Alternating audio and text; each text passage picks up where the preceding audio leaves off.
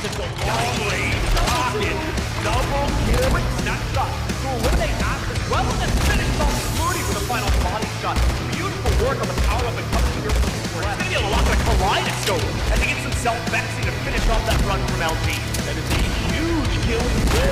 Going crazy with the sniper here. Oh my god. Okay, hold on.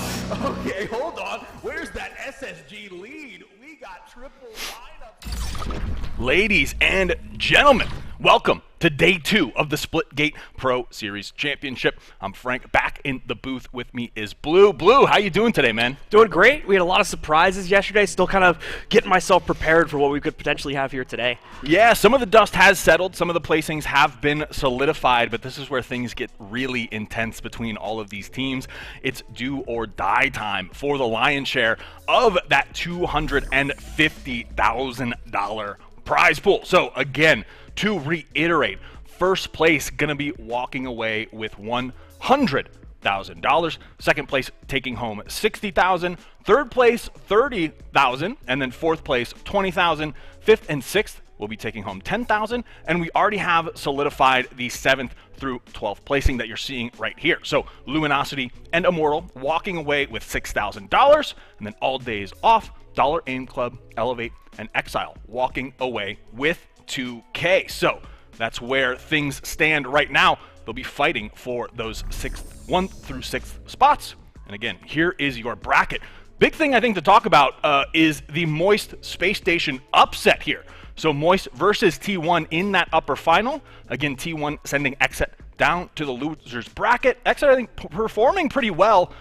It's just a tough bracket run once you get, into those later stages. I think all teams are a threat right now. Yeah, absolutely the case, and it's tough to contend against the consistency we have been seeing out of T1. Obviously didn't get to see that specific matchup, but things looking very, very good for them indeed from the outset of that, and as a result, they have earned their spot in the upper final with that big surprise, as you mentioned, being Moist, being able to best our previous season champions in Space Station and knock them down to what many would call an early send to the lower bracket. Yeah, so here is that lower bracket. Again, these 2 elimination quarterfinals going to be playing out. One off-stream, one on-stream. I believe we're going to be tuning in to that Exet versus E United matchup. And again, Pioneers versus Space Station. Space Station, on paper, should be taking this one. But again, not sure how they're going to be handling a loss. It's their first loss of this season. Yeah. For context, was to Moist Esports. So maybe they'll be shaken up. Maybe Pioneers, they've been playing, pretty well, all things considered. So maybe there's an opportunity there. We'll have to see. But I think it's, it's tough to count Space Station out of anything, especially if they get that fire lit underneath them. And then looking on that other side, Exet versus E United, I think it's going to be similar to that E United matches that we saw previously where, it's going to be a toss-up. It's whoever comes to play right now. Yeah, absolutely the case. And United with a lot to prove given their performance from the last season finals, definitely looking to improve upon that, and already, I think, doing so here by making it this far to the elimination quarterfinals, but not going to be satisfied with that. They want to go the full distance, try to make it all the way to the final, and take the championship, if they can, of course. Yep, and we will be crowning another Astro Gaming MVP award, and that MVP will receive the SPS MVP A40 and Mixamp TR, along with the BP35 backpack, the CS03 crossbody sling, and the A03 in-ear monitors. So they will be fully kitted out in that Astro Gaming gear, and we'll be crowning that along with our champions. But to get into the matchup now, E United versus Exet. Got Charmander, Hypnos, Suppress, and Apollo going up against Matty, Luck, Chenzo, and Kush. A lot of clutch moments that we saw coming from E United, maybe beating themselves up a little bit with that Game 5, but we'll have to see how they bounce back. And Exet, kind of on the same token, having to regain after that previous series. So here is your map rotation. King of the Hill on Club Silo, a TDM on Helix, Domination, map number 3 on Olympus, map 4 will be a King of the Hill on Crag, and a TDM on Oasis if we go the distance to map number 5. Nice varied map pool coming in here.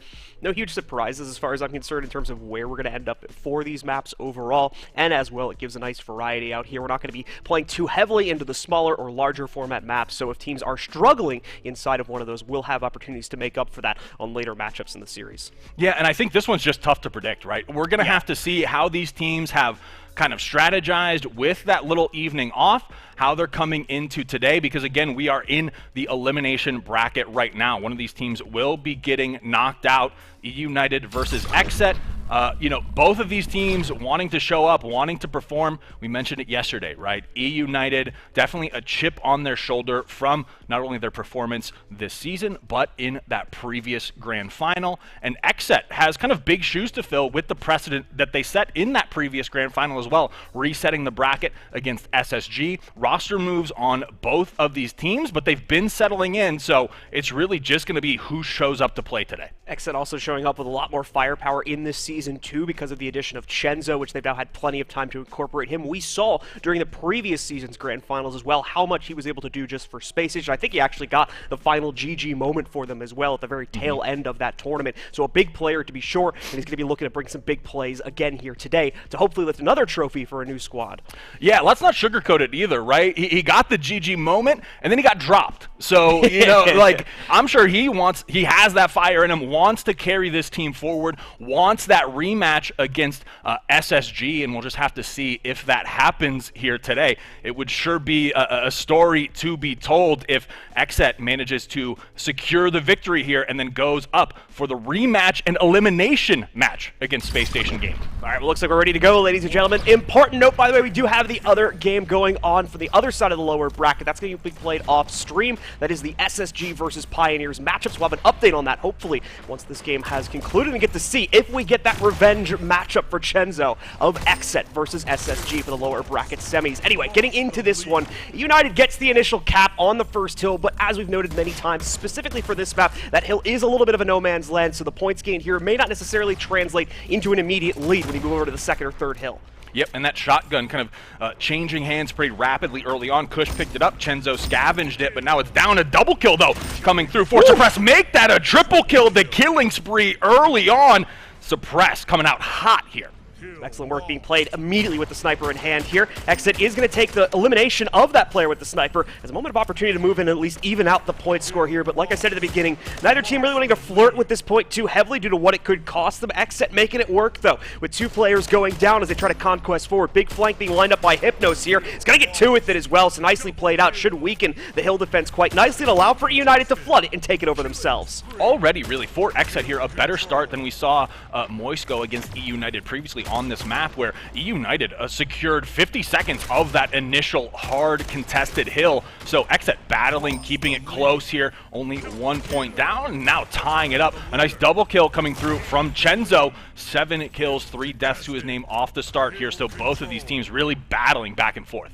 No huge leader being shown as of yet, but Xset obviously being able to surge ahead. Chenzo with great overwatch here too should prevent any shenanigans that United would like to throw up from the top side. Doesn't mean they can't make direct contention work, and that's what they go for. Hypnos and Suppress picking up the entries to be able to take things down and take the hill itself. The 1-for-1 up top deals with Chenzo. Yeah, costs them a player, but that's all right in the grand scheme of things. They've gotten back their lead, or at least they will in just a moment here. We've got a new hill coming up, but they're going to be a little bit worse for wear as that hill transitions in. They're trying to change up their own fate. Xset looks like they are taking control of the kill chain here and try to take this hill for themselves, but so far no one able to claim it just yet as they're busy fighting over the sniper up on top. Yeah, Kush really popping off early on here too, manages to take down Apollo. Suppress going to trade out onto Kush, take him off the map for just a bit, secure that sniper again for himself, spots Chenzo out, and some more trades come through. It's going to be 3 down for Xset, however, as a result, which should give United a decent little chunk of hill time as we have Charmander here defending, just trying to watch these angles, watch these corners as he knows Xset is going to be in off the respawn. Kush and Luck immediately taken out. Kush going to be spawned back in now, however, and some more trades coming through. But United, for the time being, has been able to chill out in this hill for quite a bit as they've been defending this onslaught from Xset. He's been trying to line up a potential push, which could work out for them to actually get back into this hill, or at minimum wipe out United. But United takes a passive stance when that fight is thrusted upon them. It's a good thing to try and keep the numbers even, but ultimately everything is brought down to Suppress once we reach the hill transition point. So that means United going to be a bit out of the fight here as we see Hypnos try to finally take that fight up in the nest. Luck is more than ready for that. He shuts it down, and Xset now in prime position to take over control of this new hill. I like that, the strategic decision from Xset to kind of sack that hill that they didn't have a great setup around and say this next hill is one where we can get a bunch of hill time if we can defend it. But United going to rush that hill, take down 3 members of Xset, and take that hill right back. unfortunate turn of events for Xset. Kush was in the middle of trying to defend the portal wall. As a result of that, he was watching that main doorway from the outside, just allowed United to flood back in.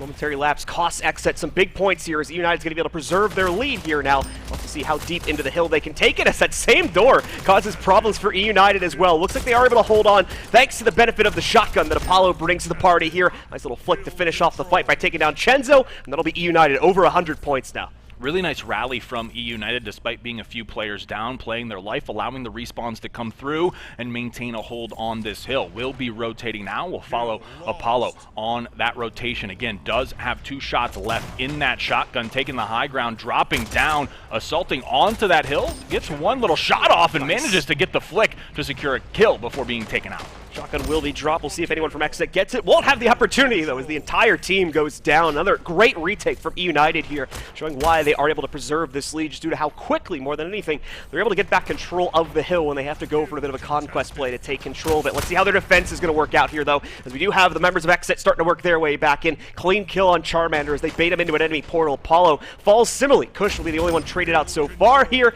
Chenzo will be able to drop down and take out the 3rd member of United, leaving the hill defenseless and allowing for Xset to go in and take some points back themselves. Yep, Xset going to be able to establish some scrap time here on this hill, but it's 3 down yet again. Xset just being team wiped time and time again by United. They're finding all these perfect picks, really reading every single angle that Xset is coming from, and that's allowed them to just continue to march forward with this lead. Hypnos now does have that high ground, is going to be dropping down to take Chenzo and Kush out of that hill as Apollo comes through to clean up those kills, and now United yet again has a nice little hold. Taking a nice forward stand from the center hill too. This is the same one from the beginning of the game where it can be quite difficult to hold it for an extended period of time. And it's quite obvious as to why, since it's very, very exposed here. United lose the presence that they have on the outskirts, so it does leave a moment of opportunity open for Xset to try and go for it, but they're actually relatively even on player count in terms of them versus United, so not really going to have the advantage to go for hill control here. This is perfectly fine for United with the lead that they have, just stalemating this one out. It's wasted time, and more importantly, it's points that Xset cannot get to bring this lead back under their own control, but Xset is finally able to breach past the void and get themselves onto this hill for the remaining 10 seconds, it looks like. Yeah, they finally got United 3 down, but unfortunately there's only 15 seconds remaining in that hill, so they're going to have to branch out and rotate with this 4-minute hill spawn. Keep in mind, power weapons coming up around this 4-minute mark as well. Apollo and Hypnos putting in work. Chenzo and Maddie taken down for Xset. Luck will fall as well, so now Apollo has been able to set up in this hill yet again. Thankfully, Kush is there on that low ground, hitting some nice carbine shots to get him off of the hill for the time being as he looks to work his way in, but Charmander has secured that shotgun yet again and set up defense on that hill. The sniper rifle will connect, will stall that player out. Maddie going to be cleaned up, another one cleaned up, so a killing spree, double kill for Charmander now. Again, United still with control over that hill, but obviously Kush stealing away the Shoddy Snipes combo is going to give Xset a lot of firepower they've been missing for these previous pushes here, so let's see how it'll potentially change things up as he moves on to it again. It's in the dying time of the hill, and even then Apollo will still take him down, waiting to see what the follow-up action is going to be, and once more, Hypnos able to control things for United. They lose a player in the process, but the efficiency from United just a lot better inside of these scenarios here, so once again, they win it out, and they'll be in better positioning to take control of the next hill as well. Yeah, starting to feel like it's a little bit of a communication issue from Xset here, just trying to acquire some of these targets. Thankfully, Hypnos drops into 3, so 2 will be able to clean him up. Kush will secure a kill for himself, but will hop on board with Apollo. But Maddie going to be finding that carbine shot to take him down. 3 down for United, 2 down for Xset as Kush tries to spot a couple of these targets. Charmander on the respawn will be coming in here, and Kush just trying to keep on this high ground, wait for his teammates to get in position as he does have that sniper rifle. Chenzo is in that hill, drops down and manages to secure that shot. Great shots coming through out of Kush, and it's 4 down now for United. Beautiful defense from Kush and a big play that was absolutely needed at this point in the game from Xset as well. Starting to fall behind to a huge degree. This is going to bring them back into it, allow for much more consistent control to come over here in Disco. As you can see, the pressure from United, still nothing to scoff at as they try to work their way forward and get them off of this hill. They'll fail in that respect, so Xset will bring themselves within about a minute's reach of the scoreline from United. It should be noted that we only have 2 hills remaining, so Xset needs to keep that momentum forward from this point in the game Otherwise, we'll still more than likely be looking at a United victory. Kush will secure the fresh sniper rifle, so that's great news for Xset, and finds 2 targets right off the rip, almost making it 3, and there's the beatdown for the triple before he falls, but Xset has also been traded out. There's a brief 3 down for them, so E United does have control of this hill for the time being. Charmander trying to work his way through that portal. Chenzo and Kush, however, will find 2. All 4 members of Xset are alive, but you have Suppressed with 4 shots left in that sniper, trying to find an angle, and will find Maddie. Maddie taken down. Xset, however, still in this hill. Cannot connect onto Chenzo. Chenzo with the double 3 down now for E United. Xset with a slight advantage. United losing control of this walk very, very quickly here as they come now within just about 50 seconds reach. They'll be able to move back in, get some dying time on this hill, but Chenzo even denies that final 5 or so second run here. Wipes out 2 members of the squad as well, leaving them vulnerable again for the next transition. But Xset as well, as you can see here, not necessarily in the best position to take it themselves. They are trying to pick up that last spawn on the power weapons. They know how useful those have been, specifically in regards to the sniper, to get them back onto these hills. So they are going to take the gamble in that respect. Does it pay off, though? That's now the big question. Unfortunately not. Hypnos still ended up with the shotgun, so E United now preserving their lead and excelling it forward with control over the final hill here. Just about 20 seconds to go, and they'll win it on the points, but more than likely, we'll just end up closing this one down in 30 seconds when the timer expires. Yep, Xset basically has one final push left. It's Chenzo falling for Xset. 3 members still up, but 20 seconds remaining. You have Hypnos trying to find an insertion with this shotgun. 3 members stacked in that hill. 1 shotgun shell left to play with. He's going to try to flank this angle out. Is able to spot 1. Maddie, however, finds 2. It's a killing spree. And then Kush going to be able to take down Hypnos. So for the time being, Xset holds on. Will be able to hold on, triggering overtime, but they need a lot of time inside of this to be able to tie up the scoreline. Still about 45 seconds to go. They're holding on to their own, but things are starting to fall apart. 2 players are down. Maddie holding on the outskirts, and he wants to be able to get back to the hill in time when his teammate goes down. E United lock in map number 1 by taking control here on Club Silo. Yeah, kind of a tough first game for Xset. Looked just like early on they weren't all on the same page. We saw them go down, maybe 4 down, 3 down in some really key hill moments, and that just allowed E United to really extend that lead. Around that 200-point marker, Xset started to pick things up, but unfortunately just a little too little too late for that team. I think overall, kill for kill, gunfight for gunfight, and this scoreboard kind of reflects that. This was a pretty even game at the end of the day. The big difference maker for me, at least in the earlier portions of it, was just how quickly E United was able to wrap up their team fights and then just be able to kind of sit on the hill casually, expecting the next move from Xset, actively countering it, instead of trying to scramble to set up some haphazard defenses we oftentimes had to see Xset do, because they would only get that control with like 20 or so seconds left on the hill. Yeah, and Apollo, too, kind of a big difference maker for E United with that objective time, about 50 points ahead of the rest of his team. So they really came into this with that established strategy, allowing Apollo just to rack up the points while they slayed out. I think Charmander and Suppress really stepping it up as well early on here. Typically, we see them need a little bit of time to get their game plan started, but they came out extremely ready to play here today. So well played to them. I think Xset, though, like you mentioned, kind of even towards the end, just a little bit of a slow start for them. So we'll have to see if they can turn things around with our team deathmatch coming up next. I think power up and control was a little bit of an issue for Xset as well. Started to turn things around, I think, towards the tail end, but again, we see at the tail end that shotgun ends up going back over to E United, and they're able to use that to really abuse their position and take final control over that last hill. All right, so here is the TDM. We'll be starting on board with Luck. We'll be playing this one out on Helix. A couple of good kills coming through. Apollo and Charmander are going to be taken down early, so a brief little 2-kill lead for Xset as things calm down. Apollo, Charmander are going to be spawning in, but this should give Xset control over some of these power weapons. At least they've secured the rail. He manages to connect there. Nice shots coming through out of Kush. Also has that SMG, so is going to be a threat at 2 different ranges. Maddie's also been able to pick up the shotgun too, so Xset doing a much better job, already making up for that problem that I just brought up where they were having a little bit of a struggle in the previous map, controlling the power weapons, and immediately you see the effects of just locking down all the routes that E United are currently trying to take, giving them a massive lead here, at least as far as an early on TDM is concerned, at 8-2. Yeah, I like United here kind of reading the situation. Maddie and Chenzo, though, getting very aggressive. Luck also, it's a full team wipe now. So just as I was about to say, United trying to slow things down, Xset steps on the gas with a full 4-squad wipe. This is not good that all 4 players go down because it's very obvious what they're going to be spawning in from as well. Xset can spawn trap them to an extent. They're going to go exactly for that. Have them cut off. United holding their ground, though. Starting to frag back a little bit here. Obviously having a lot of ground to make up for it. That's going to be the echoing effect of those power weapons starting to fade out. You won't be able to see as much blind aggression work out so successfully from Xset anymore, so they've got to be a bit more careful with how they approach it. Still managing things pretty much perfectly here, though, as the United has only picked up 2 kills to respond, and Xset has pretty much traded those both out already as well. Some great rotations, too, coming through out of Kush. Really kind of playing this weapon arrangement he has right now to its maximum effectiveness. So love to see that. He will have that 5-kill spree going early here. Suppress going to try to contest, but a nice little bait and switch coming through out of Hypnos to stop that run from Kush.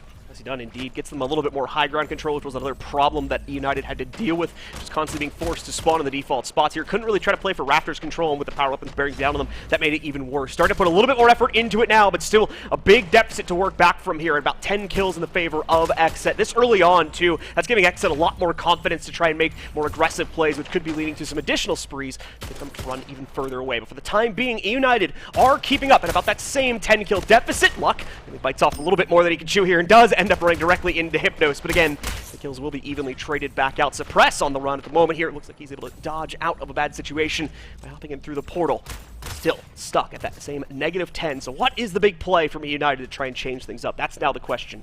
I think the big thing is just Charmander waiting till he heats up. Yet again, has been a little bit of a rough start for him, getting caught out a few times early on here. Chenzo doing a nice job backing away. Suppress also staying alive with 10 health remaining, trying to pre-fire a couple of these corners, watch those flanks, let him get his health back. Manages to escape, but Apollo and Charmander fall in the meantime, so Xset going to be able to hold on to this 10-kill lead. Can Kush hit these shots, but it's Maddie with a great flank to take down Suppress. Apollo will trade through onto Kush, but Maddie secures that double kill to continue to keep Xset ahead. 3 players down from Xset, and we are just about to have the power up and spawn in as well. This could be very, very bad for them. United also with a couple of deaths, so it's actually going to be a pretty even contention when everything is said and done. No one in the rail spawn from United when it comes up, so that goes freely into Xset's hand. The shotgun will follow that up once we get a better idea of who's scavenging, but Luck is already fragging out with the rails. 2 kills back-to-back from him. Kush playing support, fends off a player that tried to catch his flank and takes down a third as well, so Xset even further securing their advantage here now as they push that even further up. Exactly what Xset needed in this game, too, was to make United question some of that dominance that they showed in the slaying department in game number 1. However, Suppress with that shotgun is going to prove to be a thorn in the Xset side, but it's still a 13-kill lead, so plenty of work left to do for United. Maddie with some great shots going to be contesting that shotgun, forcing Suppress to back off, reposition just a bit. And on some of these rotates, not finding anything just yet. Kind of these plays developing without him. Maddie and Chenzo will find 2. Suppress finally finds one onto Kush and portals through for a double for himself. The killing spree now. Still, Xset, however, a 13-kill lead. So they've been doing a great job of just trading out while some of these power weapons are in United's hands. Or for Suppress to run right there as we witness the end of his life. The good news is he did use all of the shotgun ammo, so nothing's going to get dropped over to his opponents. The bad news is we're seeing the immediate echo effects of no longer having the aggression from the shotgun. Xset is once again taking full control of most of the big team fights that are going on. That's leading to an even bigger lead for them. Almost 20 kills ahead of United at this point, more so around 15 or so. But either way, Xset getting themselves within a very close reach to victory and with quite a bit of a cushion as well.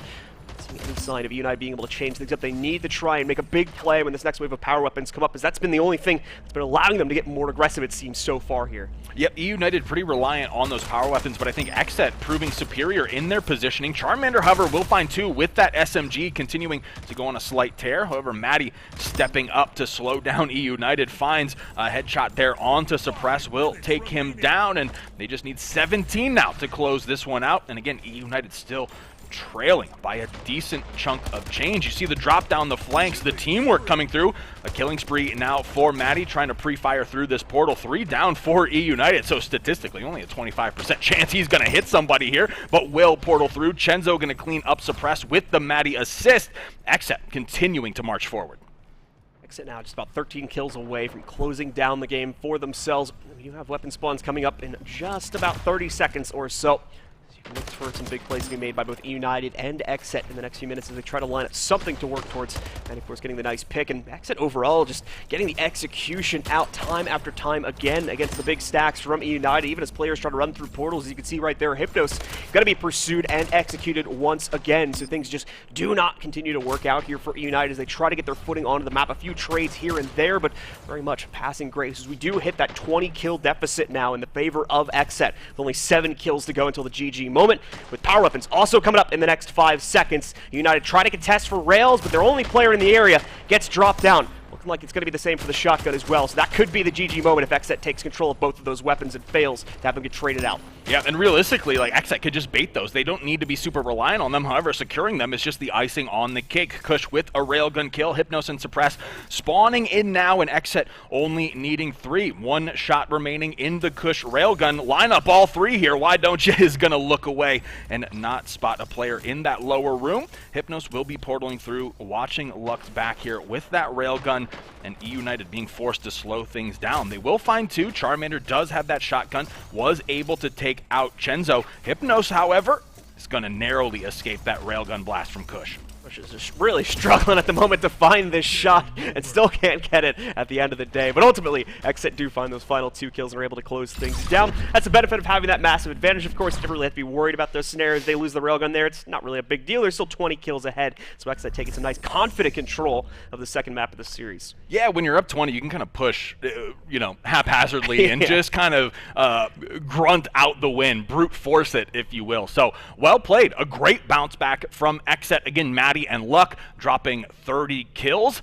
So great teamwork. I really think Xset on those rotations, especially on that map, it was like E United just couldn't pinpoint what angle they were going to take, where they were going to be pushing from. They really essentially put them in the spin cycle there and kept E United guessing. So nice bounce back from Xset. They will tie up the series at 1s, and that means we'll be going on to map number 3, Domination on Olympus. And I think with the way Xset was just playing that previous map, if they employ kind of a similar strategy, it might be tough for E United to battle back yet again. E United definitely going to have a little bit more of a benefit in being able to spread themselves out. Obviously, since we go over to Dom for this one, you can tell E United, not really necessarily by their choice, but more out of necessity, they were being forced to try and play together when they spawned in these big 4-player stacks that were trying to fight it out. The problem was, for the players on Xset, it was just far too predictable where they were playing from, so they could coordinate these pinches and shut them down. Like we saw that happen at least 3 to 4 times over that last matchup. Shouldn't be as big of an issue here. The map geometry is not as straightforward, and on top of that as well, since we're on Domination, the players can also spread themselves out a bit. I will say the one advantage I think that Xset does have is Chenzo. With the portal techniques and his portal ability, it's going to be tough for E United to lock him down. That might be the slight edge I think Xset will have going into this matchup. We'll have to see if it plays out that way, but here we go. Starting on board with Maddie, we'll get a couple shots down range. Hypnos will fall. They'll trade that one out for Luck. A and C captured for each, and B almost secured for Xset. We do have Apollo with these shotguns who's going to be looking to contest. Rocket. You can see here for Apollo, you can use it as a shotgun technically. It just might not go too well for you. There we go. Gonna use it the way it's intended here for Apollo as he takes down one. That second one, unfortunately, is gonna end up going through the void into the portal, so we will not be able to take out Maddie. He steals it away. Should have a shot or 2 left in the chamber as well. We'll follow that up on the kill feed if he's actually gonna get a chance to use them. Yep, Xset holding on to A and C. Like we mentioned yesterday, that B hill is really, if you can get it, that's fine, but you really want to control that high ground, set up those sniper roosts, and just rain down fire onto your opponents. Hypnos now looking for a rotation, just B in E United's hands. Xset scrambling to find something here, so that means E United will have caught up. Xset taking A for themselves. Hypnos still on the hunt. And 3 down for E United might mean Xset can start to destabilize the map a little bit here. Hypnos doing a good job of at least distracting things as he heads back over to A and draws some attention away from that. Doesn't really change up the cap status overall, though. Xset's still going to be able to go for 2 on the A and C rotates. A little bit more work to get them around onto those points, but at least they hold the high ground advantage. That's probably the way Xset wants to roll out the rest of this game. A little bit of a lead going to be surging forward for them now. United has had that base downstairs in B to build off of, but now surely should be able to get a second point with 3 deaths going out against Xset here. Potential for a 3 cap is honestly going to be alive here as well if they can get another nice wipe going against Xset.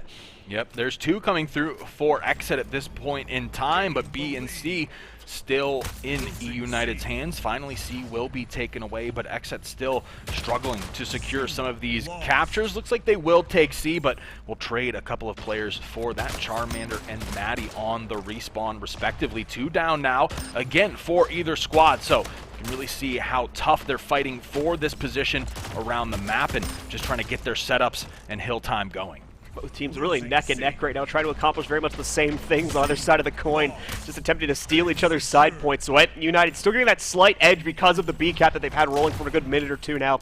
But a lot of deaths rolling out across the field for both teams, so neither one is going to be able to take a huge advantage on A or C. B has finally been stolen away, or at least there's an attempt to do so from Xset. That player, I believe being Chenzo, ends up going down though, so that B recap will show up from E United. They'll be able to get A and C in the process though for Xset, so they still have something to work off of. But E United quickly working on taking one of those away, as again, neither team able to gain a huge amount of ground here. Xset will win out the fight for the AC cap. That means they're going to be able to surge ahead a little bit forward, but all that is going to do now is tie things up more than likely. B also getting stolen away from them, so now they can really start to push ahead if they can maintain this. Yeah, Xset just needs to hold on to this one. Throughout the course of the first 3 minutes of this game, they've technically been outslaying E United, but E United has just been working those hills slightly better to keep themselves in this one. But with that triple cap, Xset will start to develop a little bit of a cushion. Charmander will secure these rockets. However, Kush takes down 2. The rocket will let loose and take down Kush. So a nice pick there from Charmander will stop some of that Xset momentum,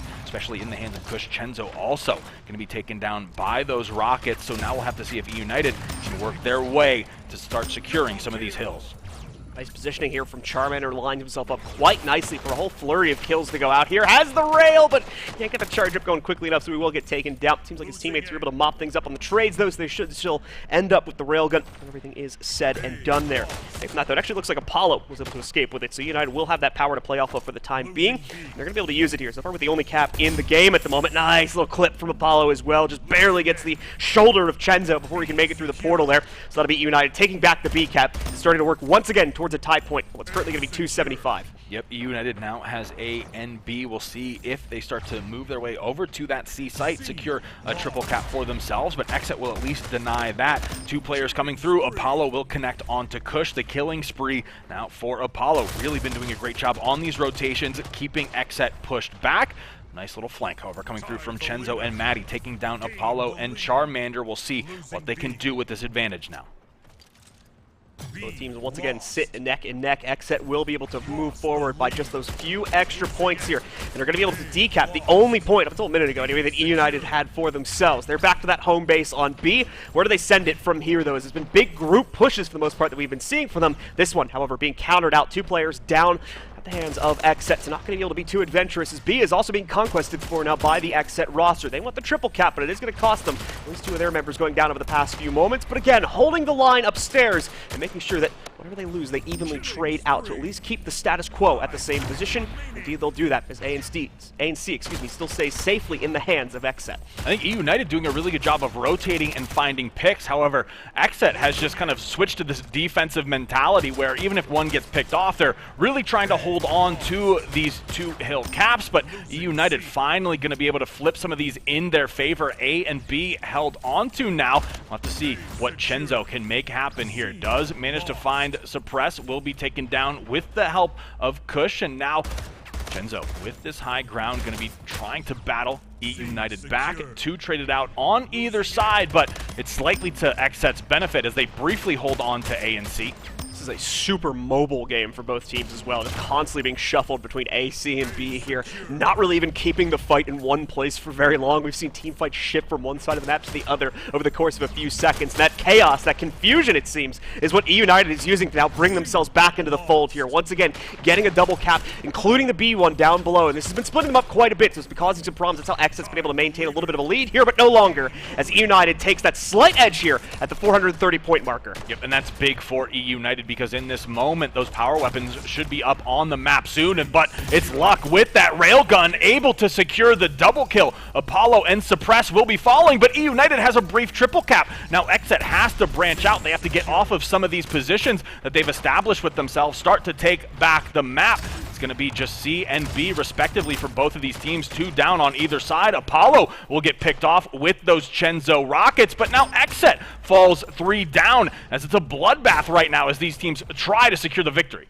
Super smart from Chenzo as well, just bail out there, didn't want to give the rockets over, still had the full reload that he could have potentially given over to the players from E United, and the same could have been said for the Rails, which they did probably successfully pick up with the 1 extra shots. All they're going to get from it though, Xset's really limited the power weapon usage by kind of throwing away the previous rocket hold, and now hopefully should be able to get back into the fight a lot more quickly, but they are starting to lose ground here. 3 minutes left, so it's not impossible for themselves to bring it back, but they do need to do so quickly, as E United as well, only about 150 points away from closing this game down now. Yep, Xset's going to have to speed things up here if they want to find themselves victorious going into map number 4. Kush and Luck, however, will fall, so E United will secure the B and C sites. Suppress now having to battle through, but Maddie will get the beatdown onto Suppress. Chenzo will fall in the background, and Xset will neutralize C. However, E United responds by neutralizing A. E United just holding on to B will give themselves a nice little advantage as we near that 2-minute warning. It's about 3 down on either side, but Maddie going to secure that double kill, try to capture this C site, and then move on out. Well, one of the biggest leads we've seen yet so far in this game for E United, about 100 points over Xset. Xset, of course, with a double cap is going to begin to diminish that, but they need to maintain this cap status. That's been a big problem for them. E United has been running them ragged all across this map, and it's been making it so difficult to keep any consistent cap pressure going. They're going to lose their B hold. C as well being challenged at the moment. E United already retaking control of B and encroaching right up on the 600-point marker here. It's tied for now at 1 cap each. We are going to see C go back into the hands of Xset as they continue to shrink the deficit. Xset will have to see if they can move out, take B, but E United just keeps back capping. Whatever Xset tries to take, E United is responding with those rotations. A big double kill, however, yet again coming through from Maddie as A and C will now be back into Xset's hands. He is the hot hand on Xset right now, and he is just defending from this middle area, trying to find any picks he can. A and C now, they managed to take B away from E United, so they'll start to claw back into this one. However, with Maddie and Chenzo falling, E United might be able to take some of these hills for themselves, but it's 3 down for E United. Kush will fall, but how will Xset respond? 2 down now on either side, and A and C are being held by Xset. United, usually we see that B recap coming in, but look at this, Xset actively trying to take it themselves. They're going to go for a triple cap, and they're going to get it as well. Racing back into a tie point now at the 620 marker. They're going to be able to close the gap once again. E United, all that effort to push themselves forward has fallen to pieces, but they're not going to fall asleep here just yet. Getting themselves quickly back into it. They take control of B, are going to be able to keep the points rolling, but they need one of the 2 side points to be able to keep this pressure on. Xset now starting to run away with things. Less than 50 points to go until they close it out, and on top of that, we only have 30 seconds remaining. Yep, A and C still holding strong for Xset, but they did go 3 down. E United only able to find B off of those slays. All members will be up shortly with Charmander spawning in, but Suppress will fall, and it's a double kill from Chenzo coming through with that railgun. 694 now as they hold on to this C site. They even capture A, and Xset wins. Beautiful comeback from Xset. Took a lot of effort to finally get a handle onto E United's absolutely chaotic strategy of just trying to pretty much go for as many back caps as possible, split them up as much as possible, prevent them from shutting us down in these big team fights as they were doing on the previous map. That strategy continued to work, but Xset always getting control over the power weapons, always having that extra aggressive foot forward that they could use with those in hand, and as such able to bully E United out from the top points, take majority control for themselves, and give us another riveting comeback here to win out the 3rd map.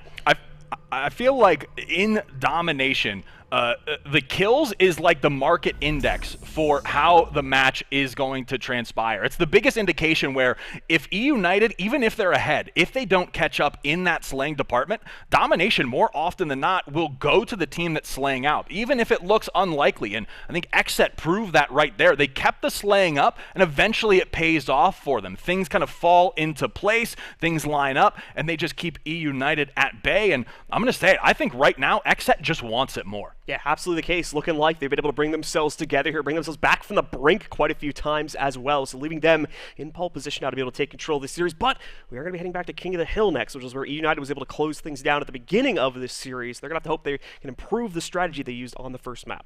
Yeah, I will say, you know, to Xset's credit, that map number 1 is kind of that snowball-y type atmosphere on Club Silo. E United showed how strong they were on that map in yesterday's matches, so maybe that just kind of is tipped towards E United. We'll have to see but Xset has all that momentum going into this King of the Hill. I'm expecting it to be much closer than that map number 1. And obviously the map change is going to predicate some things here as well, but we did start to notice towards the tail end of Club Silo on map number 1 as well. Xset definitely starting to get a handle on how to deal with E-United. I think we've seen that evolve more and more over the following 2 maps as well. So United might not have as much of a free win here, potentially rallying off the cry from map number 1. Let's find out if they're going to be able to get it done though, or if we could see Xset shut it all down here and push themselves forward to the next round of the lower bracket. I'll tell you what, on this map, you give Chenzo the shotgun and some portal walls, and he is going to be a happy camper.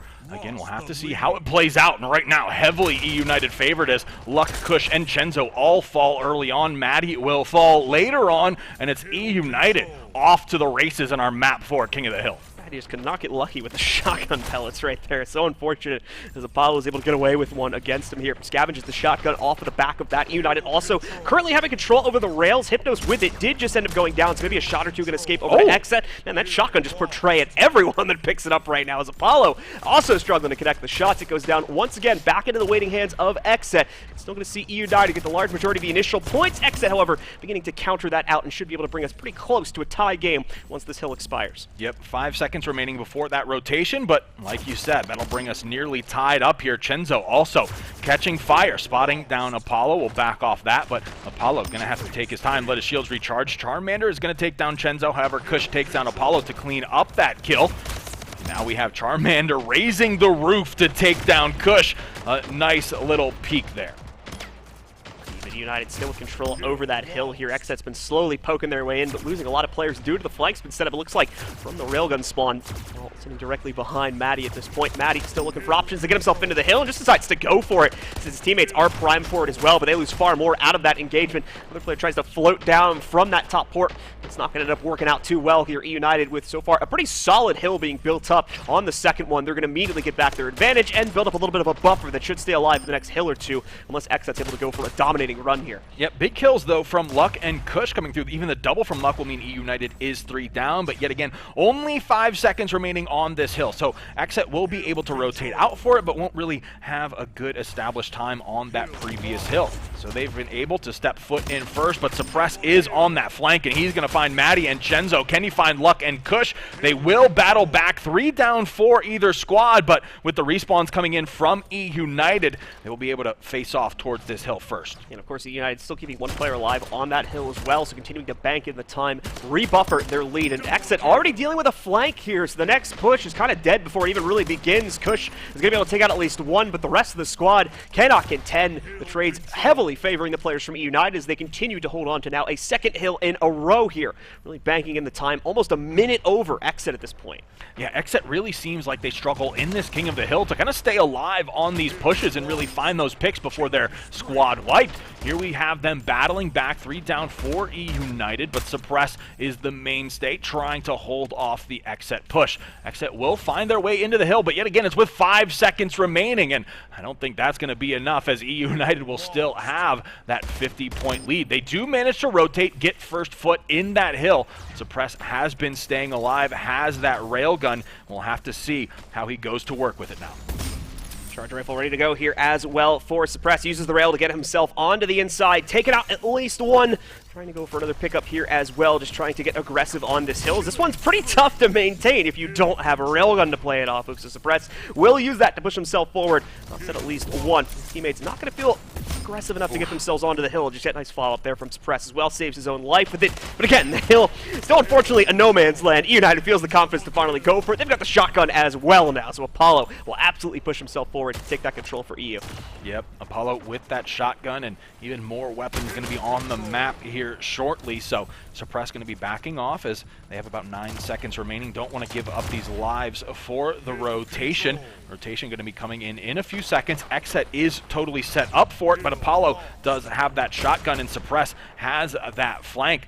Xset now trying to defend, Suppress trying to work his way in here, manages to find one. Luck going to trade that one out. It's a 2-for-2 trade. Now 3 down for Xset. And that Apollo, with that shotgun, was dropping that, so Chenzo has scavenged it, has the BR, has the plasma, and he is defending this hill. Played out again from Chenzo. This is big player. We've been looking to put up some excellent frags for Xset alongside the rest of this roster, of course.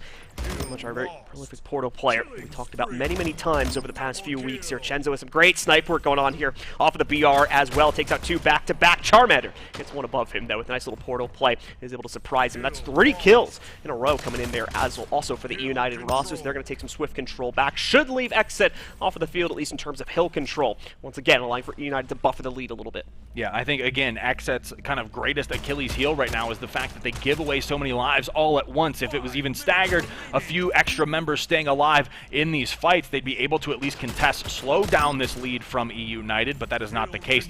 E United has been on the hunt, taking down as many members of Exet as they can on every overtake, but here comes Maddie having something to say about it. Eventually all 4 members from E United will fall. Charmander finally spawning in, but this will give Exet the hill with, finally, some seconds left on the clock to rally up that score.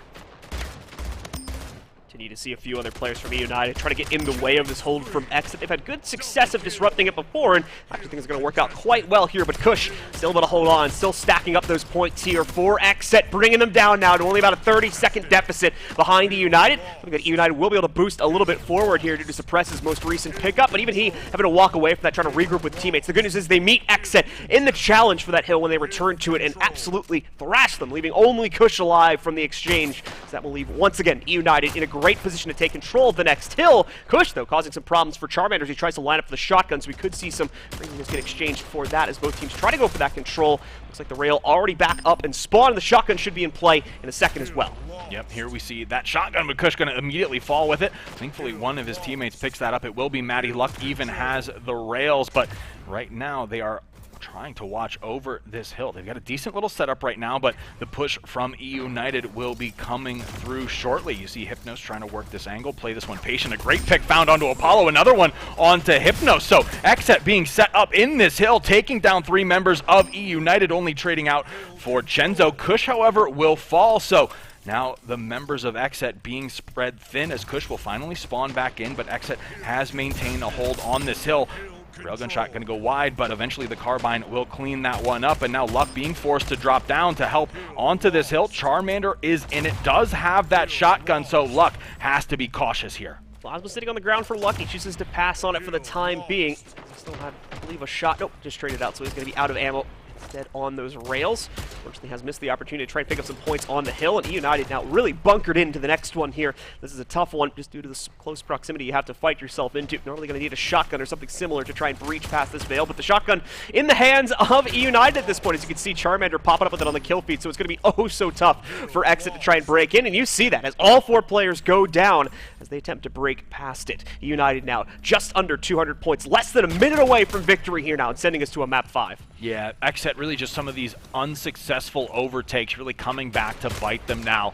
They went 3 down there on that last push. Hypnos, though, going to be taken down by Chenzo. A few trades going to be coming through. 2 down for either side now, but yet again, Exet fully wiped out. Charmander charging through as E United trying to close this one out. They just need 30 seconds.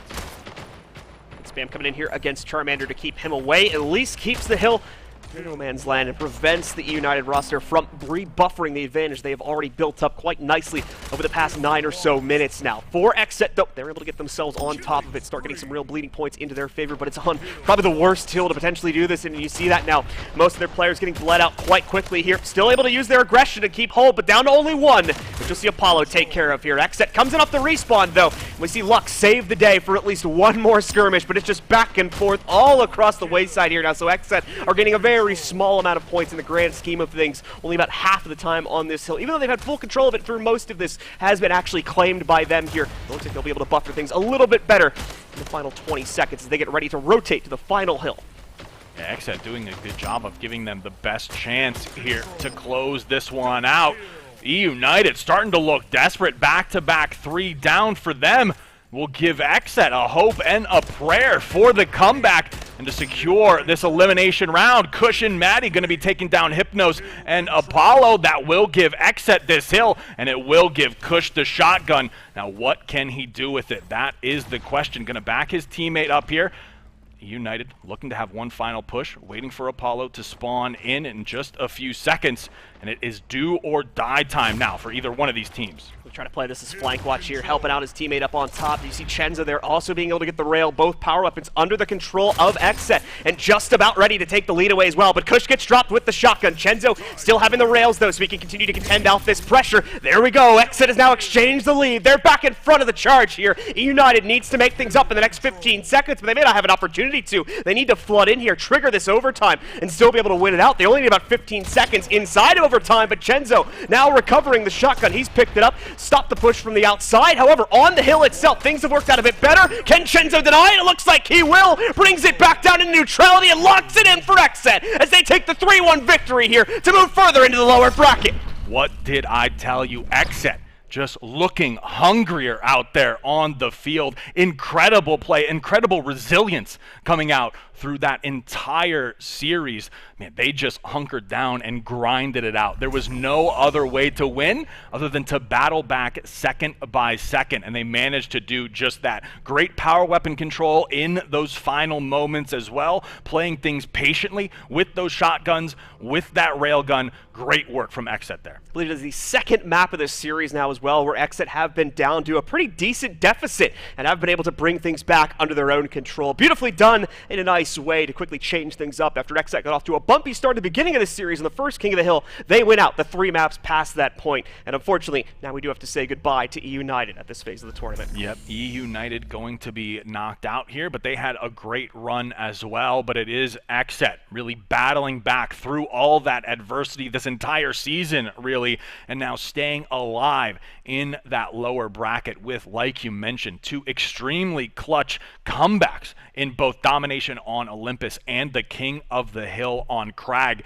If they're able to clutch up like that throughout this entire tournament, throughout the rest of this tournament, you really can't count them out against any one of their opponents that might be coming up. Absolutely the case. Xset have continued to look like one of the most threatening rosters here inside of the SPS, but we have a lot more other threatening rosters as well, still waiting them further in both the lower bracket here with the Space Station versus Pioneers game that's still going on, and on top of that, the big surprise in Moist being able to knock them down, and of course T1 still waiting there in the upper bracket as well. I think we get the grudge match too. I believe production has informed me that Pioneers unfortunately were eliminated by Space Station Gaming, but that means Chenzo gets another shot at revenge here in the bracket. And keep in mind, Xset did manage to reset the bracket against Space Station Gaming in our previous season's grand finals. So there is no short of exciting matches on the way here. So we're going to throw it to a quick commercial break and then be right back with more championship matches. Stay tuned.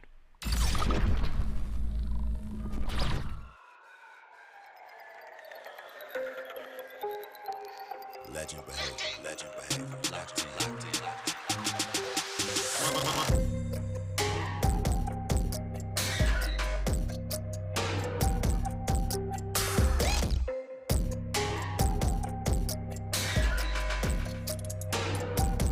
Y'all know what time it is. Locked in, locked in, locked in. Play.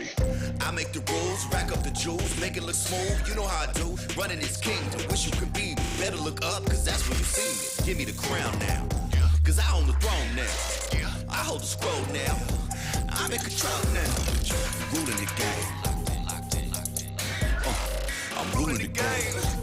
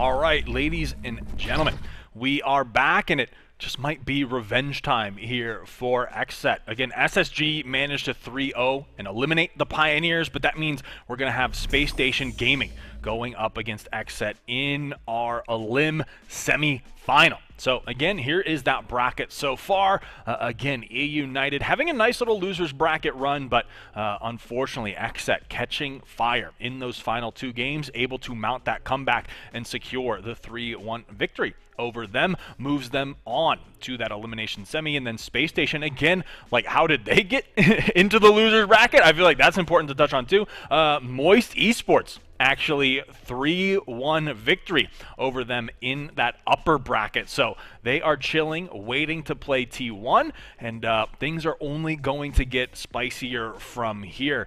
Space Station versus XSET, one of the things is, have we seen Space Station play yet? I don't think we've seen them on stream yet. Yeah, this tournament, this championship bracket. So I'm excited to see what they look like. Again, not too shaken up by that Moist Esports loss, able to 3-0 bounce back against the Pioneers and kind of come into this XSET matchup. I think both teams now going to be warmed up, so they'll be firing on all cylinders. Going to be tough to predict yet again, just because, you know, we're not exactly sure. We haven't seen Space Station yet. Obviously, they are the cream of the crop in terms of the regular season standings, but now with that Moist Esports loss, it kind of like throws some question marks in the mix. I think more than anything as well, that loss to Moist was probably a bit of a wake-up call for Space Station. It's like, all right, guys, this is it now. We potentially are going to be losing a lot of prize money if we drop this next one, so we got to make sure that we are on top of everything from this point forward. But XSET very much just had that same experience, in my opinion, thrown at them about 10 minutes ago. So they're still in that mindset. They're still in a very much survival mode, where Space Station's been able to more likely shut a little bit. Seems like they managed the Pioneers without much of an issue. So now Space Station has to switch back into that survival mindset and hope that they're going to be able to take down XSET.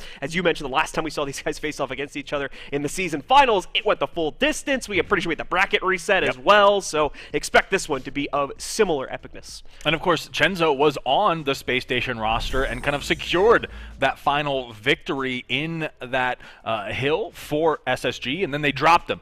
And then I know that's probably a little bit of a chip on that Chenzo shoulder, but we'll have to see how it plays out here today. I think it's going to be an exciting one to watch regardless. Obviously, both of these teams just tip-top caliber in terms of Splitgate play. So going to be interesting, especially once we see those map picks and bans. I think they're going through that process right now. And that could, you know, play some deciding factors as well. We've seen kind of what maps XSET are a little bit weak on. I think they struggled a bit on, you know, those King of the Hills just in general. And then maps especially can play into that, and they managed to clutch up in those TDMs and the domination. They looked, you know, able to persevere, I think, is the biggest thing. And against a team like SSG, who will probably get out to a lead once or twice in that series, you got to be able to dig deep and mount that comeback. It's really going to be interesting to see how these teams try to innovate as well, just because of the matching styles. We'll go over that more in a minute, though, as we got our maps in front of us here now. King of the Hill on Foregone to start us out. Pantheon will be map number 2 on TDM. We'll go back to the old classic and Helix on Domination for map number 3. Stadium will finally show up as well here for map number 4 on King of the Hill. And finally, we'll go back to good old Atlantis for a potential map 5 in TDM. Interesting to me is, I think, the way that XSET played that TDM on Helix.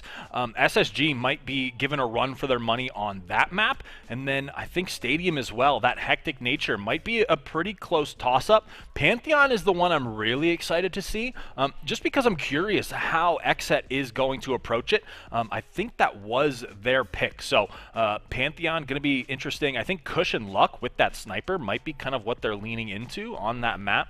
We'll have to see. I think Foregone, though, is going to be a tough game number 1, because Space Station has always looked so strong on King of the Hill on Foregone Destruction. Definitely agree with you in terms of wanting to see what we'll get out of both of these teams on Pantheon. Going back to what I was saying before, I think these two teams play a very similar style, where they try to play with the whole team together, try to take big team fights all at once and try to crunch their opponents into it. Not necessarily going to be able to do that well, in my opinion, on a map like Pantheon, especially with the game mode being TDM, so that is going to force some innovation out of these teams. XSET will also potentially be forced to innovate a little bit too, just because we saw their strategy get broken a couple times in the past series. So for sure, Space Station is more likely going to be grabbing onto that and trying to abuse that as well in this series. And I wonder if teams are just picking TDM on Atlantis to give their hands a break, you know? Just kind of calm things down a little bit.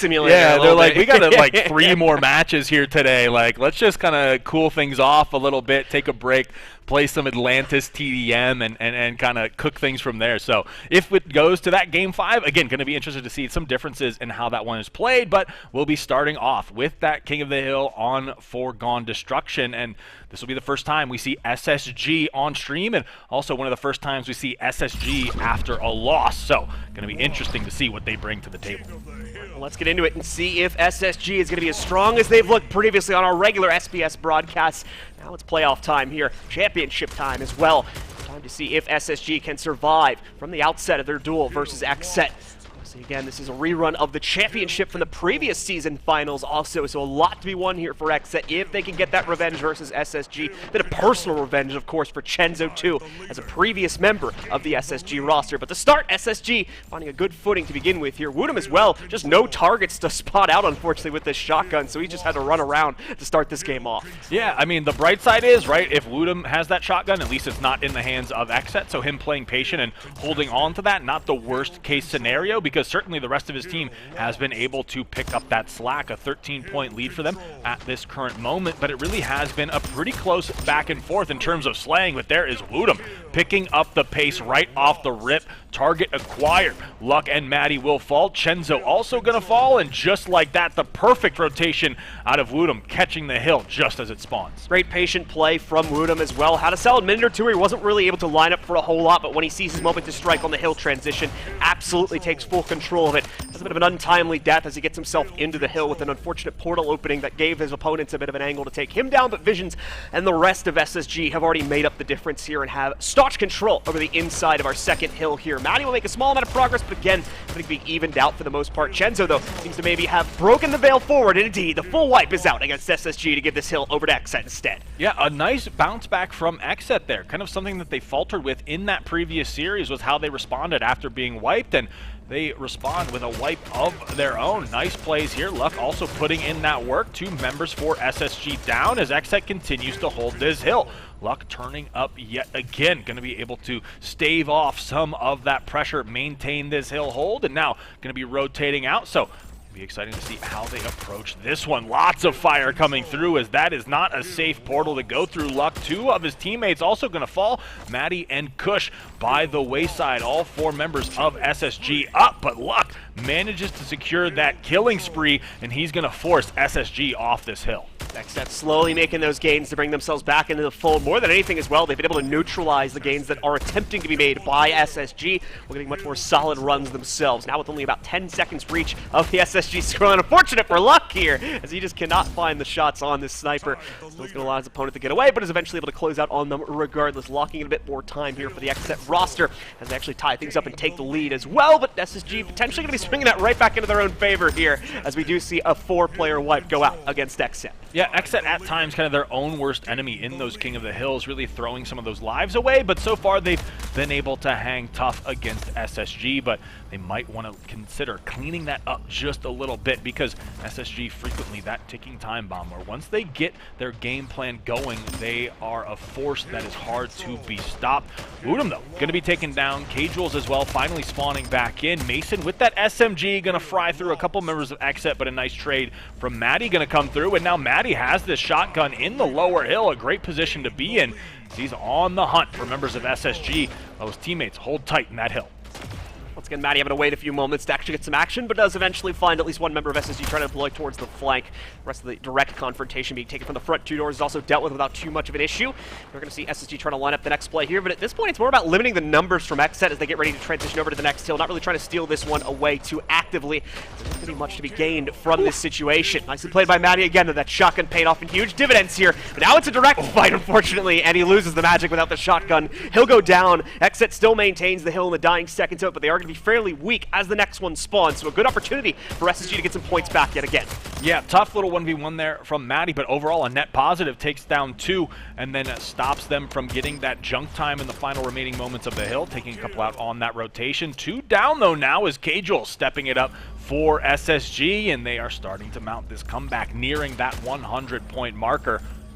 40 seconds remaining in this hill, and SSG has been holding steady. Chenzo, the only one down, will finally be spawning in for Xset, and we'll see how they approach this push. Looks like luck will fall. Woodham will pick up that double. Finally, Maddie going to trade that one out, but it's K-Jules with the high ground advantage, knocking down 3 of the Xset pegs as they take the lead here. Charge coming in for SSG with full control over this center hill. Going to be taking a lot of that time back. Xset finding some picks here and there. Now we start to see it come into full control for them. Only now just seeing K-Jules spawn back up. Rest of the team is a second or two away from spawning still, if not longer than that. So a lot of free time on the map for Xset. Once again, staying neck and neck with SSG at this scoreline here. About to take it away once again as the new hill is spawned in, and it's still Xset in charge of the status quo here. Forced back onto that hill though, making them quite weak to begin this, but a great defense being put up. It's actually a little bit up in the air in terms of who is going to end up closing it down to a final 1v1. Looks like Luck closes it down though, so Xset will be able to just barely maintain on this hill. A huge win from Luck yet again. He has been bolstering these hills for the Xset team, and doing so well. He continues to stay alive amidst all of this chaos. Chenzo even finding the pick on the point man, Woodham. Mason will finally trade that one through for Chenzo, and the full force of SSG going to rush this hill and take down members of Xset. Wasn't expecting the sprint, and unfortunately from the front door there, catches at least one of the members from Xset off guard, and that's the numbers advantage they need to win out the rest of the trades. SSG take it back, and again, keep this scoreline incredibly close to the chest with only about a 10-second difference between them and Xset here. Hill transition coming up as well. 2 are currently down from Xset. Should be weak, but we also have a shotgun spawn coming back up. Woodham there for the charge. He picks it up and immediately knocks out his first target as he takes out the challenger for that shotgun pickup. Yeah, really nice patience and timing out of Woodham there. Takes down 2, even securing that shotgun, and now he is tearing through this Xset team as his teammates hold on to this hill. Kush, Luck, and Maddie falling as well. Mason even picking up that nice beatdown kill. Woodham not done just yet, acquiring all these targets from a distance. Will finally be traded through, but it's a 2-for-1. Make that a 3-for-1 as SSG picks up the Xset pieces and continues to hold here. Great snipes out of Chenzo there, at least stopped some of the aggression from coming out from K-Jules, but hasn't done anything to get them off of the hill just yet, unfortunately. Still seeing them there. There's Chenzo once again, though. Absolutely pasting Mason back to the wall here, but still, Visions on the top of the stairs, able to trade it back, gets a nice follow-up on the sniper, a body shot, as well as one from the carbine to take out his opponent. This one will miss, though, as he tries to go moving forward here, trying to get himself into a good position to take control of the next hill. His teammates will be able to thankfully guard the backwatch along with him. Some of his other teammates will also be able to move onto the hill itself and take that full control, locking in the lead now. One of the biggest ones we have seen so far for SSG, as they're just under a minute ahead of Xset now. Yeah, Xset looking a little disorganized in their last 2 attempts at a hill break, and unfortunately SSG is one of those teams that's going to fully capitalize on those tiny mistakes. Kush going to be pushing out. Woodham will take him down, secure a double kill for himself. Vision's also there to provide support, and it's another full squad wipe for SSG, taking down every member of Xset. Now they only need 30 more points to put game 1 away. It's going to force them into at least one more hill to try and close that down, but they have the following hill along with one more after that to try and shut this one down, given the fact that they only are going to need about those 15 or so seconds to be able to do so. Things are looking great for SSG to take control of the first map of this series. Collection Energy showing up there for Visions as well, with him getting credit for that most recent pick that his teammate actually got.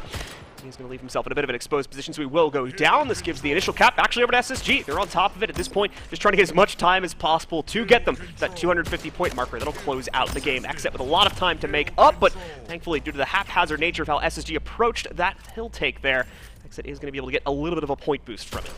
Yeah, and SSG, really the story here is they just started frying in these final 3 minutes of the game. Look at the kill differential at this point in time.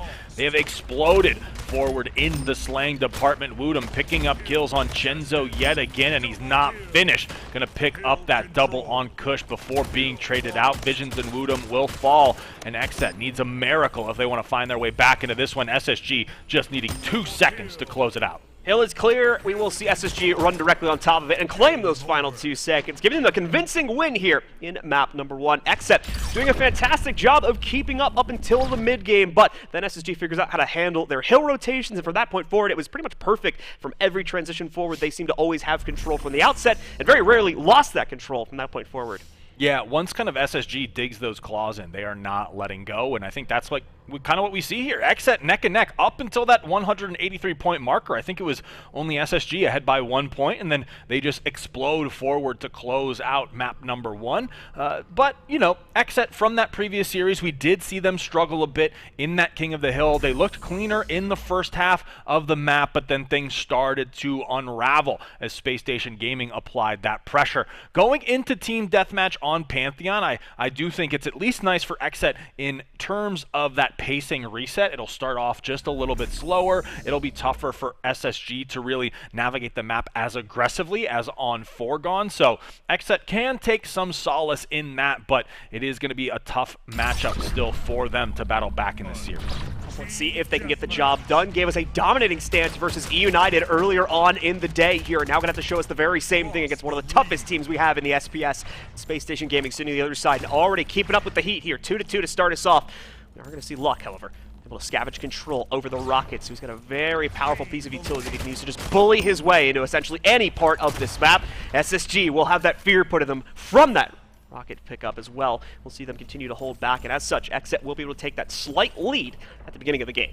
Yeah, and I believe Matty even managed to find a sniper for himself as well, and it'll be a battle between SSG with those long lines of sight, and they also have those rockets, but SSG doing a great job of mitigating this Xset pressure, playing these lives really well, working in tandem as we see Woodham and Cajul trying to drop down, but Mason will trade that one out against Luck. Nothing really developing too crazy from that play. Matty will get a nice little pick. Woodham will trade through yet again, so it's just them looking for one little shot in the rotation and follow up off that, but Xset maintains that 3-kill lead. Xset continuing to launch that little bit of a cushion for themselves, trying to play things a bit more defensively, and the Rocket going just a little bit too far there. Unfortunately, the float from Woodham saves his own life. Should allow him to scavenge control over the Rockets. Unsure if we actually had anything left in the chamber for the Rockets, though. Some money just gotten ditched as it was empty. Either way, SSG going to keep things close. They have closed the gap between themselves and Xset, and now they're going to be able to excel forward. Mason has to survive, though, to keep the lead going, and unfortunately won't be able to do so, so things stay deadlocked at 13 all. With another pickup from Xset, they will take that slight edge at the moment, as long as they're able to follow those kills through. Yeah, really, it feels like Xset is kind of relying on these rotations to get themselves ahead, and they're playing a little bit too reactive at this point in time. I think SSG has the momentum advantage, really trying to push out, but thankfully Matty and Chenzo will find two. They'll trade that 1 for 2 in the grand scheme of things, but definitely a slower pace to play due to just the nature of this map, and really SSG just not wanting to tie up the series at once. A nice pick up there after Matty initially gets the jump onto two of their players there by jumping over on top of the rafters here inside of the tower. SSG, though, starting to slowly run away with things. We're seeing every once in a while Xset do a good big engagement, but the problem is SSG is getting all these picks of the lone players from Xset that are rotating around the map. That's the big difference maker, at least for me right now, is SSG finding a lot more of those free picks that do not return damage onto their own members comparatively to Xset, just trying to take these big team fights to get all their kills through that avenue. There we go. Nice change up to that, though, as Luck finally gets a free pick against Cajules. Yep, gonna be interesting to see how Luck plays this one, where he positions himself around his team, or is he just gonna look for some of those solo picks? We'll take the high ground, the scouting advantage, but he's getting fired on as Mason hits 3 nice shots to take down Luck, and we'll even follow up with a kill onto Kush, and that's really what SSG has been doing so well, is these trades where there's no response from Xset. They get a couple of picks, and you know, Xset isn't really taking anything back for how SSG is extending to secure those kills, and if that trend continues, it'll be SSG with a victory here yet again, but don't count Xset out just yet. Matty, unfortunately, going wide on that shot, connects with the shoulder and not the head. Woodham picking up 2, and SSG extending that lead now to 6. It's SSG finding these small little moments where they get Xset weak enough to justify a full push against them, but they're really making up the difference in the push right now, and that's alongside, like I said, those little straggling kills that they're able to get, like we just saw there, one going out against them, and here we go, crunching them on the inside of the tower now that they are weaker and running from the previous fight. On top of that as well, seeing the Rockets change hands, going over to SSG gives them that extra bit of aggression to move forward here yet again, so boost the lead forward quite nicely at this point to +10 over Xset's scoreline of 24, and of course increasing ever further since then, as they really have Xset on the run at the moment. Yep, Cajules doing a nice job working the perimeter of this map, and keeping his head down as well. No members of Xset really spotting him out at this point in time. He's just freely get behind enemy lines, but finally guns will turn towards him. 3 down for SSG, so Xset trying to work their way back into this one, but SSG just continues to extend that lead to 10 now. Carbine work there coming out as well. Those Woodham picking that up. 2 3-shots back to back, beautifully placed there at very long range too, and Visions fending off the aggression against him with the SMG in hand. SSG looking good to try and lock in map number 2 here, unless Xset brings some real heroics to the table, especially considering the lead is continuing to diminish further and further into the favor of SSG. Yep, SSG just, I mean, similar to map number 1, really close up until around that halfway mark, and then SSG, like they do, just extend that lead. They'll start to exploit those weaknesses and your tendencies. A little bit of return fire coming through from Kush and Maddie, but going to be unproductive in the grand scheme of things as SSG has that 11-kill lead now and is looking to close this one out. Kush, however, with this sniper, we'll see if he can find a couple of heads to click on. So far, not really spotting any members of SSG down. They seem to be doing such a good job of that awareness of what weapons are in Xset's hands, and they kind of stay down, stay outside of those lines of sight, and Kush kind of struggling to find anything there. Will eventually be taken down by Woodham. Once again, another great little conquest being pushed forward by SSG. And it's just very much a rinse and repeat process, at least as far as I'm seeing for SSG at this point. Just lock Xset into one of the towers, slowly find a free pinch kill or 2, and then really crush them from that point forward and force them to respawn on the other side of the map. We're seeing this all unfold right before our eyes right now. There's those pinch kills that they found to at least initiate the fight. A little bit slower on the follow-up for the next 2 kills here.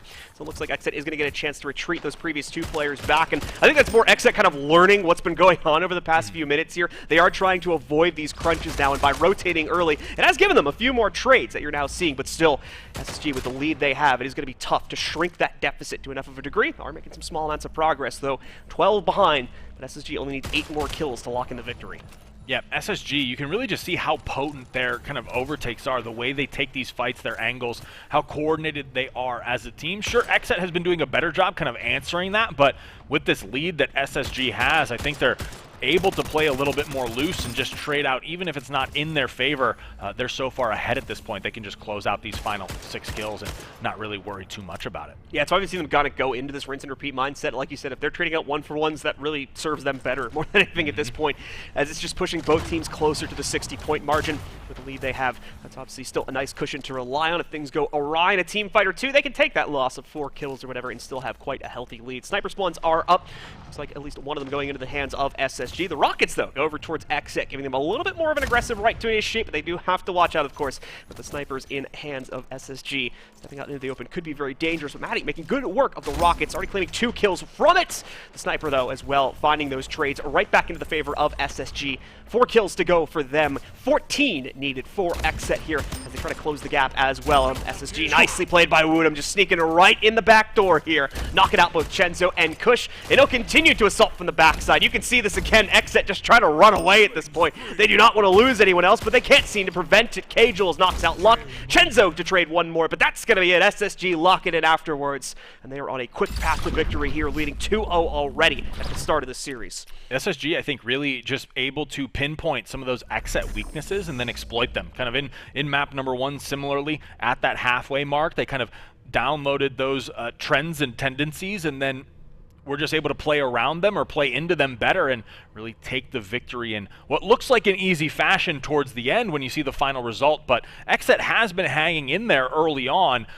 It's just kind of SSG eventually finding that footing and closing out each map. And on top of that as well, Xset just taking a little bit too long to try and adapt to the fact that SSG has their strategy on full lock and seemingly at least has the full counter to them. Domination's up next, and it's on a map that both teams should be well and comfortable playing into. It's going to go over towards Helix. Now, this is the map that we saw Xset absolutely dominate E-United on, but that was on TDM, a different game mode entirely. Domination is going to force those rosters to split up a lot more heavily, so the advantages Xset found when they played this map previously may not be as present in this third map of this series. Yeah, I think the big thing thing, the king of, or the domination versus that TDM is the predictability of where Xset is going to be. In that TDM, you can kind of get a little bit more creative with your approaches, but there's a more kind of on-rails aspect of how you have to approach these hills, given the nature of the game type. So I'm going to have to see how this one plays out, but right now, entire momentum. The ball is in SSG's court to close this one out here in a 3-0 sweep. See if they can get it done. Already starting things out quite nicely with a double cap on A and B,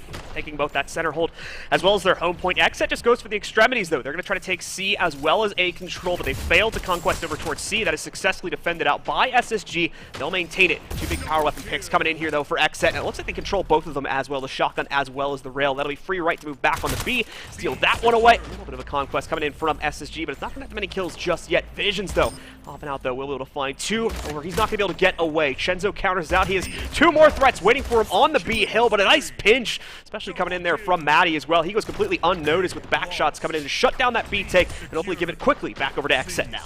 Yeah, nice work out of Xset, finding some life here in game number 3. Maddie with that shotgun putting in work. Chenzo also on fire at this point. You can see how he's navigating the map. It is now do or die time for Xset's tournament life. Woodham, though, and Mason putting in that work, sending Xset 2 down, but they still manage to hold on to A and B. B will be decapped, however, so A and C, respectively, to each one of these teams. Maddie trying to find the capture here, and they manage to take back B, so nice work early on from Xset.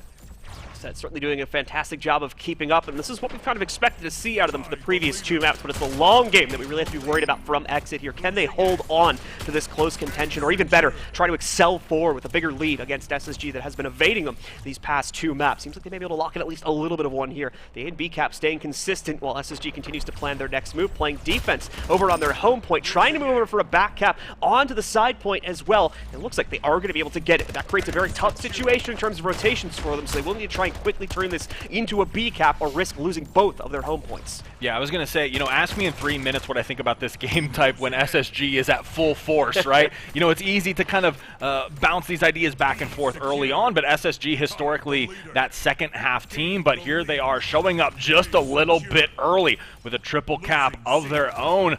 Around that 8-minute mark, Visions peeking his head out, trying to secure that kill, but Maddie will battle it back. C will go back in favor of Xset. 2 down now for SSG. However, Mason is going to stop that play with a nice double kill of his own.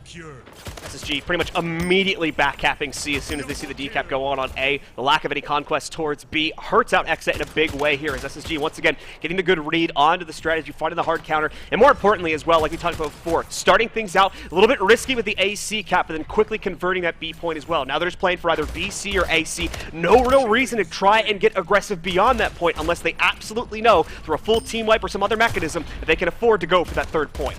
Yeah, Mason still putting in this work, uncontested so far from Xset, finding these free kills. Kush going to go down, Maddie finally spawning back in, and here's the attempt at the triple cap. Off the back of a 3-player wipe as well. This is certainly a confident time for SSG to try to go for it. Really, they're sending 1 player over to try and attempt it, though, and they just get the quick decap, which has already been countered out. This is because it looks like it aligns pretty well with power weapon spawns, so we are going to see SSG try to go for those instead. And already some kills on the feed in the favor of SSG with the rail in hand. Shotgun, of course, as we can see now in the waiting arms of Wuta, but not going to be able to find a close-range target so easily. Good news is, though, doesn't have to worry too much about that. SSG still with confident control over 2 points. He's now going to try to move forward here, get aggressive onto C. A little bit of a dangerous battle given the fact that there's not a lot of intel flowing out here when he arrives, but him and his teammates have full control and once again lock in a triple cap that actually looks like it's going to be sticking around here for at least a minute or 2. Yeah, Woodham with the Splitgate trust fall, just running headfirst into that hill, trusting that his teammates would be there to back him up, and they were. Still holding on to A and B, and Vision's going to connect with that railgun onto Chenzo. Xset not really able to find anything too productive. They've been managing to hold on to one of these hills for some point in time, but Xset always with the perfect rotations and hitting those perfect shots. Vision's on the killing spree, and SSG with another triple cap. SSG just running away with the scoreline at this point. Xset, the same story that we see in the previous two maps, is unfortunately unfolding once again. SSG needing those first minute or two, maybe a little longer than that, to try and get a grasp on Xset's strategy, but once they find it, unfortunately are not letting go of the lead past that point. Less than 200 points to go now for this squad as Visions moves in to clean up the fight on A and once again re-secure the triple cap for this team, which should be able to push them safely to 550, if not further than that now.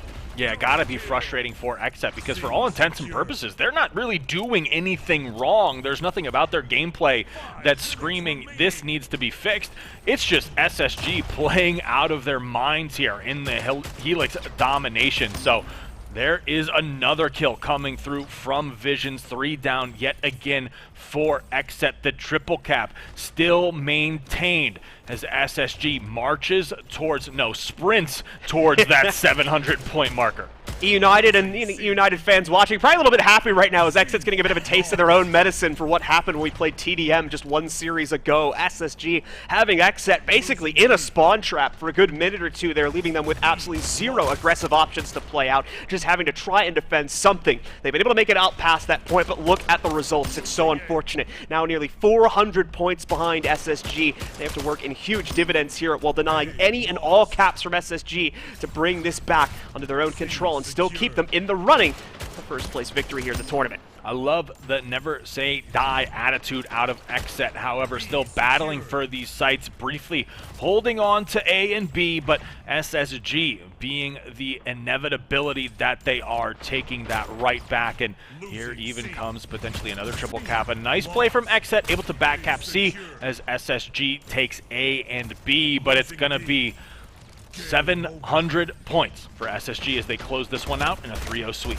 So no revenge storyline comes alive here today. Xset is smited towards the tail end of the lower bracket, and SSG continues to move forward with their own little revenge story, potentially to the Untold versus Moist. Of course, if they're able to make it all the way back to the upper bracket, or potentially if Moist drops their own next match as well, could be seeing them play there also. I will say, though, a great little showing from Xset here in that lower half of the bracket, still making things exciting. A great series against E United, and if I'm them, it sucks that they had to fall to SSG, but they went down fighting. So well played to Xset, but of course is SSG going to be moving forward in that lower half of the bracket. There is your scoreline, and really is SSG just kind of stepping things up in the second half of most of these maps, really extending things out. Xset kind of battling early on, and maybe just, some gas out of the tank from that earlier series with E United, because it kind of looked like they ran out of steam there towards the later end of this series. At the very minimum, their victory versus E United earlier today should have bumped them up into their prize placement as well, so they are still going to have that victory to go home with today, but will not be able to proceed any further than this. So we say goodbye as well to Xset. Space Station, their hopes of a second consecutive championship stays alive as they move into what I believe is now going to be the lower bracket finals. That is correct, and that means next up should be Moist going up against T1. Moist, of course, the team responsible for knocking SSG down into that lower bracket. So who knows what's going to happen with Moist versus T1. T1 looking very solid all tournament themselves, but Moist, I think, is out to make a statement here in the SPS Championship. So we're going to throw it to a brief commercial break, and then we'll be back with our next matches. Stay tuned.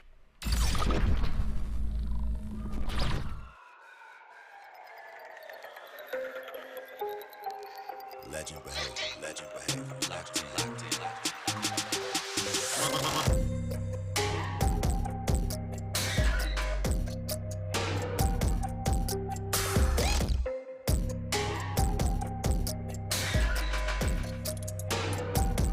Y'all know what time it is. Locked in. Play. I make the rules, rack up the jewels, make it look smooth. You know how I do. Running this kingdom, wish you could be. Better look up, cause that's where you see it. Give me the crown now, cause I own the throne now. I hold the scroll now. I'm in control now. Ruling the game. I'm ruling the game.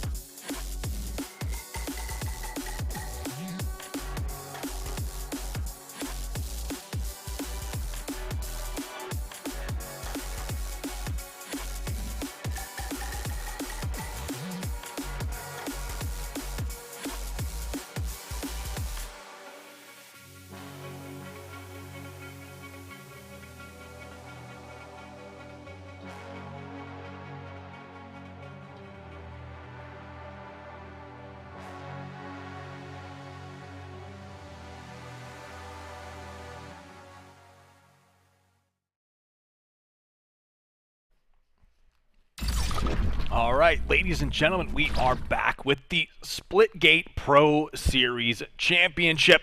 We're about to get into Moist Esports going up against T1, but let's take another quick look at our bracket. So again, Moist with a great run here, able to knock United down into the losers bracket, and also Space Station Gaming being knocked down into losers bracket. T1 being a Grim Reaper of their own, knocking Luminosity and Exet down, but now it is a fight to stay on the upper half of the bracket between Moist and T1. I know comms were electric from Moist Esports yesterday, but this is going to be their first matchup of the day, so the big question is, can all of that momentum and hype carry over overnight?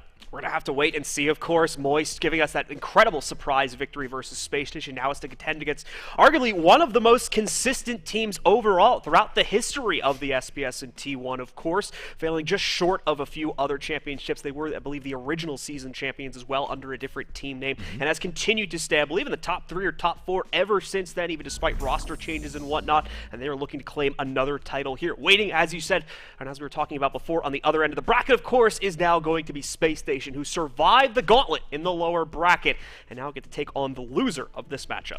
I think the scariest thing too is Space Station, if they make it out of this loser side of the bracket, they're going to have to bracket reset against whoever is waiting at the top. So it's even a harder journey for SSG thanks to Moist Esports. So we're going to have to see again how that one plays out. But for the time being, is Moist going up against T1. We got Klo, Bala, Hunnit, and JP making waves here in the bracket, and Jalen, App, Swooty, and Huffe seeing if they can stay on that top side. Both of these teams been looking so good, so consistent. Let's take a look at our map rotation. We've got a King of the Hill on Impact for map number 1. Team Deathmatch on Carmen Station will take place in our second map. Domination will take place on Abyss, and then our final 2 maps of the series, if we go there, will be a King of the Hill on Highwind and a Team Deathmatch on Olympus to close things out. A very open map formulas being displayed here for both teams. Both Carmen as well as Olympus are going to be that very open layout, and then we'll have kind of those middle-of-the-road approaches on Impact Abyss as well as Highwind to an extent too. Highwind, of course, having those kind of high-flying portal walls is going to make things very difficult to maintain when you're out in the open, but still also mixed with a good amount of close-quarters combat if you're fighting, for instance, down below in the halls surrounding where the bat spawns and whatnot. Yeah, and I will say Moist Esports kind of one of the first teams to really take their opponents to Highwind. So I would assume they feel very confident on that map, but we'll be getting into map number 1 here shortly, and it's going to be interesting to see how this one plays out. Who will be moving on to wait for SSG versus whoever loses to come through the rest of that bracket. Let's get into this one. That is going to be another nice benefit of winning this match too. Could be a bit of a double-edged sword depending on the type of player you are, but you will be able to kind of sit back, watch the lower bracket finals, and potentially be able to catch mistakes or strategical errors that you can abuse in the next matchup as well for whoever ends up winning that one. But to start things out, it's T1 on the board first with initial hill control. You're going to see a few attempts here from Moist trying to get into the edge of it. Bala doing a nice job of at least dropping the bat, and now we'll move into the hill himself, but bites off a bit too much from the encounter. Gets traded out by Huff, and T1 overall turns the fight back around. Should still be them controlling the hill once everything calms down. Yeah, T1 really battling here, keeping Moist at bay, but Moist fresh off the 3-down respawn will at least be taking down a few members of T1 as Jalen Man, Swooty, and now Huff all fall in line. Moist starting to mount this comeback. 10 seconds remaining on this first hill. It's been an intense battle back and forth already. T1, more than anything, relatively even fought in terms of the number of kills being picked up, but the timing of those kills is working out way better so far for T1 to leave them in control of the hill when everything finally calms down. Testing that theory here now, however, Moist get a very good push onto hill number 2, and are going to be able to steal it away, outright denying any attempts to trade those kills out as well. But you see Huff's portal wall just getting slammed shut in his face the moment he opens it. No real angles being given over to Huff as he looks for a secondary point of entry, and immediately is brutalized in the corner there as well once Klo finally catches him. Good reaction from Moist on the second hill now to quickly get back control over the matchup. App and Swooty, though, starting to breach past these defenses, bringing it down to only the 2 hill holders now. The second half of the hill is going to start with T1 taking that control away, and they won't lose anyone in the process. Yeah, great wraparound by Swooty there, kind of popping in and out of combat to make sure Moist is on the defensive, and now T1 with the hold of this hill will have to defend themselves off that Moist onslaught coming through. Bala trying to take the advantage from that low side, but will be forced back as all members of T1 stacking that hill. But here comes that rotation. Looks like Moist are attempting to set up for it early on, but Swooty again being a nuisance for Moist Esports as he's popping in and out, just trying to find damage where he can, but so far Moist has been holding on to this hill until now. Big jump in for him here to try to continue to maintain pressure on top of the hill, and thankfully due to the trades from Jalen's, he's got a chance to actually move in here. He won't actually even be needed, as Huff will just be able to close things down. Lone straggler from Moist, unfortunately far too low on the front lines. App as well begin to clean things up as we attempt to see the second push now from Moist to seal this hill away. It's a very straightforward push coming in for Moist, but they are netting kills and enough to get them off of the hill as well. Nicely played. It's left as a no man's land when everything is said and done, with only Jalen defending it here for T1. And as he flank portal against him to take him out, shifts the control over to Moist with no trades coming out as of yet from T1. They try to send at least one player over off of a fresh respawn. More than likely have to call for it to fall back and regroup now, as Moist has far too tight of a grip on this hill. Yeah, Bala in the hill with the unstoppable defense there, securing the triple while also racking up the hill time is going to keep Moist in this one and stop T1 from racking things up. Now you have Hunnit charging in to take down Huff and Swooty. Nice plays out of him. Moist shoring up this advantage that T1 has, looking to take the lead here, and now a double kill will come through, but Hunnit will eventually fall to the hands of Swooty. Now T1 flipping the script on Moist Esports. Swooty again on these great flanks has been able to find these overtakes in the hill, doing such a good job here with his squad at his back, putting the shots downrange, keeping Moist weak, and just not allowing them to drop in and contest this hill. Yeah, great defenses being put up, and that's a large part of the reason why T1's been able to buffer the lead for the small sprints we've seen them go on so far. Moist is still eventually breaching their way forward, but look at this play with the bat, juking it forward, tries to get the swap off, but unfortunately is not going to be able to get enough damage there. Only 50 hits on a normal melee charge. That will not take out his last opponent. He will finally fall. I appreciate the movement there, though. Nearly getting the better. One of the best coming in on the other side here. Snipes are out for Jalen in the meanwhile, and he's been able to already take down one. A second target presenting itself to him. He needs the portal angle to be able to move in. Thankfully, App is in the neighborhood. He'll handle things, finishing off that kill that he started a few seconds prior. And once again, leaves T1 in control of the hill with 2 more kills going into their pocket a few seconds later as well. Yeah, T1 able to get about 20 seconds in this hill rotation, spotting out JP. Unable to connect with the second shot, however, and it's Bala on that flank with that plasma to take down Jalen. So that first line of defense for T1 has fallen, but they are staying true inside this hill. But now they see all members of Moist Esports running in, but Chloe and Hunnit will fall. App is popping off. The kaleidoscope for App will stop the Moist push. T1 now a little over halfway to victory here at 141 points, just under 100 to go for themselves. Moist still trying to catch up to that, but they need to be able to win out some of these team fights. Chloe, the only one finding success on the inside of him, and even he can only go 2 for 1 to the nothing else that his teammates unfortunately were able to get out of that scenario. T1 shuts it down yet again, and that's another safe harbor of about 20, if not 30 seconds. Going to go onto the hill because of them, but okay. Moment of disruption showing up here as they are. They'll force their way in, but they're not watching their flank. T1 goes huge again with 3 kills. Only one to be traded out, but it's still leaves Moist in control of the hill for those dying few moments. Now we see T1 coming back in, still half this hill to go as well, and they'll take back that control as they attempt to hold on to it, but now it's going to be the Moist players coming in on a flank. Hunnit has been fended off. JP should have still been in the area. He now goes down as well to Jalen, and once again T1 maintains that control.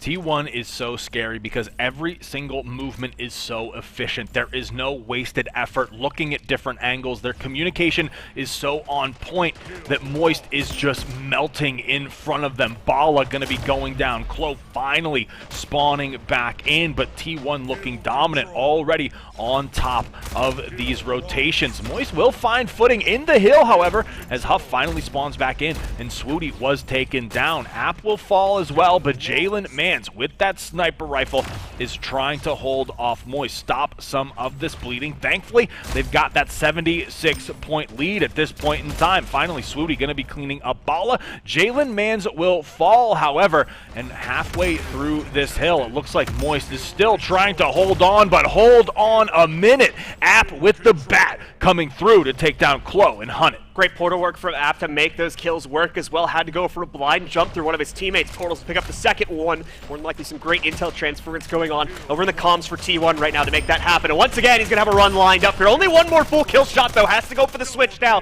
Nearly gets himself a third kill out of that scenario, but finally Moist are able to get a handle on him and are bleeding some points back under their own control. Still about a minute to make up, though, and only 3 hills remain. One that's going to be transitioning right now, and one that T1 is already well on top of. But a surprise entry from JP knocks off the defender of the hill itself. Should have at least one more player to eliminate, but it seems like they're able to handle that without too much of an issue. It's Moist storming back into this game now to try to tie us up again. Yep, JP trying to defend against all these members of T1. App will be spawning in here shortly. Jalen Man's also freshly spawned in, and Huff and Jalen right off the rip will be trading 2 for 2, but Bala will fall as well. Point man in the hill for Moist Esports. When he goes down, the strategy for Moist seems to crumble, and T1 has really been exploiting that. Finally, the trade's going to be even here. 2 up for each squad, but through all that fire, Jalen will fall as well. However, T1 does have control of this hill. Moist, though, is all spawned in and now ready to battle back and hold the hill for themselves. 40 seconds needed for T1 with just 2 hills remaining here. Small gap for them to be able to close out on, but Moist has been denying their activities for the past minute or so now. Big conquest coming out here from Klo. Takes down the only straggler that could have caused some problems on the next hill. So once again, it goes handily into the quarters of Moist as they try to take control and once again get a handle on this situation. If they can take the majority of this hill, they will come very close to tying up the scoreboard with T1, but at the same time, T1 got 2 kills before they even leapt into this engagement right here. They're going to clear the hill right out and take that control for themselves. Great plays here from both sides, but T1 just dominating in these overtakes, especially once Moist tries to make this push. You see it here, Klo trying to defend. Swooty will go down with the beatdown, but App right there to poke out and take down these members of Moist Esports. Bala finally gets that double. Jalen and App will fall, but it's the rest of the members of T1 falling in line. Bala with a huge play there as Moist Esports tries to scavenge this game and make the comeback. Moist, a little bit more work to do. They did give over about 12 seconds to T1 in the process of them losing control of this hill, but getting the large majority of that back, thankfully, since then. Leaving them in a very much same position they started this hill off on. Now they need to put a strong foot forward for the final hill indeed, but unfortunately only one player on that hill. The rest are off, away from it, trying to skirmish. That's giving it back over to T1. Swooty takes that control. He's also a little bit weak, only having one teammate to play with, but thankfully they have full control over the hill's area, so teammates will be spawning directly in on top of it to make up for that presence. 2 more kills going out in their favor as well. Moist will have to cull back any aggression they were going to be working towards here. Can only play it off of portal angles right now, so T1 locking in the final 10 seconds is all they need to do at this point. 5 now needed, but they evacuate. They get themselves out from the hill. Another teammate steps onto it, though. 2:48, just 2 seconds to go. And with those 2 melee shots, they'll finish it off and lock in map number 1 of the lower bracket finals. Yeah, really tough break at the end there for Moist.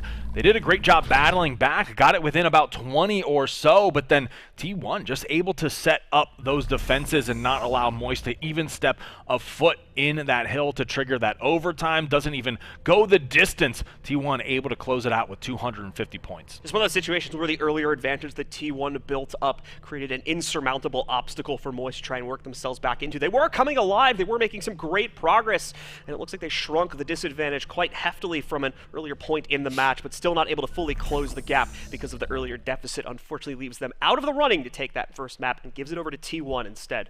Yeah, Carmen Station will be an interesting pick here as well, because I think both of these teams fairly solid on this map, but with the way T1 played that map number 1 and their coordination, I just would give the advantage to them right now. Yeah, absolutely the case. Well, we'll see how comfortable both these teams are going to be on Carmen, because we're going live with it right now. TDM is getting started, ladies and gentlemen. Let's see if T1 can go for the 2-feet here, or if they're going to run into some struggles. The shotgun scavenged by them, but they can't land any of the shots. It's going to instead fall over to Bala here, and we'll be able to use it now for his team. Great initial breakout there by Moist.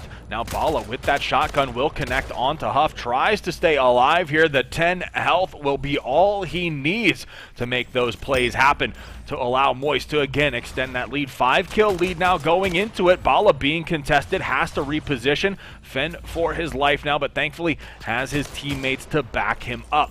There was a couple of shots through that portal. Now will portal in himself, but doesn't want to take that engagement. But Jalen with a great little flank will pick up 3. Hunnit, Klo, and Bala all going to fall.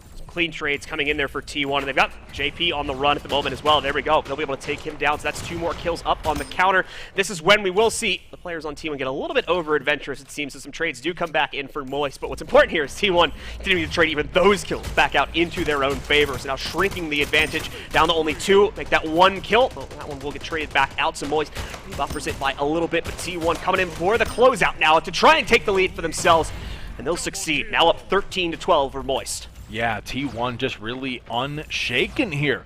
Despite what was about a 7-kill Moist lead, they have quickly closed that gap and overtaken their opponents.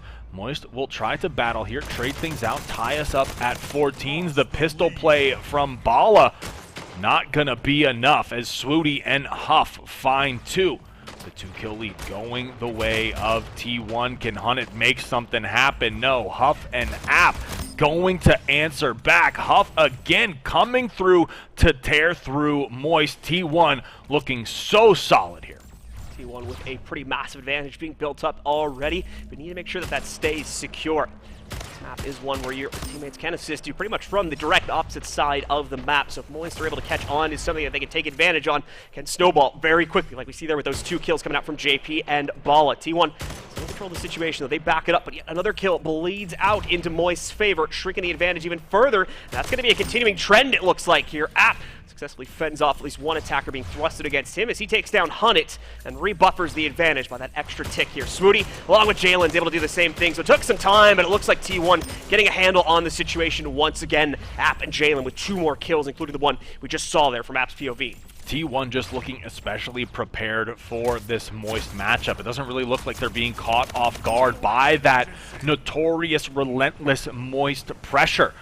They're kind of expecting it. They're watching around these corners. Swooty now picking up the double. Hunnit and Bala on that respawn timer. The 8-kill lead for T1. App gets a little ambitious there, so will pay the price, but Jalen Man's right there to pick up the slack. Taking down 2. Huff also getting the beatdown onto JP will extend this T1 lead to 10. Jalen even managing to find the shotgun for himself. Hunnit will battle against Swooty, but the tides turn almost immediately as 3 go down for Moist, and let's make that 4 as Jalen connects with the shotgun on the JP. Great little trap setup there from T1. Gets Moist into a corner. It's just when they picked up the shoddy as well, so it's lambs to the slaughter in the favor of T1 out of that situation here. Moist bringing it back, though, with the remaining ammo they have on the shotgun. They'll use that to get hyper-aggressive, get in the faces of T1. Definitely gets them a few kills, but doesn't really do huge work to shrink the disadvantage here. Nice little flick from JP as well. I knew Jalen was running around somewhere near him. Just had to figure out where, and the pistol ends up being a good weapon to deal with that one. So a positive 10 lead being established here for T1. Seems like it's going to stay alive and well for some time. How will Moist try to close this gap as they are running out of real estate to do so? Yeah, Moist having these really nice looks, but it's only for bursts, brief moments in time where Moist Esports is able to battle back against T1, but then T1 immediately picks up the slack, starts extending that lead yet again. Even now, a 14-kill lead for T1. Swooty on the prowl, on the hunt. Knows that Moist is going to be fresh off that respawn, so he's going to look for a setup on this high ground if available. Able to pick up that carbine, has the plasmid out in that back pocket because he knows that Moist Esports getting aggressive, but what he doesn't account for is JP hitting those crisp, clean shots to take him down. He said, trying to shrink this disadvantage as much as possible, but having some big issues doing it, even though they're finding 2 kills here and there. T1 are still sneaking in that same 1, maybe even 2 kills to evenly trade it back out and keep them enough of a leash ahead of Moist's own scoreline to be able to close this one down. Huff just claiming the 50th kill now for T1. 10 to go, and they will lock in a 2-0 lead for the series here. Bala catching at least one nice rotate off of his opponents and transitioning it very nicely into a following headshot with the sniper. Doing some good work to at least keep the deficit at an even point. The rest of his teammates unfortunately not being met with as much success here. Klo finding 1, and Bala nicely played as well here. Baits in the rotate from T1 and knocks out 2 more players. Huge 6-kill swing for Moist right now, but they need to continue this trend if they want to catch up to T1, who's quickly approaching that 60-point-to-win marker. Just needing 6 kills now. However, Jalen last left alive for the T1 squad. Getting shot in the back. JP will connect, and Jalen will fall. T1 now only needing 5, but Moist quickly approaching that marker themselves as T1 falls 3 down yet again. Moist cutting the lead to 3. It's about to be a change-up more likely a strategy coming in from T1 here. They've been getting hyper-aggressive. They've been trying to go right into the face of Moist to finish this off, seemingly in one fell swoop, but Moist have done a fantastic job fending off the last 2 to 3 of these attacks, and now the advantage is no longer really there. T1 slowing it down tremendously. Now you'll note that these bits of aggression are not really showing up randomly across the map anymore. Moist has full right to the shotgun. They're not going to go for the pickup on it yet, as T1 still has some angles trained from a distance. More one-to-one exchanges going off as they do try to work themselves over here for the pickup and still keeping that advantage locked in at only 2 to 3 kills. T1 Swooty with an important 2-kill pickup there, rebuffers the advantage forward, and this nice little melee hit coming in. It's actually Jalen that gets credit for it, but either way, T1 shuts it all down and locks in a second map. Jalen with the kill steal to close that one out. But a great perseverance from T1 there.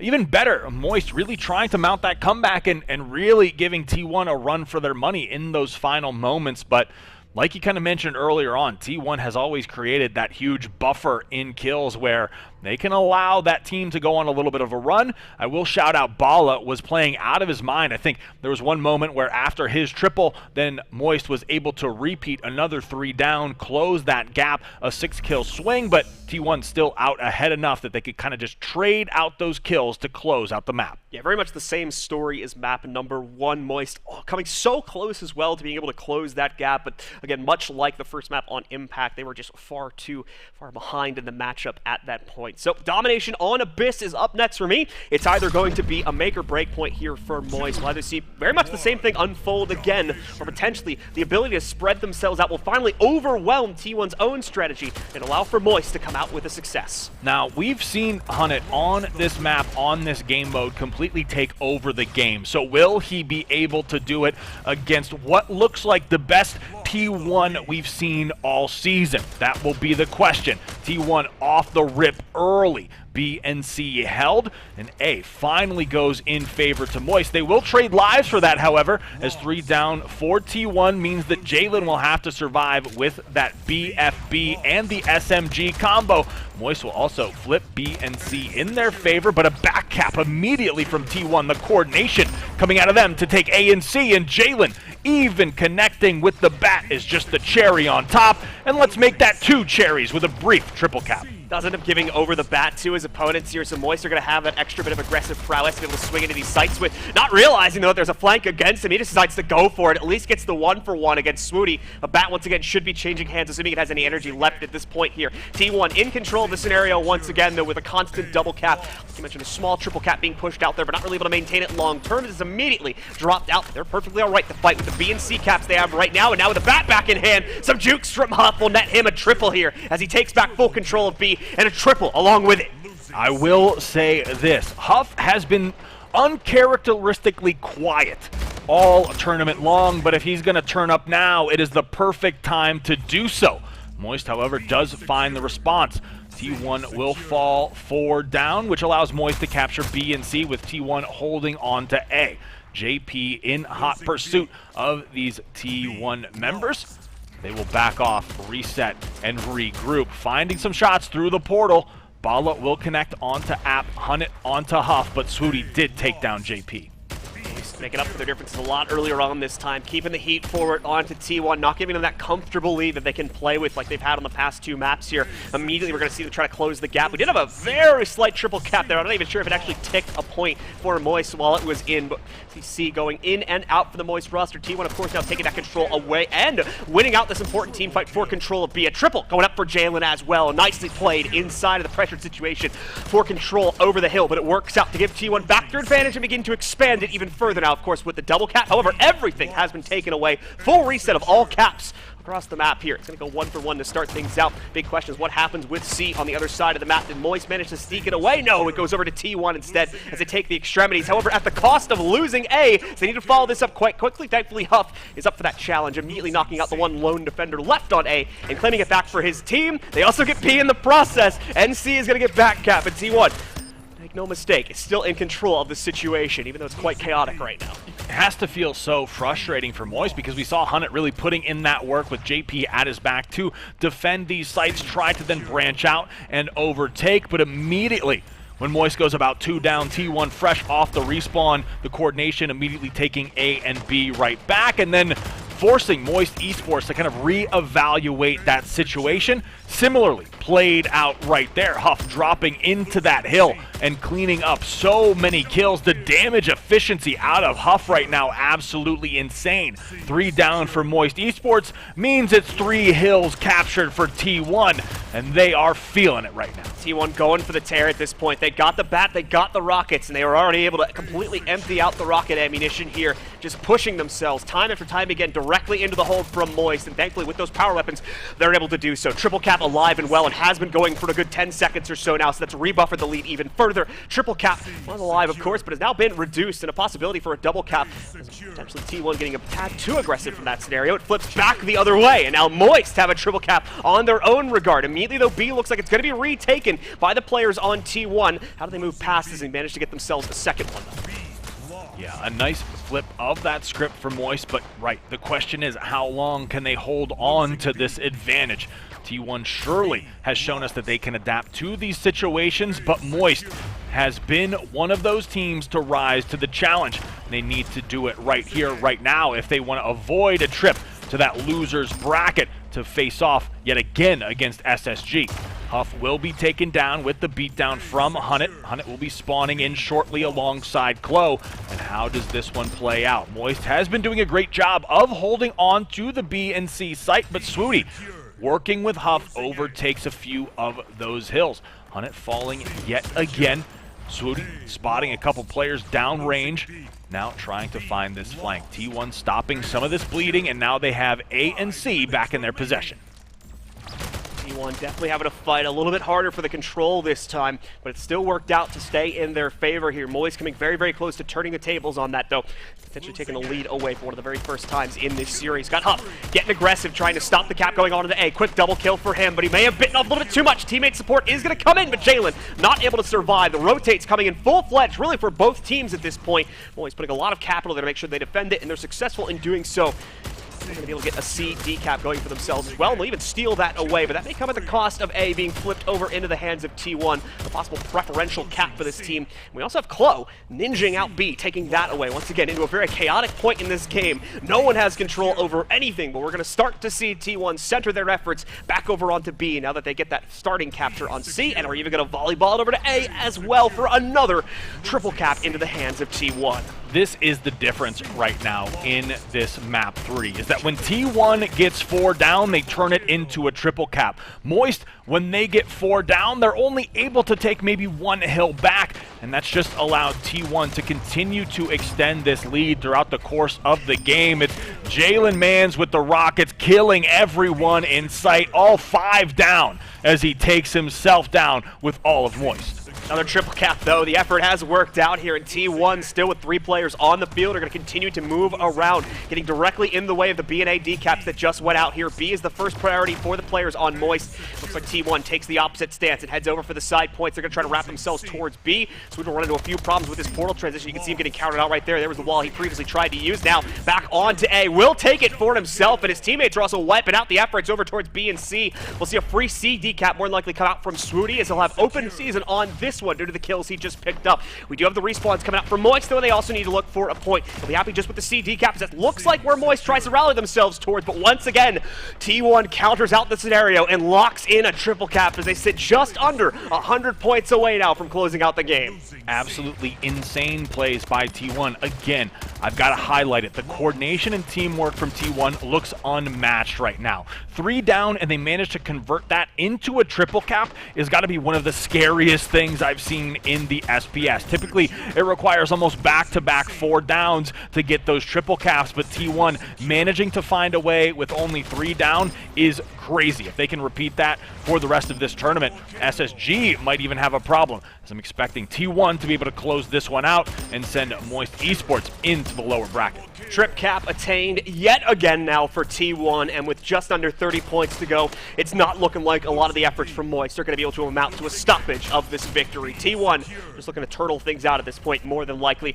They're down to the final 10. So massive congratulations over to T1 as they dominate Moist, who had the massive upset themselves to knock our previous season champions in SSG down towards the lower bracket. Won't be able to take it all the way to the grand finals. However, Moist will have to rematch against SSG in the lower bracket finals to see who will have the honor of taking on T1, who will be our first grand finalist here. Yeah, SSG kind of getting a shot at redemption in the same way that XSET did against them now against Moist Esports. And I mean, with the way we saw SSG playing earlier on against XSET, and now with the way T1 has been playing, I would put T1 at the tippy top of just who is showing up looking the scariest here today. Yeah, definitely the case from the few matches we've been able to see from T1. They have looked lights out in every single matchup. Even the fights they do lose, they're not missing a beat off of respawn. They seem to immediately retake control of the situation, although they might need to fight it close, as we can see here, at least on our TDM matchup. They're still able to take that control at the end of the day and find the play that finishes off the game for them.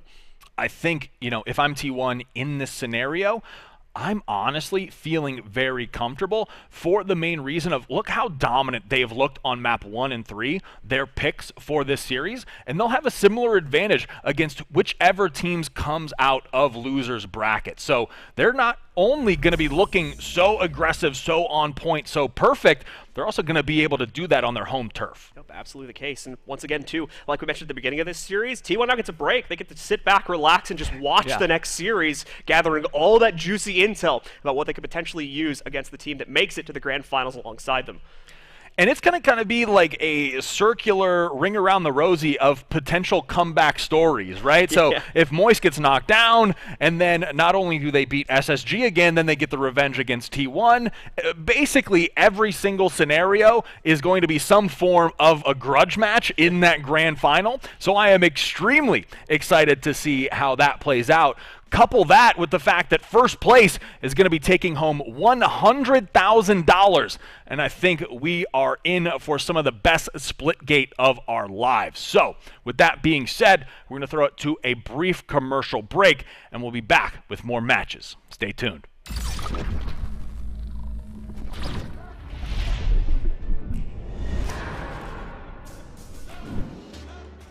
Set up, likes to feel comfortable, kind of think before they act type of style, but Moist just continues to run forward, keep the pressure on to exit the long range rocket. Double kill out of Hunt. They finally will lose A, so E United is quick to respond at least, but Mason coming through, last alive for his team, has to clutch up huge, manages to get the triple. That exterior tower on the other side. Finding a few of them in the open. There we go. We'll get an opportunity to frag out as he spots the rails, wants to take those down. Needs to be here for the team support, though, as unfortunately the rest of his teammates on the hill itself have fallen. And that will be the lone warrior here defending it while we wait for reinforcements to spawn back in. Thankfully, the pressure from the Pioneer is quite weak right now, so he's not going to have a whole lot of trouble maintaining this hold, pushing SSG closer and closer to 200. Boodum gets away with a double, and so does K-Jules. Once again, both the power weapons handily under the control of SSG currently. Yeah, if you have a lone warrior defending that hill, you want it to be K-Jules with that railgun, and he proves just why. You know, visions with that sniper, even Ludum having that bat was taken down, but a collection agency for K-Jules is going to come through, and he even secures. Finally, the decap down below on BE United. Kind of going through the usual fallback strategy when they're getting hard reset here, just starting out down on the bottom of the map, taking the B cap, which is a little bit hard to access from the other side. Genzo, though, shutting it all down with the bat here. Two directly out of the portal. Gets tricky for the third one to cover the distance across the room. Is there going to be another one? Swing and a miss, unfortunately. Time. They're setting themselves up for the comeback here. We're of course going to have some power weapons spawning around that 4-minute mark. Mason though, oh my god, with the collection agency, kaleidoscope, plasma play, going to shut down that push from E United, put them one kill away from securing victory here in map number 2.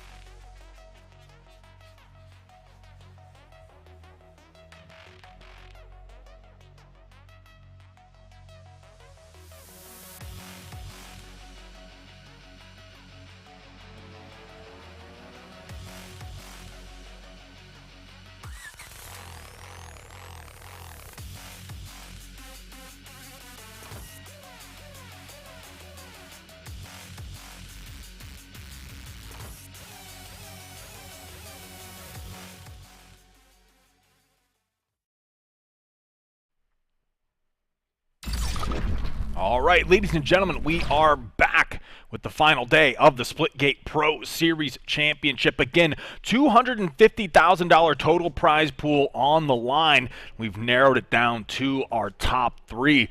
Now on that lower side of the bracket, the elimination side of the bracket, we've got Moist with the rematch against SSG, and I'm sure that SSG is looking for revenge. Absolutely the case, and it's a good thing we get to see this one too, because unfortunately the last one was off stream, so we didn't get to catch that upset there. Very much looking forward to seeing if Moist can pull it off a second time here now against the previous season champs.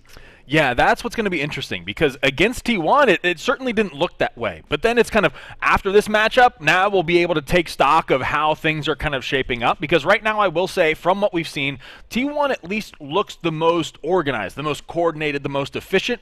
SSG is always going to do those SSG things, be that second half of the game team where all of a sudden it's neck and neck, then at 5 minutes you're down 100 points, seemingly out of nowhere. But T1 looks to be one of the teams that could keep pace. We're going to have to see, though, if Moist can rise to the occasion yet again to get that rematch in the grand finals against T1. Obviously, a bit of a tough loss that Moist just faced off against. But good news is that means that, once again, not going to be expecting them to be too drained or anything from their matchup versus T1. Should still be very much primed and ready to go to face off against Space Station. But at the same time, Space Station pulled off very much the same thing in their own previous matchup. So time to see now how these two forces will collide. Here's the map pool in front of us. We're going to start out on Olympus for King of the Hill. Highwind once again. A lot of Highwind in this tournament for TDM. Third map's going to be over on Atlantis for Domination. Then we'll move, finally, if we need them, of course, to Lava Well and Carbon Station for our final 2 maps on King of the Hill and TDM, respectively. Now, given this map rotation, I can see some opportunities for Moist to battle back against some rounds against Space Station Gaming here. It's obviously going to be a hard-fought battle just based on how Space Station looked earlier against Xset. Woodham obviously popping off, but, their coordination, teamwork also on point. Moist has a little bit of that upset factor where Space Station, they're going to try to adjust for what Moist threw at them in that earlier matchup in the bracket. So it's all going to come down to whoever's playing the best. I think, Moist might be a little shaken up after that T1 kind of loss, but I think Moist is one of those teams that is better when their backs are against the wall. Yeah, really expecting Moist to come alive on our second matchup once we get over there towards Highwind as well. They seem to be a team that's been very comfortable moving on to that map, so expect them to try and take some control there. If not, we see that 2-0 start for Space, and that's when you might want to get a little bit more worried about Moist. We'll have to see, of course, how both of those maps pan out before we start judging it too heavily.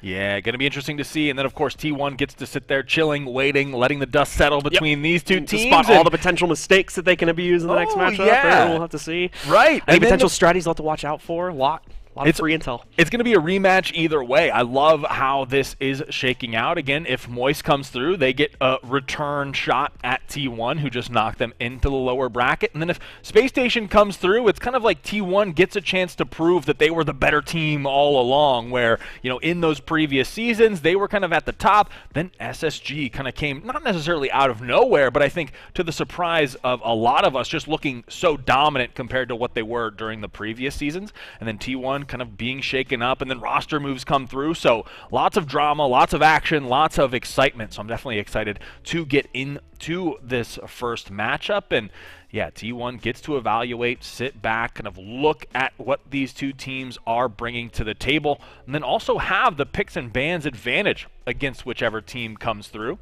And then also, the bracket reset advantage as well, where T1 just needs to win 1 best of 5, and whoever comes out of the elimination side will have to reset the bracket and then win a final best of 5. Just to remind you guys how things have shaken out and where the gold, silver, and bronze are still on the line. First place walking away with $100,000. It's not bad for a weekend of playing Splitgate, I will say. Second place going to be walking away with $60K. Third, $30K, and here's your kind of finishes so far. Again, Xset finishing in 4th. Well played to them, walking away with $20,000. E-United and Pioneers tying for 5th and 6th, walking away with that $10K. Then you have Luminosity and a Challengers team in Immortal in that 7th and 8th spot, walking away with $6K. And then 9th through 12th, all days off. Dollar Aim Club, Elevate, and Exile. And then again, not pictured here is those remaining 4 teams who unfortunately placed outside of that prize pool. But it looks like game number 1 is loading in We're about to see these two teams duke it out for a chance at the grand final. All right, well, let's see who will take the cake. First things off, is it going to be Moist, who gave us the surprise upset by knocking Space Station down into this lower bracket position, or did the previous season champs ring through yet again into another grand final for themselves by getting that ultimate revenge against Moist, being able to eliminate them outright from the tournament. Moist not going to be getting any huge points on this hill, but they do get great power up and control to start things out. K-Jules initially escapes with the rails for himself, but he has been dropped. More than likely seeing that go into other players' hands. Chloe as well goes for a direct 1-for-1 onto himself there as the rocket explodes just a little bit too close for comfort. Thankfully, the rail still under the control of Bala here, so he's going to be able to use that to egress into the inside of our center point and start stealing those points away. I really like Woodham essentially jumping on that grenade that was the rocket launcher to get it out of his opponent's hands. So well played to him in closing that gap and making sure Moist also ate that splash damage. Moist able to battle back somewhat in this hill, close it down to 10, but it's a fair exchange back and forth that we'll see neither team come out with footing in the hill, as it's going to rotate now to our second location. Spawns initially into the hands of SSG, but as you see, the player on that hill immediately has to move off of it to take at least one battle. Two more players will attempt to move in, but they've lost their overall vertical advantage here. Woodham going to be able to run on top of it, kind of mop up the shop real quick with some assistance from his teammate, and be able to take this hill for himself, but he's still in the hot seat. Tries to portal away to his side point where he's taken down, leaving it really only onto Visions. Moist doing a great job of overwhelming things, but don't have the full outright control just yet. Now, we'll start to see this get locked in a little bit further, just having to watch out for the reformation of SSG. Is going to show up in a minute. Great team shot there to quickly deal with the tower pressure coming out from K-Jules. Where is the next bid going to come from? We do see it, but again, so fast intel trades coming out here for Moist. They're quickly capitalizing on the death of their own players to make up for the difference and knock out the aggressive members of SSG. Yeah, Moist doing such a good job of stacking this hill and really not allowing SSG to find an advantage despite those picks. Combine that with the team shot that we've seen out of Moist Esports, and it's a recipe to have SSG trailing now by 12 as this hill will rotate. 3 down for SSG yet again, and Moist Esports seems to be in a great position early on here in King of the Hill. Shots continuing to come out from Chloe, but he gets a little bit adventurous there. Thankfully, phase out some time for his teammates to get into a better position up on top and steal away that aggression themselves. SSG keeping the fight up, refusing to let things go here as we now are on to our third hill and about halfway through it as well, but they are really struggling to try and get any serious amount of time on this hill. Moist refuses to give up in the fight and are just stagger spawning themselves constantly onto said hill to keep the trickle of points going in their favor. Yeah, and this is kind of the Moist special. Some of what we saw coming through yesterday is they have no fear. Whoever is up is running at that objective, willing to contest, putting their life on the line, and it works out for them. The relentless aggression and pressure out of Moist has at least given them a few points advantage early on, but here comes SSG battling back in the final seconds of this hill before it rotates out. We'll also have a handful of weapons spawning just under a minute or so. JP and Chloe will find 2, but K-Jules with that rail is going to connect and make things tough for Moist Esports. So tough for K-Jules there. Had trouble finding on a target. It's only going to be able to lock in 1 before eventually getting dropped. Moist will take full control of the power-up as a result of that. Chloe already having the rockets from the fresh spawn on that. They should have control over the rails now as well. Not the situation that SSG wanted to be deployed into, is now they have to cool off. They can't get directly aggressive against the hold from Moist anymore because of the threat of being insta-eliminated by those power weapons here. So we'll continue to see, surprisingly actually, SSG continuing to maintain control over the hill here for themselves. They'll build up a little bit more of a point back and have actually nearly tied things up. Impressive stuff from SSG considering the weapon advantage that was thrusted against them, that they're still actually in control of things. Chloe starting to change that up though as he finally gets his initiation right into this hill and will steal it right out of the hands of SSG. Beautiful patience and play by Chloe there. The fully stacked rockets put to perfect use as he battles back, and he'll even connect with that final one, taking down Mason. JP cleaning up. Finally, SSG able to answer back, but it's a 3-for-3 trade, and this one is much closer than I expected after what we saw out of SSG earlier on.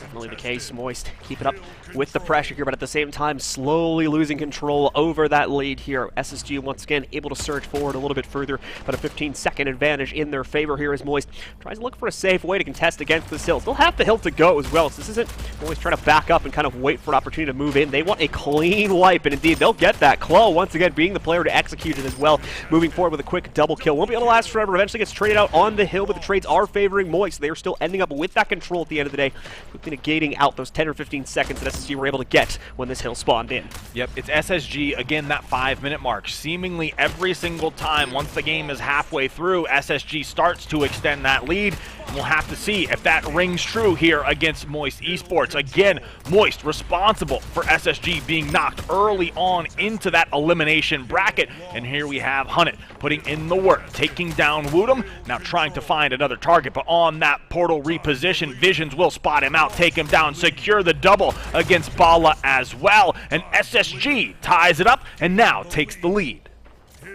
SSG surging forward by that little inch that they're able to get every single time move over towards a new hill. Some nice sniping coming out from Woodham as well as Cajals from a distance, but once more Moist refusing to let go of the gas pedal. They come right back onto the hill with the remaining players that were overwatching from a distance and are able to directly contest against it.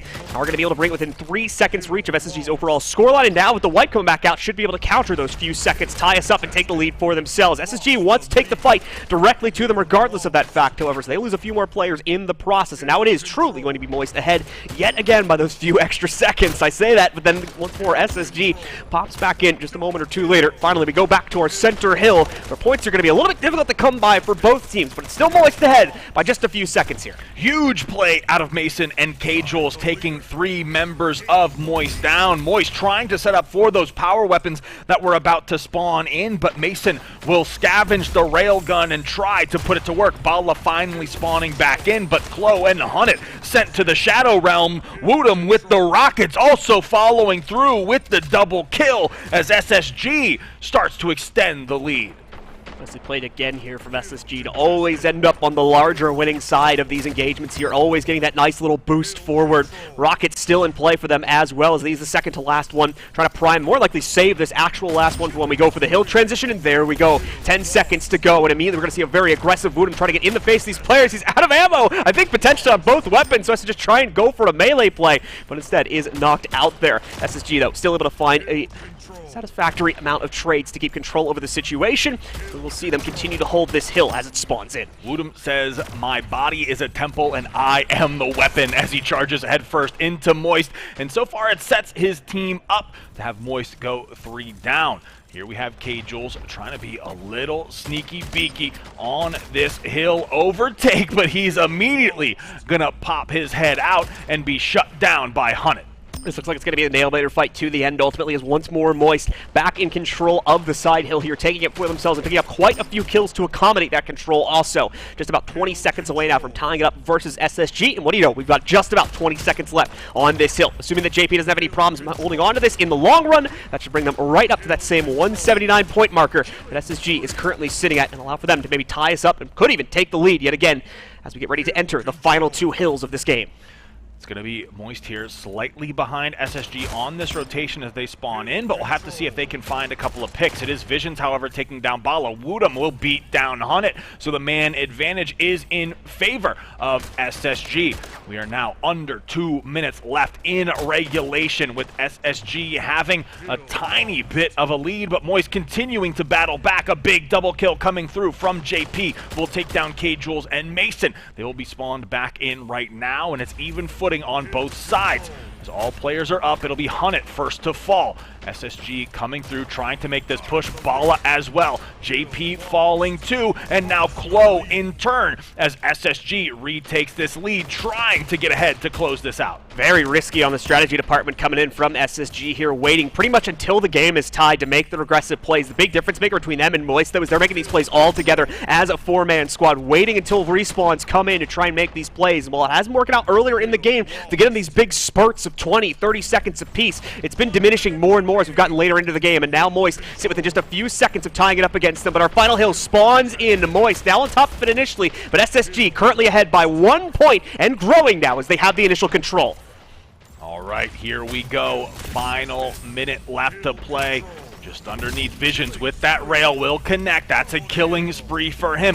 trying to defend this hill from Moist Esports. K-Jules finally spawned back in, but Visions and Woodham will go down. Now we have K-Jules trying to make a play on it, but it's Bala with the picked up railguns putting it to work. Moist Esports in this hill, 20 seconds left to play. Bala still holding steady. Klo with the teamwork will take down Visions. Bala with 10 health remaining picks up the killing spree, continues to put in work. That's a double kill. Moist has now taken the lead. 5 seconds left to play. Visions with his back turn. JP with the rockets. 0 seconds left, and Moist Esports wins. Moist bring it back from the brink on the final hill and steal away the first map out of the hands of Space Station. Like I said, Space Station playing a very risky game, allowing Moist to bring within just a few seconds reach of the lead before they finally tried to move in as a full 4-man squad and retake the hill. Was working out great towards the beginning, but Moist caught onto it, started to counter out as we got deeper and deeper into the game, and finally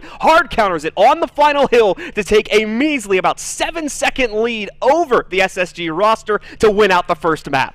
Yeah, all of those plays from SSG coming through. Well, for those of you at home watching, wondering how Moist Esports beat SSG 3-1, it's just like that relentless pressure, the aggression, and then being exactly where they needed to in those final moments and holding that final hill will give Moist the first victory on Olympus. Going into Highwind, this is a map that Moist has selected, so they're going to be feeling confident going into map 2. Yeah, it's going to be a huge springboard for Moist. It's been a bit since I've personally seen Space Station play on this map, so we'll have to kind of hold our breath a little bit, see what they have cooking up for it, as it'll be a TDM as well. Will play out a lot differently because of that fact, but Moist seem to have been a very, very confident team on this map in the past, and even inside of this tournament as well, have already shown us some good stuff on it. So looking to go for the 2-0 lead here, and that'll be very, very dangerous for Space Station, obviously, if that does unfold, and Space Station made the mistake, potentially, of allowing this map to go through. Yeah, and I'm definitely curious just to see how this entire series is going to transpire, because,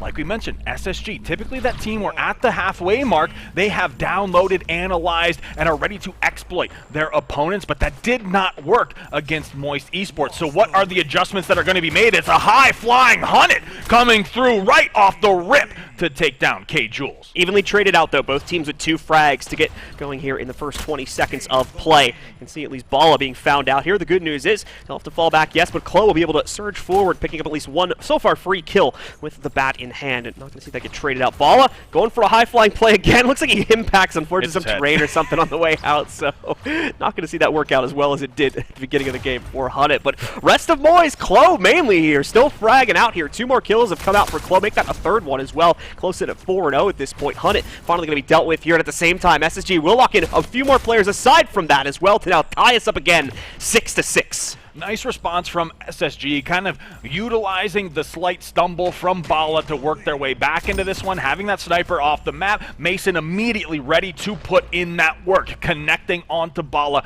with that headshot, the return fire. K-Jules also going to find one, but it's Hunted and JP putting in the work to shore this one up. Only trailing by 1. Let's tie it up here. Mason tries to connect, won't be able to be very productive off of that play. Now Bala looking to get just a little bit aggressive as he spots some opponents out, but will be caught on the flank by Woodham. 11-11 here. Once again, a neck-and-neck start to this game, just like we saw on the previous matchup there. Klo will get that small little kill to surge forward. Moist to a 1-kill leading position here. Where's the trade going to potentially show up from for SSG? Not going to find it, in fact. Moist, I think some stability going on here. They find another player just waiting in the corner. 2-player push to move forward, and it translates into 2 kills for Moist here, rebuffering the lead even more, so up by 3 over SSG now. They're also being found out here, but SSG catching the tail of some of those trades to make that fight just a little bit less painful here as they bring it still within 3 kills reach. Yep, Mason also able to scavenge that bat off of Bala, but it does look like Bala finds the snipe. Woodham and Mason putting in work to take down Klo and Hunted, and Bala will also fall. So the lion's share of power weapons now in possession of SSG. Mason still swinging for the fences, will deplete that bat. but the damage is done. SSG has now taken the lead from Moist, with Chloe and JP on the respawn and Hunnit falling in line. They're looking to push this advantage. Udom pushing it even further with his next pickup here. Mason trying to find another one here for the SSG roster, but not going to be able to find it so easily, unfortunately. Moist continue to move forward. So far just getting a 1-for-1, another fight they managed to take for themselves. Mason with a nice follow through here. Catches one cleanly, but at the same time is not able to get back into a corner quickly enough. Bala goes for 2 before he'll be eliminated as well. So Moist keeping up just as nicely as they were before. SSG only staying ahead by that single kill currently. Moist just stays aggressive. They are relentless, and that is their advantage against SSG right now. They have a never back down attitude, and they are not stopping anytime soon. K-Jules does connect with that bat onto Bala, but you have Chloe here trying to work his way in behind enemy lines, taking this portal path. He is looking for anything he can connect with, and there is one. Manages to take him down. Bala also connecting onto Mason. So nice plays here out of Moist, and that'll get him the 1-kill lead. Can they continue to press this advantage? Looks like JP finds one, and Chloe with that bat will connect. Hunnit also taking down K-Jules. The lead extended to 3. Chloe has not been contested. He is still on this flank, and he might be more of a menace for SSG coming up. Well, getting some great support. Sometimes have to worry about being jumped on by the other members of SSG more than likely, but still blocked in a corner. Not the easiest path to work himself out of here. It ends up running directly into a stack of SSG players as he tries to move with his team into the next fight. We'll lose out there. That'll be SSG starting to crawl back a little bit here. Still a kill behind, but one more free one, and they'll be able to tie this one up at 34 to all. Bala gets away with the trade against Visions, though, before that frag can be found. And now, once again, reinforcing the kill. It's going to be K-Jules trying to move up on the flank to shut things down. Let's find even trades, but again, Moist also get away with quite a few dangerous kills. There's nothing really gained in terms of diminishing the actual lead. Still a strong stance, as far as this game is concerned, at least, for Moist here. Great pickup from K-Jules through that portal. I believe it'll also take the sniper out of JP's hands. Mason also scavenging that bat. Will swing and take down Chloe, and K-Jules continuing the spree with the 5 spot. Now he spots another one. It's 3 down for Moist, and SSG is starting to surge. The snipes are really making a big difference here for SSG at the moment. This is such a rotation-heavy game. Teams are trying to move in big groups into these open areas of the map, and having that player establishing Overwatch from the other side, maybe even getting advanced intel of these movements, if not necessarily picking up kills, is providing a huge boost here to SSG. It has now allowed for them to flip that very same advantage that Moist was working with a few moments prior. 3 up at the moment for SSG, and just about 20 kills to go for both teams. Beautiful work from K-Jules as well to get the entries going here into the Plasma hallway. Knocks out 2 more with it, and now it's SSG up by 5. K-Jules is finding his groove right now against Moist Esports, and he is leading the charge for his team. Woodham now putting in work, picking up that slack. It's another 2 down for Moist, and it's SSG with an 8-kill lead. Moist is going to need to change things up because that relentless aggression has been coming back to bite them now that SSG is prepared for it. Woodham even surviving on that killing spree. You also have Visions picking up the double, means the lead will be extended to 9. It is again SSG finding the fire at that 5-minute mark that is becoming tougher and tougher for Moist to answer. K-Jules making up a huge difference in the last life we just watched out of him. They're a big part of why SSG has such a strong stance in the lead here now.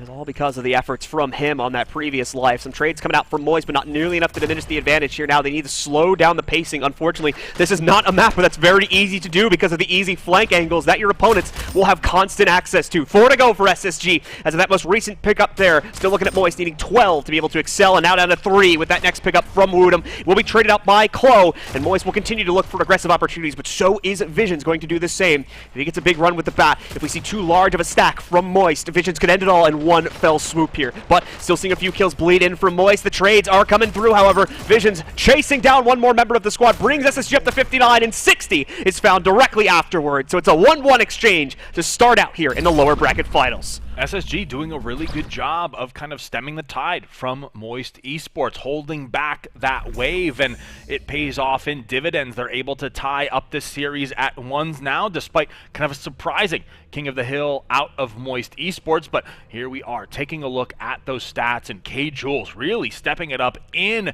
that team deathmatch. Typically we're seeing him kind of hang back as that objective player, letting his team work around him as he holds down the fort, but this time feeling it step stepping it up and his team kind of rallying around him and supporting him while he was catching fire there in map number 2. Yeah, great change-up to kind of have K-Jules more than anyone else that we witnessed anyway perform sort of an Overwatch role, trying to give the intel on where Moist was going to be moving around the map. That was a big issue in the early game for Space Station, was catching the movements from Moist and directly countering them out. But as soon as K-Jules managed to get himself away from the action and started to pay more attention to those movements, his team was doing a much better job of directly countering out, especially when he had the sniper in hand too. Some very clean shots coming out from him to even contribute to the team fight as well. I will say, however, this is one of the first times we have ever seen on broadcast where SSG is the team that needs to adapt to their opponents and not have their opponents adapt to them. Now, going into domination on Atlantis, it's really hard to predict for me because, again, that aggression that Moist Esports has been showing us, I think gives them a slight advantage on a map like this where you can really rely on the hectic nature of those flanks and on the domination game type to find that advantage. Of course, we're going to have to see how that plays out here.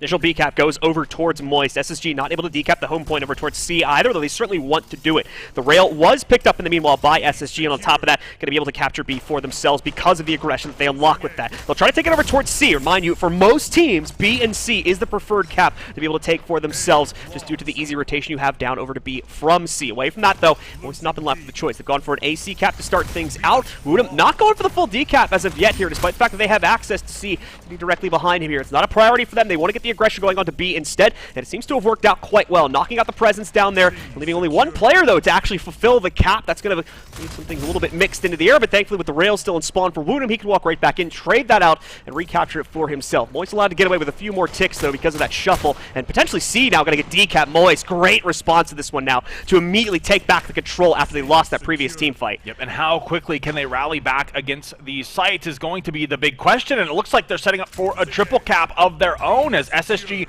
a little bit slow off the respawn, will only be able to find A. That will give Moist control of B. Bala will fall to Mason, and more shots being fired means that nothing really will develop. Finally, Hunnit will be picked off with some nice shots there, but a trade will come through with Visions. 3 down now yet again for SSG. Moist continuing to push this advantage with a nice double kill coming through from Klo before he's taken down. Now here comes SSG, of course, Woodham and Mason picking up that pace to take down Bala and Hunnit, and we'll have to see what they can develop from this. Woodham able to press on to JP with that bat, but he's going to be traded through. I will say, despite all of SSG kind of adjusting to what Moist is throwing at them, Moist has been doing a great job of answering tenfold.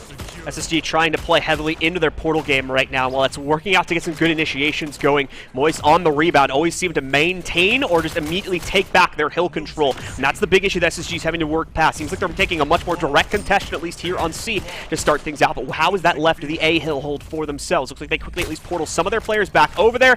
Indeed, they will, to be able to maintain that. They'll get even more than that. A triple cap showing up from SSG to try and quickly bring them back into the fold. Nice little bait from Mason, too, to try to draw out Klo. Works perfectly to knock him down to prevent any decaps from coming out at C. Seems like, however, Moist have had success on the other hills as well. Mason fends things off here on the inside of C. He's going to have a little bit more of a struggle trying to fend off those caps on A and B. Moist is just really relying on their decision-making and kind of trusting themselves in that process. Not seeing a lot of hesitation towards them.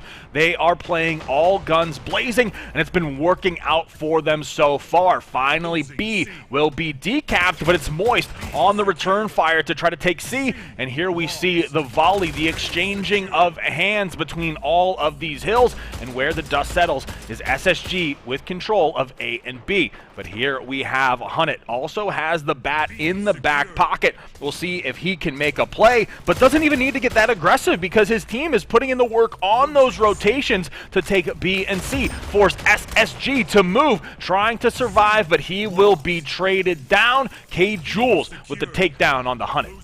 He played by Visions a few moments ago as well. Pretty sure he got a Kolak kill off of the rail. You also see 2 shots used from it, so it could have just been 2 kills back to back. Either way, whiffs the third one. The fourth one won't even get a chance to sling it out, as he'll be knocked out here before he has a chance to do so. Moist trying to move aggressively into C Hall to take the full control for themselves. It looks like they may very well be able to get it. We need to see that decap come in here. JP does not feel he is safe, and he's correct about that. Two other members of SSG lurking around this room, so we can't get anywhere near that hill. SSG doing a good job of kind of locking a member of Moist into a corner, not really allowing them to try and portal to anywhere useful either. So a lot of dead time going out against Moist there. Still, though, surprisingly, Moist able to turn that situation into a double cap for themselves, and will be able to preserve the lead by about 50 points over SSG right now. Moist somehow just avoiding SSG on these retakes. They'll just be like hanging out around B, seemingly uncontested, and it's really been working out for them. I think it's just a testament to those great rotations coming through from Moist Esports, but finally Visions and Casuals have something to say about that. We'll take down Bala and Hunnet. Klo here with the defense, however, will take down Woodham, but SSG reaps their rewards of an A and B hold, but it is ever so brief as Klo is still on a tear. Back to back with Bala means it's 3 down for SSG, and Moist looks to take back some of these hills.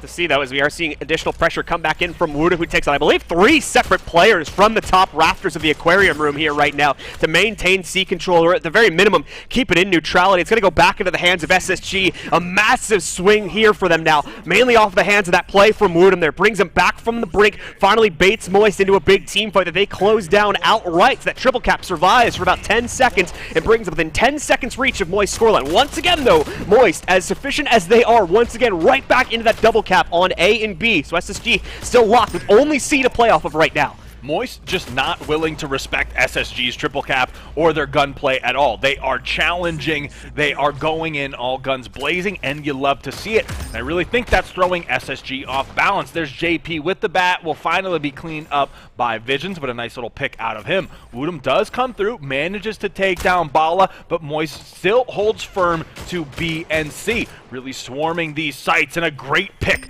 there to take down Visions. Hunnet will be traded out, but Moist kind of stops that initial push from Space Station Gaming. Moist has a lot of caps to build off of once again. A and B, it's been their bread and butter throughout the entirety of this game, while they just bait out a long extended fight on C. Perfectly happy to preserve this 2-1 trade for Moist. They'll do the same exact thing again here, just on the outskirts of B. A currently being defended just by Hunnet while he waits for his teammates to spawn back up. He'll defend with the portal walls as well to stop any swift reaction from the players on SSG. And again, slow decaps have been a problem really for both teams here, as they feel that they're not really safe to move in and get the full caps for themselves, so there's going to be considerable delay before SSG even goes to the full B cap, given the fact that they had 5 to 10 seconds of seemingly free real estate in the meanwhile. The good news is that delay does bait in some more pressure from Moist. Once again, they executed and now have been able to control another triple cap. This will finally give the lead back over to SSG. Yep, Klo and Hunnet going to be fresh in off this respawn. JP, however, taken down, so they're at a man disadvantage as they try to retake this triple cap.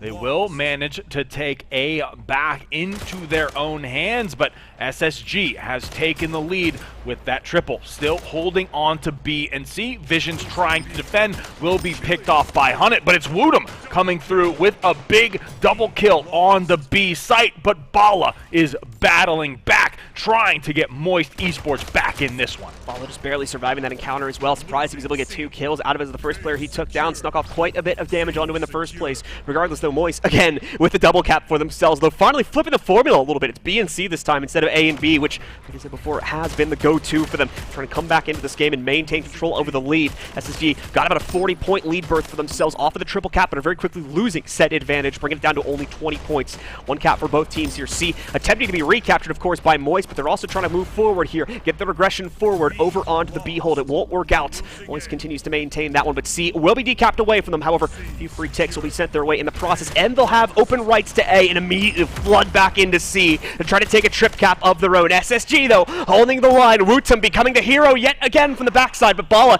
trades him out, more than likely translating into C control for Moist. And there it is, B and C back for them. SSG steals A on the back cap. A huge swing for Moist Esports. Hunnet putting in work with that bat, managing to trade out positively for his team. 2 down now for SSG as Casuals finally spawns back in. JP now back up, but Woodham was traded through as well. Now we're trying to see Mason. Can he make something happen? Knows he has some opponents in front of him to deal with. Klo thankfully taken down, but Hunnet taking down Visions. The double kill now onto Mason as Moist with a lone C hold make B an addition there, and they continue to march forwards towards 700 points to go up in the series against SSG. SSG not entirely out of this one just yet. However, they sit only about 60 points behind, but an ever-growing margin here the longer they allow this double cap on Moist to survive. Finally negating out the B cap. All caps have been taken away here now. SSG will be the first to reclaim one as they get B, but Moist matches that energy. SSG need to stop this, need to get the D cap going on to A, as unfortunately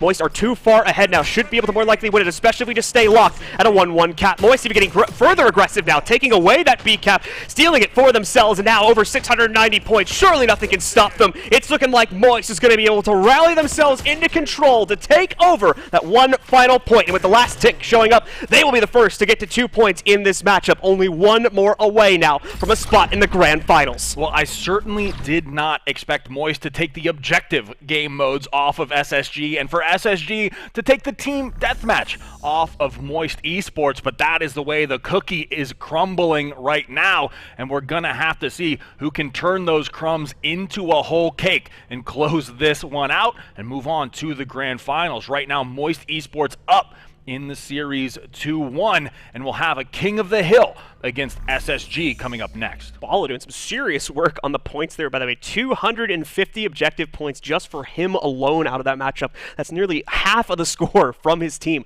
claimed just by him. I want to know who on Moist Esports is doing the scouting reports, because clearly Bala, we've talked about his objective play throughout the entire season, throughout his entire history in the SPS. You get him on a squad full of gunners, and all of a sudden he is shooting for the stars himself. He has been performing up to the task. What a great pickup by Moist Esports.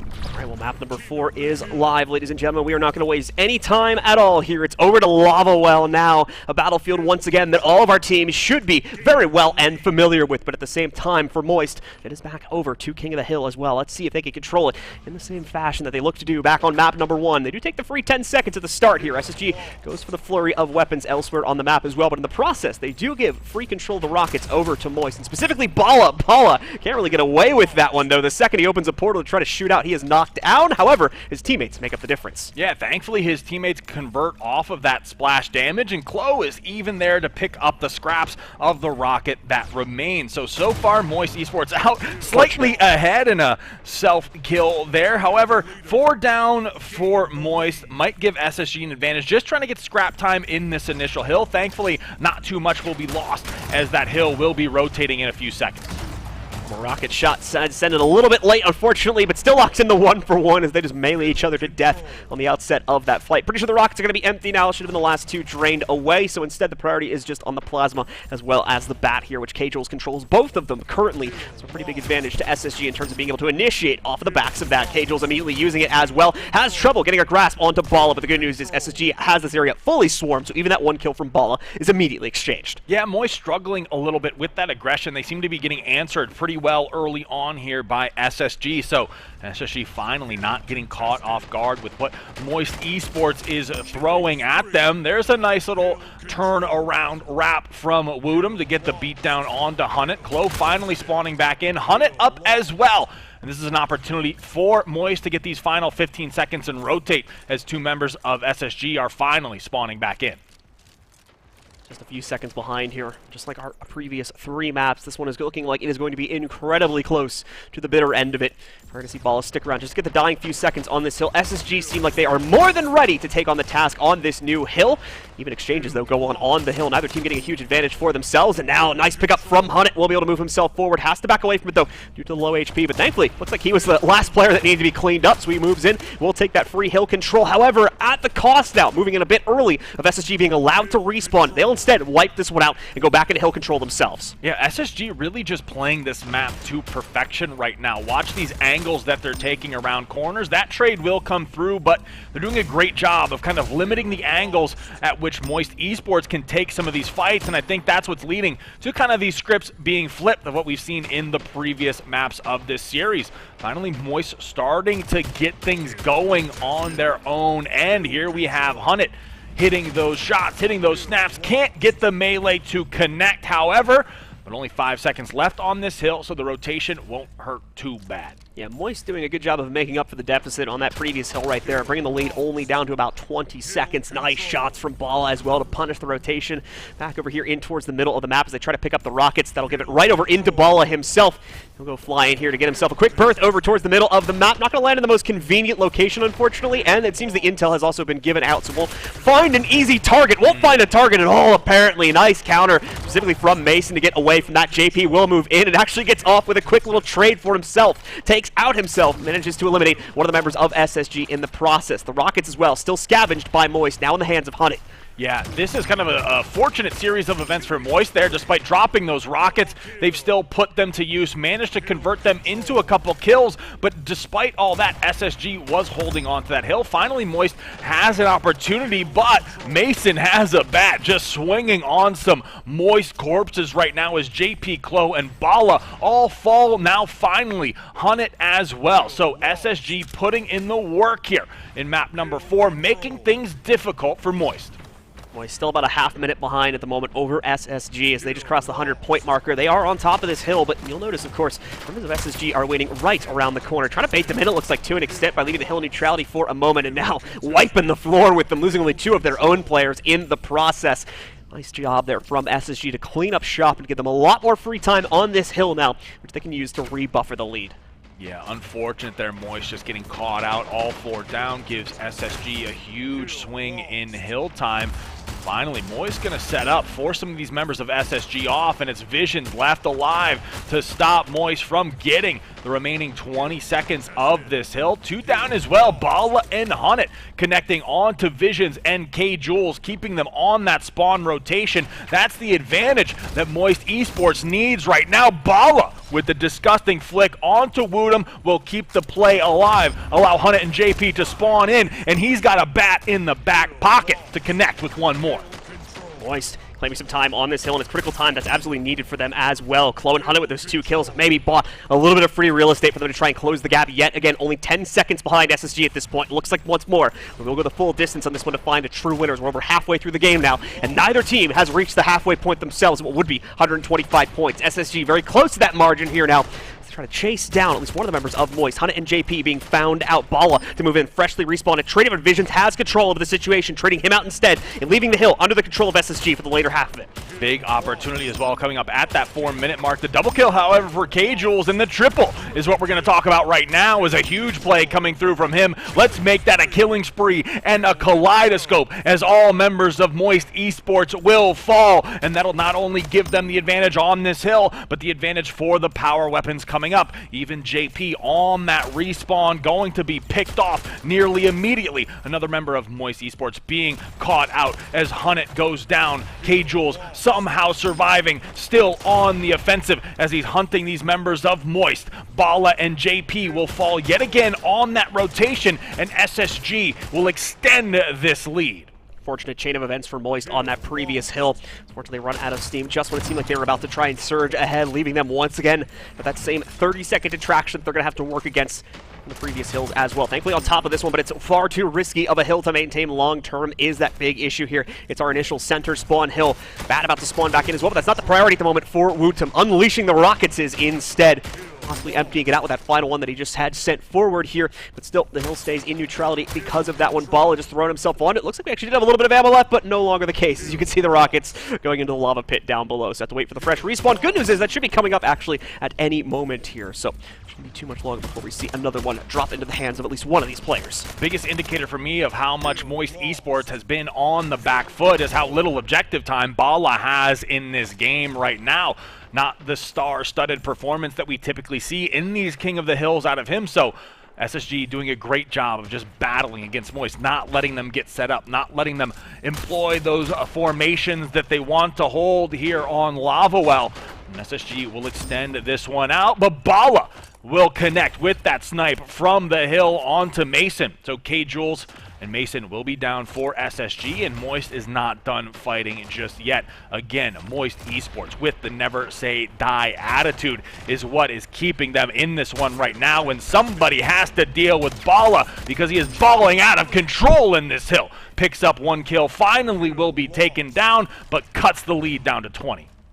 Ball with that nice aggression right there, like you said, bringing the lead down to a much more controllable point. New Hill about to spawn in. No one watching the back end of it. Woodham walks right forward with Visions picking up another kill. This will be a dangerous snowball once again into the favor of SSG. So much work put in by Moist in the previous hill to make up the difference, and they're very realistically about to lose it all here and now on this upcoming hill. Just 2 hills remain as well. Moist cannot continue to keep making these mistakes, otherwise they're going to be staring down the barrel of map number 5 coming up very, very shortly. Nice initiation coming forward from Moist to get them back onto the hill, but it's the respect from SSG.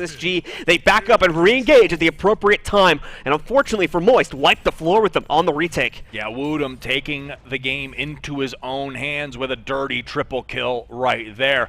Woodham being such a tough target to take down for Moist, but finally he will fall as JP and Hunnit start to press this hill. Moist has foot in it right now, but there's only 15 seconds remaining before our final rotation and our final minute of play. Visions trying to find a way in to get Moist Esports down and behind yet again, but Moist is pushing back against that pressure. K-Jules will finally spawn in, but will be taken down almost immediately by JP.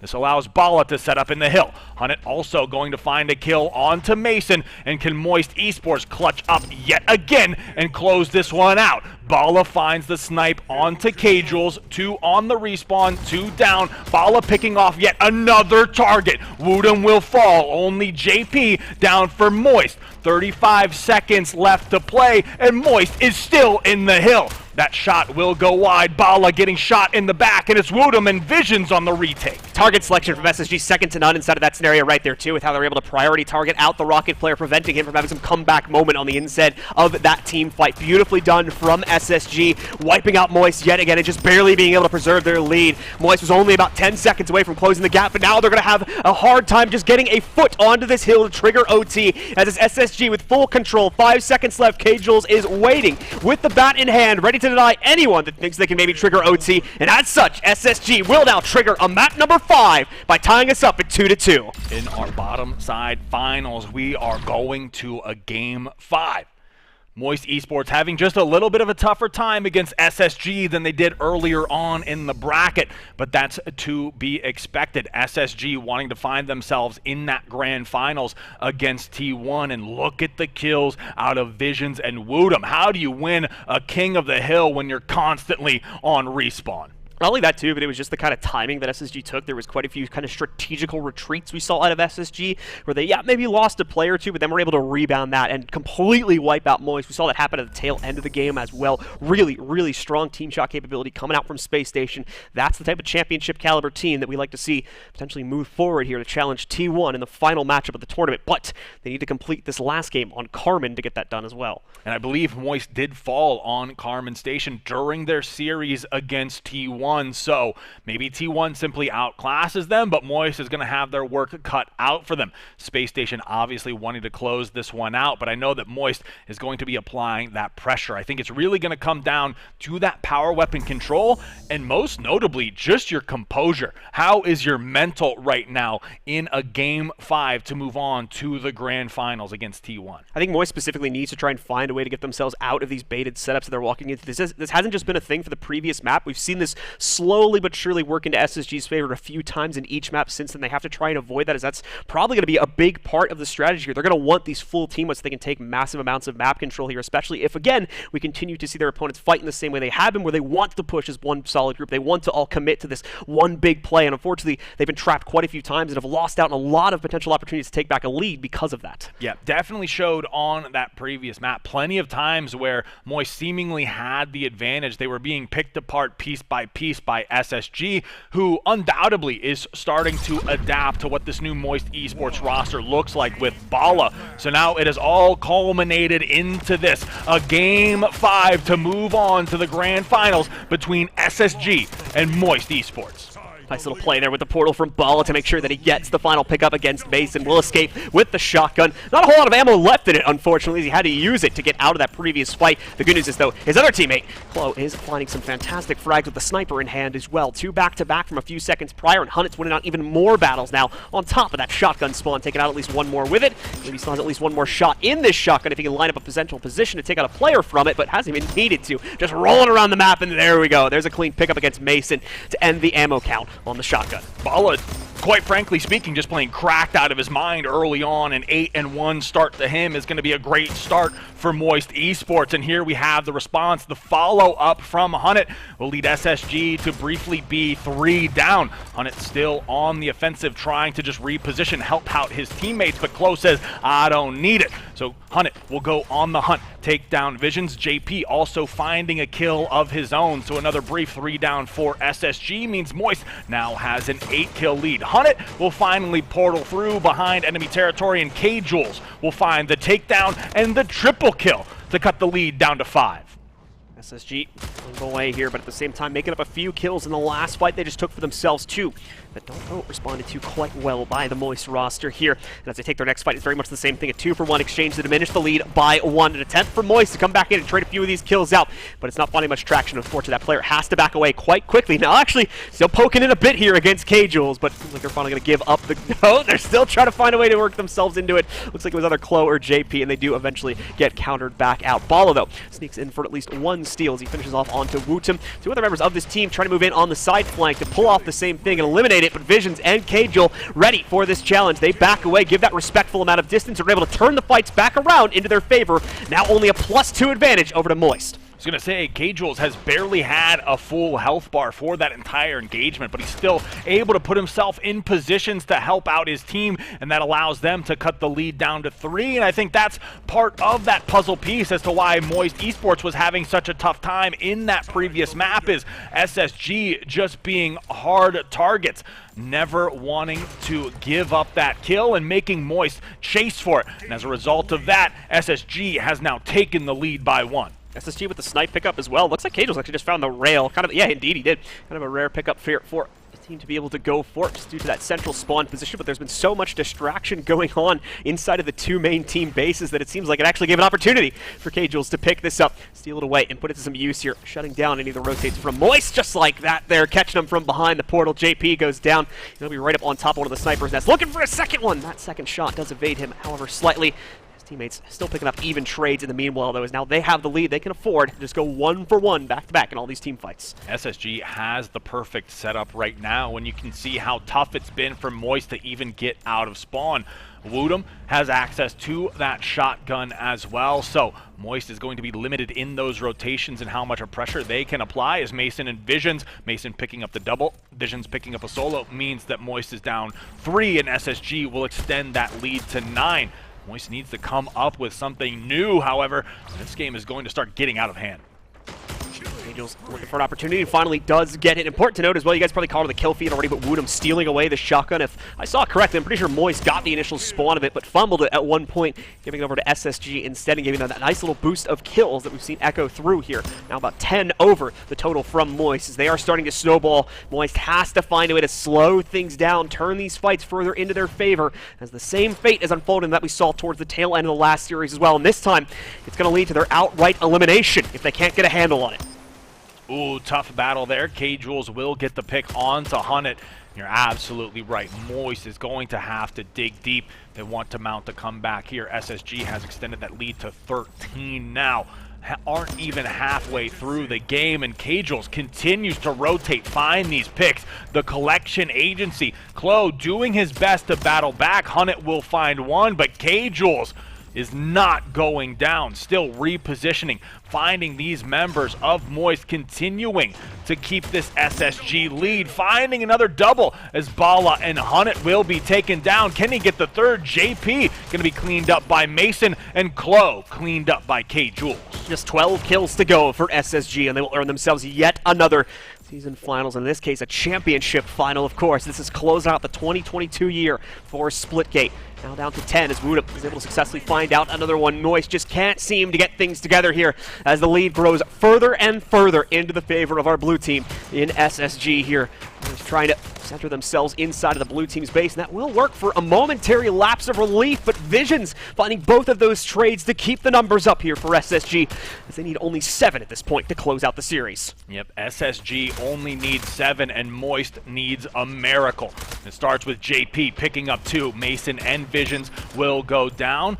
But Woodham is there to battle back. 5 kills is all that's required for SSG to punch their ticket through the loser's bracket into the grand finals to face off against T1. JP continuing to fight, however. We'll find the kill onto Woodham, so we'll hop on board with Mason. Is there any member of Moist he can spot out? They don't want to overextend because Moist obviously wants to play this one slow, grind their way back into this one. But again, simply a numbers game at this point. 4 minutes left to play and 4 kills needed for SSG. 1 kill a minute will net them the victory here. This potentially is going to be the end right here. The shotgun spawn coming back in. SSG is able to overwhelm the very passive setup that Moist had gone for, and now leaves with only 1 more kill. Need a little bit of an awkward portal shuffle for Woodham. Looks like he got the other end of his portal EMP'd out and could not figure out what was going on there quickly enough. But all we need to see now is Cagel is getting 1 more off the shotgun, but he'll drop it. Goes into the hands of Moist instead. Moist continuing to close the gap. Problem for them is just the fact they need 12 kills. Cannot lose a single one in the process. You would think so, but they brought it down to 10 here now. SSG, though, eventually does find that single kill, and they will lock in yet another grand finals for themselves as they take out Moist 3-2 here in the lower bracket finals. An absolutely outstanding battle by both of those teams, however. What a fun series to watch. Moist obviously having some huge games early on in this series, but SSG able to persevere through all that adversity and close it out in a game 5 and do so in quite convincing fashion with the 10-kill win. Either way, a massive tournament over these past 2 days from the Moist Esports roster. We'd seen them inside of the regular season and had their fair share of struggles, ending up kind of in our middle of the pack for the most part, but surprising everyone here, being the first team to take down Space Station in an extended series earlier on in the bracket. Obviously, we did not see Space Station lose a single game during the regular season, so Moist is the only team to accomplish that feat. Unfortunately, unable to do it twice in the lower bracket final, so they will be ending their run here, but it's a very respectable 3rd place finish. Yeah, I think Moist also giving SSG almost as many map losses as they had in the entire regular season. It might have only been more by 1 or 2. So Moist doing such a good job, but unfortunately their tournament run will end there. But I think personally they can be super proud of that performance, taking SSG into losers bracket, then in the losers bracket taking them to a game 5 is a feat in and of itself. But now it will be up to SSG to battle out of the losers bracket against a T1 in the grand finals, who has been waiting patiently for their opponents. And of course, it couldn't be a more appropriate final, right? We have the 2 most recent season champions, SSG being the most recent one, T1 taking the season before that. Now they get to battle it out to see who the true victor is here for the 2022 season. Some might even say the undisputed 4 best Splitgate players could be crowned here today, and that will be happening in that grand final. I know I'm excited to get into it, so we're going to throw it to one final commercial break, and then we'll be back with our grand final. Stay tuned.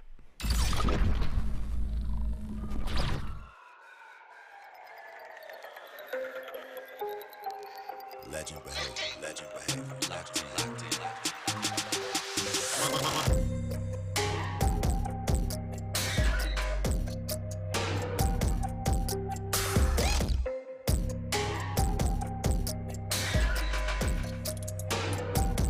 Y'all know what time it is. Locked in. Play. I make the rules, rack up the jewels, make it look smooth. You know how I do. Running this kingdom, wish you could be me. Better look up, cause that's where you see me. Give me the crown now. Cause I own the throne now. I hold the scroll now. I'm in control now. Ruling the game. I'm ruling the game.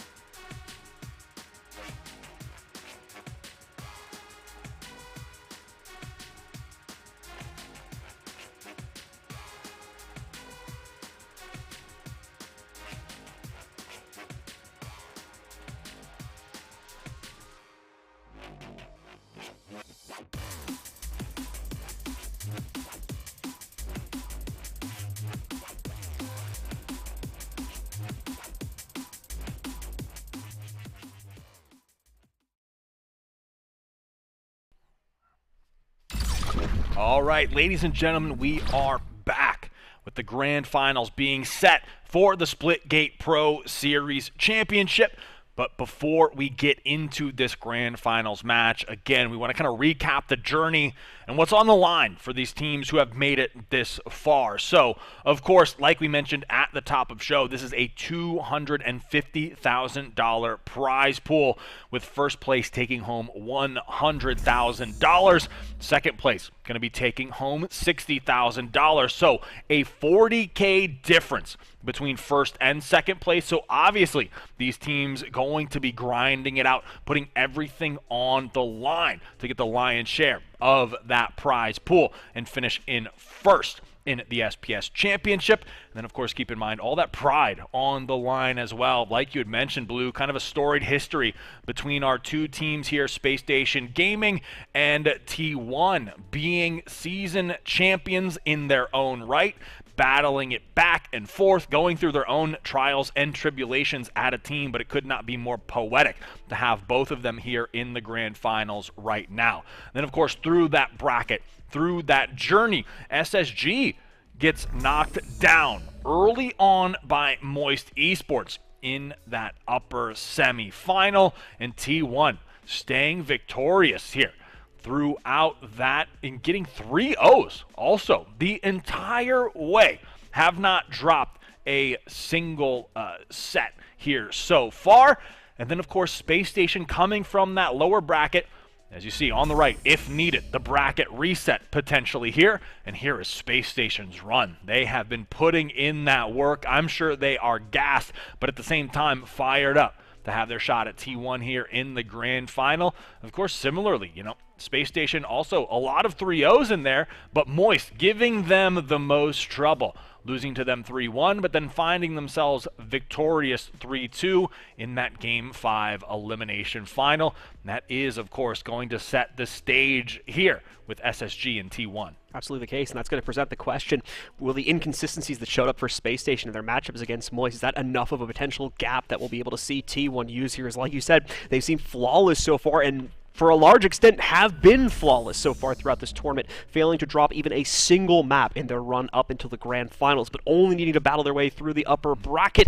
Might have made things a little bit more straightforward for them. SSG has had to really struggle to get their way into it as well. And now we have to ask the question too, does SSG have the energy to keep up with this? They need to not only win one series, but a second one as well, as they'll need to get the full reset against T1 to be this season's champions. Yep, we'll have to see if SSG has enough left in the tank to do so. And of course, on top of crowning a champion, we will also be crowning an Astro Gaming MVP, where they will receive the Astro MVP award alongside this amazing prize pack featuring the SPS MVP Astro A40 and Mixamp TR, plus the BP35 backpack, along with the CS03 crossbody sling and the A03 in-ear monitor. They're going to be fully kitted in that amazing Astro Gaming gear, but yeah, it's going to be a tough battle, I think, between both of these teams. Again, the major advantage, I think T1 is looking the best that they have ever looked historically in their own history, and they are playing, I will say, near perfection. Their rotations absolutely clean, on point. They don't seem to be missing a beat with anything that is thrown at them. And SSG, like you had mentioned, this is the first time they have really been tested all season. And it was at the hands of someone I think who we least expected. Well, not me, you saw the tweet, but Moist Esports kind of battling against them to knock them into that loser's bracket, and then them having this nice rally. So really, going to set the stage here pretty well going into what might be our first best of 5. And the most impressive thing about T1 as well is they haven't necessarily been shutting down these games necessarily. There's been restraint shown, despite the fact that, again, they've been 3-0ing every single matchup here. They're aware of the fact that they could still overextend and potentially give up ground to their opponents, but they're not really making those mistakes. They're playing a very conservative game and just looking for a clean win here, and I see no reason why they would potentially change that against one of the best teams sitting next to them here now, SSG. Yeah, and they also will have that pick ban advantage going into it, coming from the upper side of the bracket. So we kind of saw how, clean they were playing early on against Moist. Some really convincing victories, especially in the objective game mode. So here is going to be our best of 5 for the grand finals. First up, we're going to have King of the Hill on Oasis. Map number 2 will be Team Deathmatch on Impact. For Domination, map number 3 will be on Stadium. Map 4, King of the Hill on Olympus. And if we go the distance in our first best of 5, it'll be a Team Deathmatch on Abyss. I will say, pretty even split, I feel like, between both of these. Interesting ones to me, of course, are Stadium and Olympus, just with how hectic those can play. At times, they feel like they might even be a coin flip or a snowball type map, but I'm sure these teams coming in with a strategy with something prepared for those two. Should be a fairly strong map pool, really, for both teams. Not really noticing any huge weak spots for either squad going into it. For instance, we've avoided the potential lava well pitfall for Space Station. We saw, I think, in the regular season, T1 actually able to get a really nice game against them on that map specifically, so they've avoided that here. And aside from that, all the maps we do see in the pool have had very confident showings for both rosters, so expect this one, hopefully, to go the full distance, all 5 maps, potentially get our winner. Yeah, I will say, one of the advantages is T1 has had a chance to rest. SSG has had a long journey to get here, and probably an unexpected one as well, one they might not have totally prepared for, so that might tip the scales ever so slightly in T1's favor. And I do say, T1 has just been playing so well as a team, as a whole, that I think SSG is going to have their toughest matchup against T1 that we've seen so far. Absolutely the case. There's no losses earlier on from yesterday's stream for them to look back at and potentially capitalize on the same things. It's been all successes throughout the entire tournament so far from T1. It's not even a situation where they could find an off-stream game and message that team like, how'd you guys win that one map against them? That scenario so far does not exist. So SSG is very much fighting in the dark here to try and win this one out against T1. We'll have to wait and see if they can accomplish the task. Yep, here we go. We're going to be getting into map number 1 shortly. Again, that King of the Hill game type and map selected by T1. We'll have to see if they can take that pick ban advantage and carry it to a victory here. Getting ourselves started out, it's going to be a big skirmish in the open for control of the initial hill, and that will also more than likely translate into rocket control also. 2-2 trade. No one having picked up the rockets just yet, but SSG will be able to control those when everything is said and done. T1, however, with control over the hill and immediately fending off both the players from SSG. The try was send up to the top to take control of that for themselves, with a solid 15 seconds going onto the board before eventually that player from T1 is wiped off of it, and SSG can capitalize on a few seconds of their own. Great portal being worked out here, but even better aggression from K-Jules. Jumps directly into the face of the rocket carrier, and we'll take those back now for SSG. Yeah, great collapse on the rockets there from SSG. All 3 members just swarming Huff and taking the rockets right out of his hands, and now you have K-Jules finding the kill, connecting again onto Huff. The rockets that he took put to great use. SSG has battled right back into this one on the first hill, and it's already been a flurry of kills back and forth as Mason and K-Jules will go down. Our hill will be rotating, and we'll be hopping on board with Swooty. T1 4-stack in this hill right off the rip. Swooty will connect for 2 and find that killing spree. Repositioning to the high ground now on the hunt through this portal, looking for SSG on that rotation. Will spot out K-Jules and will connect. Will go out of bounds to come back in and continue to rally through the kills and get the triple. Going to be able to move forward. Doesn't get the kaleidoscope, unfortunately, but does manage to get a 4th kill. Eventually overextends himself a bit here, though, but his teammates spawn back in. Can easily make up the difference from his death to be able to still maintain control over the hill. But hold on, Mason, along with Woodham, coming in on the back flank once again. Jalen holding on to his own. It's just these squads of 2 constantly fragging it out and trying to play for the hill. SSG, this does not pan out in their favor. However, T1 is ending up with a lot more calm moments, a lot more solid control over this hill, and is continuing to bank in more of a lead against SSG. They'll have to disengage and probably try this out again on the next hill. Unfortunately, the strategy there just does not work the way they expected it to. You can just see how clean the T1 communication is by the way they're playing, by the way they are shifting through targets and making sure SSG stays on the respawn timer. App coming in big with the sniper play to send SSG 4 down, connecting yet again. Gonna get Visions weak, securing that kill onto Mason. App continues to apply that pressure with the double kill. The melee will whiff, but the damage is done. T1 up by 50. App's been lights out today, especially when he gets a sniper into his hands as well. Seems to be second to none challenging players, even at closer range. Meanwhile, we've got Huff lighting it up at the moment here. Some massive damage going out there. Hill eventually going to be thrown into neutrality. It seems like SSG may be able to overwhelm things on top of this, but no. Still seeing at least one member from T1 stay in the fight for this, and with only 10 seconds left, that one player, in this case App, is finally going to be able to rotate away from this now, get himself ready to move on to the next hill coming up in 5 seconds. T1 wiping out SSG all across the map. In the meanwhile, only Mason staying alive, and he's being pursued as well. Rest of the team starting to come back up, but Mason is shut down as he rotates over towards the new hill's position. It has been spawned in, but we're still looking at T1 with all the control, now over 100 points. T1 not missing a beat here in the grand finals, up by 70 now. App getting those shields back and recharge, dropping 20 kills. Swooty with 21. They are on a tear, running through SSG. SSG not knowing what hit them. Woodham will trade out. Swooty does have that shotgun, and App is going to beam down K-Jules. Swooty taking down Mason as it's going kill for kill between App and Swooty. Swooty again will find another target. So does App, and the double kill and the triple kill will fall as SSG is 4 down yet again. T1 already making a statement here in game number 1, locking out all possibilities, it seems, from SSG's aggression, and just getting such great consistency going on the first 4 hills that we have played. New one going to be spawning in right now, and it does initially go into the hands of SSG. So you see Woodham trade out for at least 1 kill. Have to evacuate from that scenario, though, so it goes right back into the waiting arms from T1. This time, the stability is not there, nearly to the degree that it had been on previous hills, but still they're able to follow it through, chasing down the straggling members of SSG. And at least for a second or two, they're giving us a full team wipe yet again. T1 once more locks in their hill control as they're already over halfway to victory.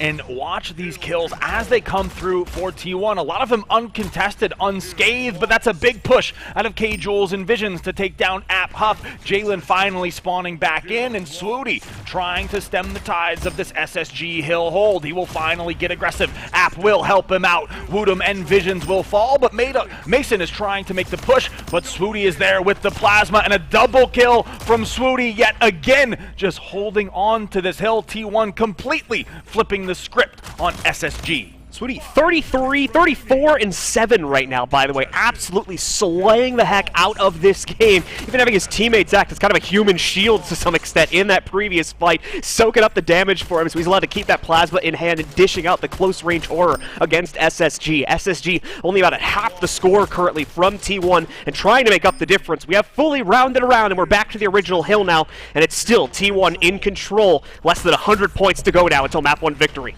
Blue, would you believe me if I told you that SSG was undefeated in the regular season? T1 certainly doesn't seem to have any respect for that fact here in map number 1. Huff on a tear yet again, portaling through with the triple kill beatdown onto K-Jules. SSG does not know what hit them, but we do, and it is T1.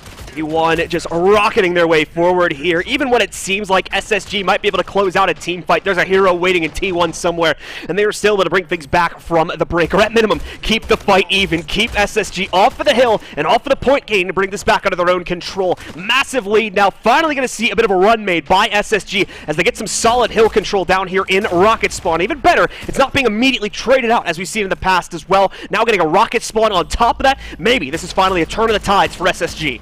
SSG finally able to shake off that right hook from T1 and stop seeing stars. They get the rocket launcher, and it's in Vision's hands, and they're starting to mount the comeback with this hill, but T1 having that overtake. Finally, one rocket will connect after one goes wide. It's a killing spree for Visions, but he is taken down. T1, Huff, and Jalen Mans finally Swooty spawning in, but Jalen taken down almost immediately. So SSG now starting to cycle these spawns of T1. Have to see if Huff has something to say about that.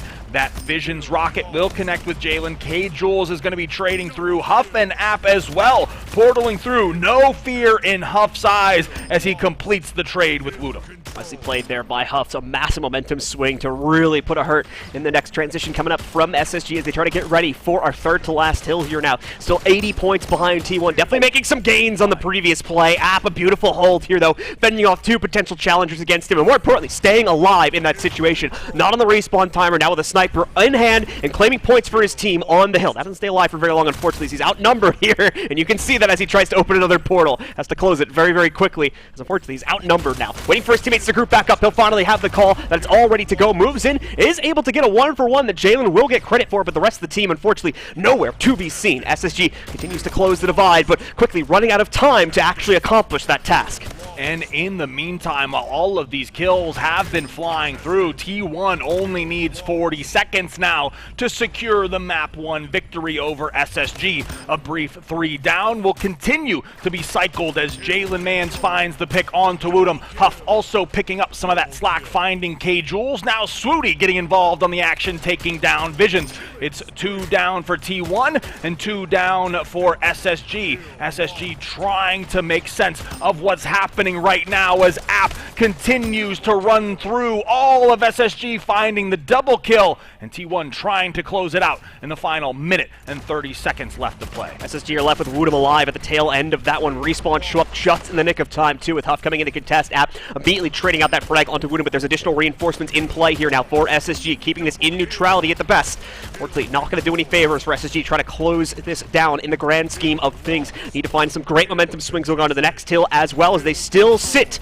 about 70 points behind their opponent, so almost a necessity to go into overtime at this point in the game, especially if T1 rebuffers it, and even worse, if they hit that fatal 250-point mark, which they're going to be only 4 seconds away from accomplishing. 3 seconds, excuse me, when the hill shifts away. They're already on top of it. It's no problem for T1 to swing into control for map number 1 of the grand finals. You have App sitting there with the most kills on the team and the second most objective points. If you're SSG, what do you even do against that? T1 comes out guns blazing in our first King of the Hill and takes a decided victory over SSG. The script kind of being flipped against SSG here as well, with them always seeming to be ahead of the stage and keeping things close up until the bitter end of the matchup when they really start to surge ahead. This time it's T1 that takes that advantage, keeping things very close to the chest for that first 2 to 3 minutes, but T1 absolutely slaying things out once we got to that second, third hill, not giving SSG a moment of opportunity, even baiting them into fights too, just kill chaining them time after time again, where they would get into these extended 2v2 fights.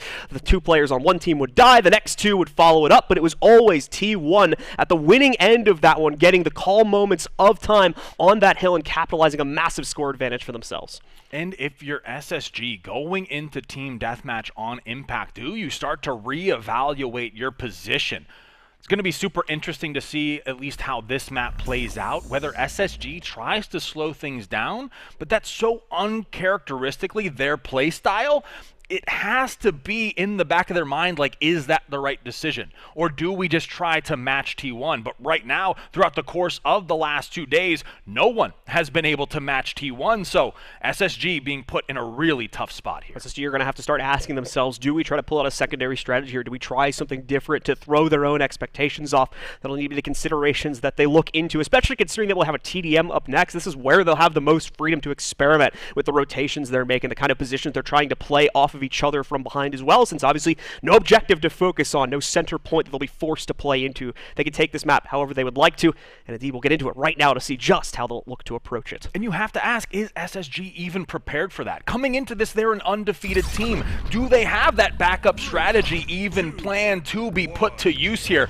I'll tell you what, we are about to find out. We'll start on board with K-Jules, who's been putting in that work, the Swiss Army knife for SSG. Can he get anything started for the roster here? Will manage to pick off App, but runs into 2 members of T1 who will swiftly take him out.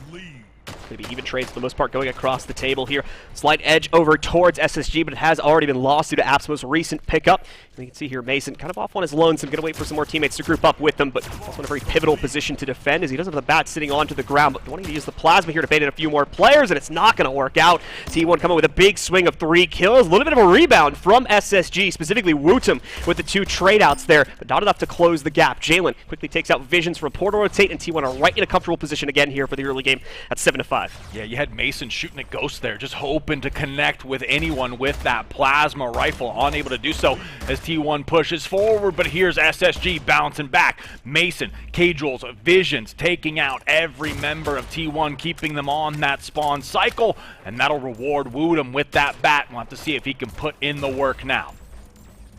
Seems like this game is going to take a little bit longer to find a true leader on the outset of it. It's going to be SSG, of course, in the current moment. And now with bat in hand from Wootum, he's unfortunately going to be forced into just normal melee here. Close proximity of him versus Swooty, but he gets the first hit in.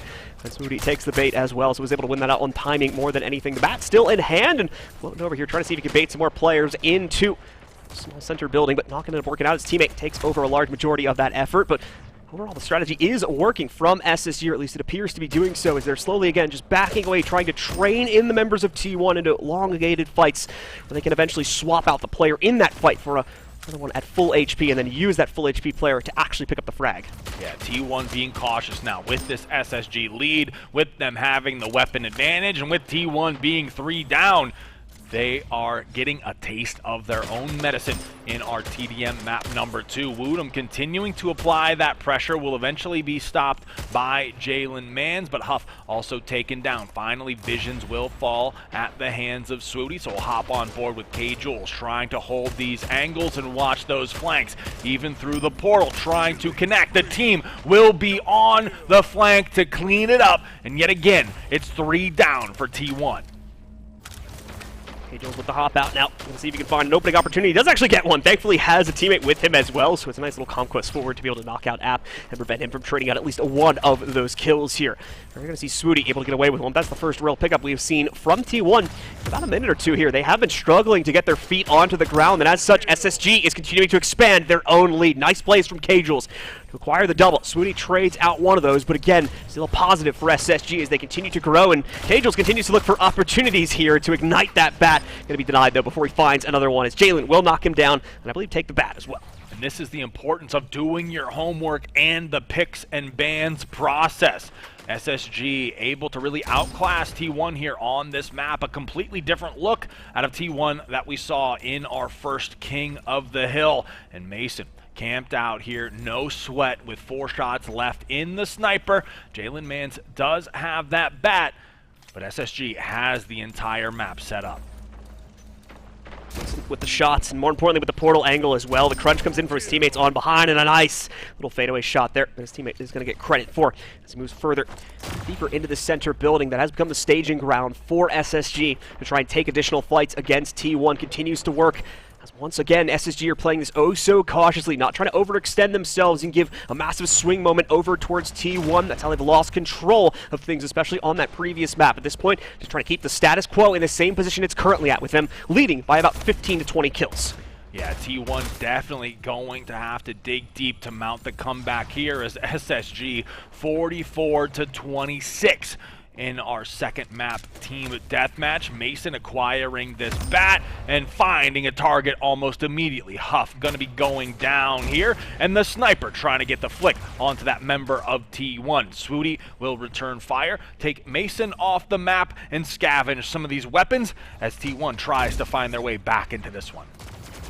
Visions currently waiting for pressure to come out against him. Unfortunately, it's a little bit too much pressure when it is finally thrusted upon him, so he's overwhelmed by the combination of Huff and Swooty there, both able to knock him out. T1 slowly able to try and close a little bit of a gap here, but again, this may be another one of those situations where it has just gone too far out of their control, especially considering we are on TDM and not another one of the objective modes where they would have the capability to outright stop their opponents from gaining points. A little hard to, unfortunately, stop your opponents from getting kills against you, and at the moment, it's hard for Huff to land one of his sniper shots. Just not able to make that fight work out, so Visions takes him down instead. The sniper now goes into the waiting arms of K. Jules here, but even K. Jules fights off a little bit too much. He goes back to the center building. The bat suddenly coming into this one as well to save the day for SSG, as Wootum will be wielding it, and will knock out the large majority of T1. SSG, just 6 kills to go here, and it's not looking like there's a lot that can stop them from trading out this map. 2 statement games really back-to-back out of both of those teams, so if that's anything to take away, it's that we are in for an intense series between Space Station and T1. Wootum on the hunt, will connect with Huff. Huff struggling right now to get anything started, and SSG looking to close this one out already, just needing 2 to take us to map 3 domination. Much different story being shown on the inside of this matchup. T1 constantly looking for opportunities to fight themselves back into a winning position, but just never managed to get themselves in the front of that kill chain. SSG always with control over the fights, and more importantly, much like I mentioned for T1 earlier on in this tournament, never overcommitting themselves to any of those fights, never taking any unnecessary risks to where they would give T1 the opportunity to turn it back around. So very nice, very straightforward game from SSG. Gives them a dominating stance here at 60-40, winning things out in the TDM. Yeah, T1 really just never able to get into the flow of that map. I think SSG constantly in control of those power weapons, and even if T1 picked them up off of spawn, SSG was right there to take them away and put them to better use. So seems like just a preparation gap there really for SSG, doing a great job with their homework, with their picks and bans, and able to counter T1 with that team deathmatch on Impact. Of course, that means we're going to be going to a domination on Stadium next. If it's anything like that King of the Hill, I think T1 feels a little bit more comfortable in those high-intensity situations compared to a little bit of a slower TDM that we just saw. Well, they have good news coming because Stadium is probably one of the most chaotic maps that we have in the pool.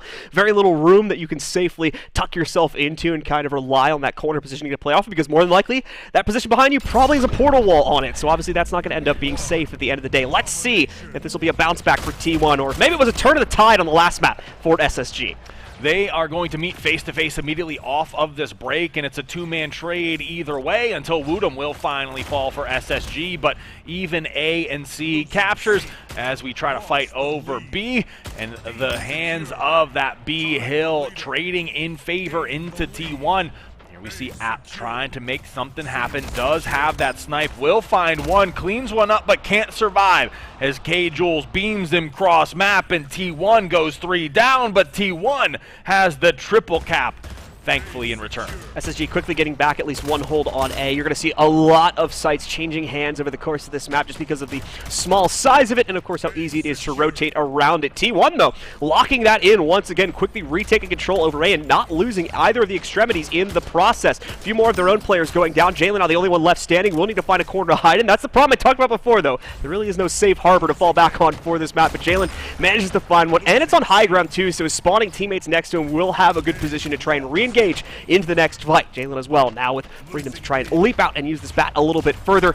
Obviously, SSG has lost all their cap progress in the meanwhile, but they're also about 100 points over their opponents, and now they have a springboard to work from here, having just taken C. Yeah, finally SSG gaining control of 2 of those sites, but they've yet to stop Jalen with this bat from being a menace on the map. Putting a couple extra shots there. K-Jules will take down Swooty, but we'll see if Jalen Mans can find anything there. And he does find Visions, manages to swipe him out, but will be taken down as Mason and Woodham find 2 kills for themselves, and SSG finds A and B. We'll switch up there for App to make sure he at least comes out on the winning end of his first fight versus Mason. K-Jules quick on the exchange, though. Keeps player count even across the map. Big play from T1 to try and go for B control, but it's going to cost them hugely. It's that exposed position that costs you so much. It will lead to the entire team being wiped out. I believe someone from SSG now going up there to negate out that cap progress, and as well, potentially lock in a triple cap for this team. Hold on, though. T1 off the respawn, immediately getting 2 frags, heading right back up to B. The snipes from Visions, though, hold it away and keep it. Still going to be capped from T1, but more importantly, prevents the immediate recap of the 2 side points. T1 eventually getting that C cap with A already being worked on by another member of T1 also. They've decapped it, but it won't be the priority now. As we do see, actually, I'll correct myself. The triple cap is the priority. They get it, but it's going to be lost just as quickly here with SSG having recently wiped out 3 players of the squad. Yeah, I'm definitely curious to see how this T1 strategy of essentially trading 3 players for a triple cap is going to work out for them. Essentially going on respawn to get a short burst of that hill time, but so far, it's working out for him. So here we see App will go down, Swooty will go down, but yet again, A, B, and C all in the hands of T1, forcing SSG to retreat, try to get some of these hills back into their name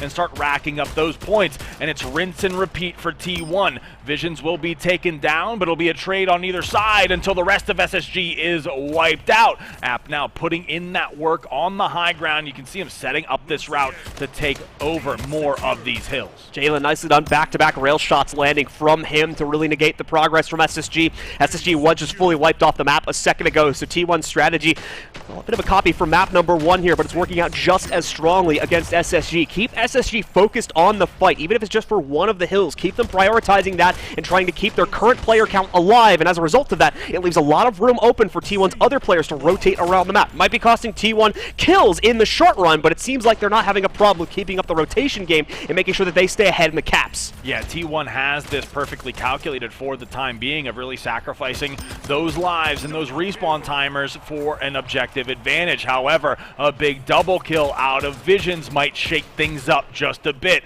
Jalen will be respawned in. Swooty and App battling against Vision and Woodums. Nice trades coming through out of them. A and C now in the hands of SSG, but the onslaught from T1 is going to come through and take down K-Jules and Mason. Visions will find the pick with the SMG onto Huff, but it's Swooty looking cross-map on that high ground, and he's securing the killing spree. Double kill with that pick. K-Jules trying his best to trade evenly here, but it's T1 with the A and B sights. Finally, A will be taken away, but Swooty managing to secure this double kill, keep up this pressure, and take more hills back into T1's name. Swooty acting as a fantastic distraction right there, leaves so much free room open for his other 3 teammates to rotate back in as he's taking up the attention of potentially 3, if not all 4 members of the SSG roster. Eventually falling, but now you see his results bear before you. 3 caps yet again on the board for T1, and about 250 points, to go here for T1 to claim control of a second map of the Grand Finals. Mind you as well, if you weren't with us for the earlier portions of this broadcast, T1 is our upper bracket team. They only need to close out this series to win it, whereas Space Station need the full reset. They need to win this series and a following one to be our champions. Here we see Vision, finally a breath being taken, but not for long as Huff is right up in his grill, taking him down with that headshot. Voodoo and Mason trying to get payback for the fallen teammate. Huff, Jalen, and Swooty all on the respawn, but it's still A and C in the hands of T1. App taken down, Huff taken down. It's a full squad wipe. Now the question is, what can Space Station get off of this? Surprised the team won't even still have a cap. This has been 2 team wipes against them in a row, back to back here. Finally, there we go. SSG able to take full capitalization upon that, get a triple cap. Looks like they're going to be able to lock it in too, with 2 more deaths coming out against the members of T1, and 2 more as well. They've got a stagger spawn. This is a big problem for T1. Thankfully, their lead is going to give them a little bit of time to figure out how to counter this, but they're still going to be losing a lot of that lead in the process. C's the first priority for them. They've got the decap going for it. No real momentum being placed elsewhere on the map, though. There was a player that looked like he tried to go for a decap on A, but they were unsuccessful in doing so, getting countered out. And C even now being recapped by SSG. T1 has a big issue here that's going to start to show up over the next minute or two if SSG is allowed to carry forward with this triple cap momentum. T1 needs to find a solution, and some power weapons on the map might be a problem, as the sniper has found its way into the hand of Visions, and he is picking off T1 one by one. Whiffs one on App, but it catches the body, so App gonna have to play this one safe. App cleaned up. Visions finding that final shot. Huff finally spawning back in, and Swooty on that respawn timer. SSG maintaining this triple cap, trying to catch up to the 535 score of T1. There's K-Jules, Woodum, and Mason putting in work. T1 3 down yet again. They have been put in the spin cycle. T1 has not yet been able to escape, and SSG is so close to tying this one up and even taking the lead. What's the play now from T1? They need to reset this situation somehow. They no longer have the forward momentum to continue playing in the way that they were previously, just trying to extend the fight out ad infinitum. That has now flipped the script against them, and they are now unfortunately hurting themselves by continuing to play into such an aggressive style, but they don't really have a choice due to the small nature of this map's size, along with other factors that are playing into it too. Great rotation from K-Jules, single-handedly saving the day on this hill right now. Eventually does still fall, but he's bought the time for the respawns. App no longer going to be safe on this hill for the capture in his own regard here. Finally locks it in. His teammates are finding success elsewhere on the map, but they need to try and get this decap quickly here, as they have fully lost the lead. SSG's flipped it now. T1's going to try and pull off the same thing for a much closer threshold here. The Bapino no swings too early. He drops it, and SSG are going to be able to get the lead back off of that. That's a huge miss from App there. The last left alive needed to connect, and that means SSG has the triple cap right back in their hands. T1 getting desperate at this point in time. 2 minutes left to play. A in the hands of SSG. Wooden will be picked off of this high ground, but a trade comes through. App and Huff will be down. K-Jules will be trying to defend, and all they need is this A site, as T1 has not been able to find a hill in their own hands yet again. Mason on the high ground. T1 will finally find B, but will it be enough? SSG finally loses that A site, but Mason has the SMG to rip through T1. Jalen and Swooty on the respawn. Huff will fall as well. B still in T1's hands. SSG has not moved out yet to secure one of these hills, but it's all 3 members of SSG up and 3 members of T1 down, and this could be where SSG closes it out. The follow-up here from T1 is oh so important. They were able to get a little bit of dead time there by holding that B cap and, of course, inching their way back into it, but now they've lost all of that momentum here with the double cap coming back in. C quickly going to be recaptured by T1, and they immediately swing that over towards A, but everyone except App is lost in the process. The flick from App, though, saves his own life. Make sure that this cap gets neutralized. SSG was able to work towards B in the meanwhile here, getting that back for themselves. Immediately we'll see Huff try to go back up here, get the D cap going. However, they're just chasing their tail at this point. C has already been retaken by the SSG roster. 30 points to go for them. The D cap is going to be met up there. More than likely we'll see A taken by SSG in a second. If we don't, though, that means T1 has somehow gotten ahead of this one and is still in the game, trying to fight for their lives, trying to fight for the lead in this series. A's taken, but so is C by T1 here. T1 needs to regress onto A immediately and take it away. Otherwise, SSG can turtle up to 700 points. And note as well, only 20 seconds left on the timer here. Yeah, all 4 down for T1 briefly there a few seconds ago, and only 15 seconds left on the clock means that SSG is going to mount the comeback in map number 3 and take the lead in this series. So many comebacks today, and SSG, our most recent season champions, are going to pull off this one here to bring them back from the brink and give them the leading edge to potentially close out this series first now at 2-1. Mind you, that's the first of 2 series that they will need to win here. Look at the kills coming through from Visions and K-Jules. 57 kills, 50 kills, and then also they have the most objective time. So Visions and K-Jules really carrying SSG through the second half of that map and letting them kind of ride their coattails towards the comeback in map number 3. Beautiful stuff. And now we move over towards Olympus. Very much the polar opposite in terms of map setup here for both of these teams, so expect this game to go a little bit more slowly than the previous one, as that was pretty much non-stop action from beginning to end. Olympus gives a lot more room for teams to kind of take a step back, breathe, and potentially think about how they want to take the next engagement, where you had 0 room for that on Stadium.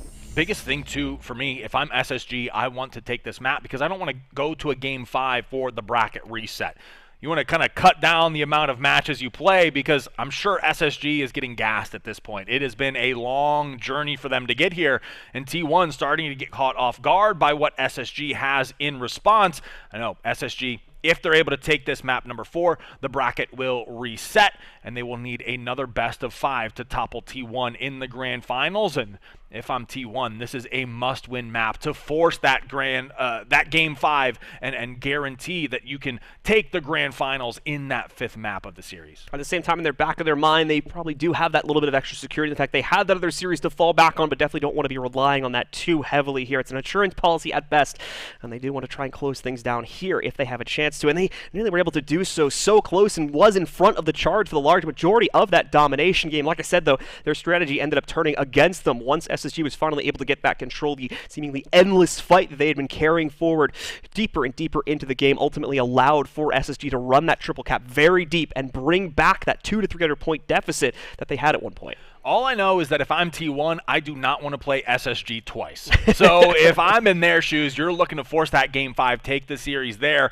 I don't want to rely on any insurance policy because as far as I'm concerned, that does not exist against SSG. All right, well, let's see if they can bring things back now and give us a fully loaded 5-map series at 2-2. SSG looking to get themselves back in front of the races here. They'll close this one down 3-1, of course, if they're able to take control of it. And so far, a good start on the initial hill cap for themselves. Going to take some serious time onto it, but now the power weapons start to show up, working with the rockets as well. He'll be on hill playing those out. Swooty did get countered in an attempt to flank down K-Jules, and along with Visions here, they do fend off the attack, keeping control of this hill, and SSG staying in front. Yep, K-Jules absolutely whipping that shot, checking every single corner, and it pays off for him. There's the double kill, killing spree, and he'll even drop down to complete the melee onto Jalen Mans. SSG off to a nice start here with 15 seconds remaining on that first hill. Wrap up, T1 is going to be able to steal a little bit of time in the dying moments of that first hill. 10 seconds still being potentially bled up onto the board from them, but SSG does find the counter to it. So SSG with 30 points, T1 with just over 15 from the first hill. Second hill now spawned in, and it's initially T1 on top of it. Visions, very easy kill walk his way. Huff walking directly into his crosshair there, and they also deal with the counter pressure coming out from Jalen's over on the tower side of things. So SSG continuing to bank in more time, getting themselves a nice comfortable lead of about 20 to 30 seconds soon over the T1 scoreline as it currently sits. All right, the killing spree going to come through for Visions as well, and T1 being shaken up by the way that SSG has been responding to that map 1 victory, really having a tough time battling back. Visions, K-Jules, Mason, Woodham, you name it, it is a tough kill on the opposite side of that aisle. App down on the respawn for T1. Huff and Jalen finally finding some answers here. So once again, going to try to take these final 10 to 15 seconds. Very similar outcome to what we saw happen on the previous hill, and a similar trade too, with SSG negating out those points around the 10-second mark. So SSG actually going to bleed in a little bit more time for themselves off of those kills, and should be more than ready to be in position for our new hill spawning in just about now. So they'll be on top of that one, taking the initial cap for themselves and continuing to excel here as they sit already 30 seconds away from their first marker at 100 points. T1 about a minute behind them, currently trying to forge a path back onto this hill, but Mason, being the lone warrior here, single-handedly presses back the pressure as he buys time for his teammate to rotate in. Yeah, every single shot from SSG seemingly perfect and on point.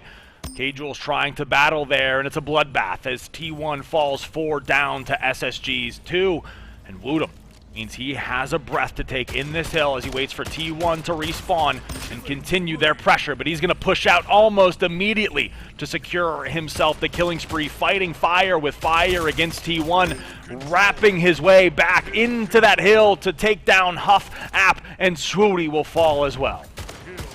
SSG continuing to maintain the current course of pressure that they've had going on against T1. T1 making a small amount of gain, but overall neither team able to get a whole lot off of that previous hill. We go downstairs now to the lower floor hill. We also have a rocket spawn coming up in just a second. Immediately Jalen is on top of that. They also weren't able to capture it on the previous spawn as well towards the beginning of the game, but we're not able to keep it in their hands. Looks like things for SSG had priority leaning over towards the railgun instead, and that seems to have been a smart choice. Getting the kills from those rails and now dropping Jalen with the rockets in hand as well. Puts both power weapons into the hands of SSG.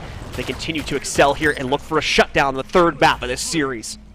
All right, it's 4 down yet again. SSG has just been answering everything T1 throws at them, taking them out piece by piece. And here we'll see Visions finding another pick onto Jalen. Finally, Swooty will be able to stop that run. 3 down now for SSG, but it is an uphill battle for T1, needing 80 points in this hill to tie it up. A lot more effort need to be put forward here by T1, quickly running out of steam. Although a good start to this most recent hill as of a few seconds ago. App very much on his lonesome in defending this, but there we go. Gets some help from Huff right at the bitter end of his life. Unfortunately, still at low HP in a very exposed position.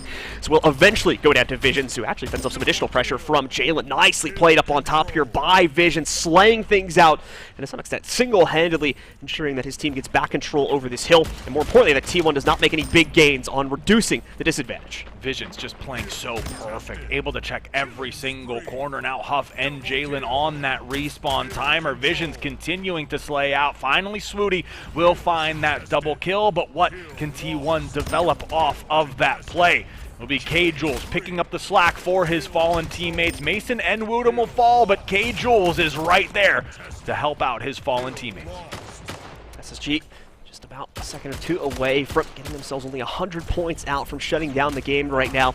Well over halfway on the point marker. We've only reached the halfway point on the game, so things are going swimmingly as far as the SSG roster is concerned. App trying to sneak in towards that new hill, but is going to be caught out from it. SSG again given free right to step onto it themselves and lock in all the points that would come with that. Although we do see a few members of T1 Huff specifically sneaking into it and stealing it right back for themselves. We need to see some bold plays come out from T1 to make up the difference here, and that's exactly what we get to get them back on the right footing here. Angels, though, looking to try and rotate those players off, but Swoody will end up getting the better of him instead via a nice flank from a portal.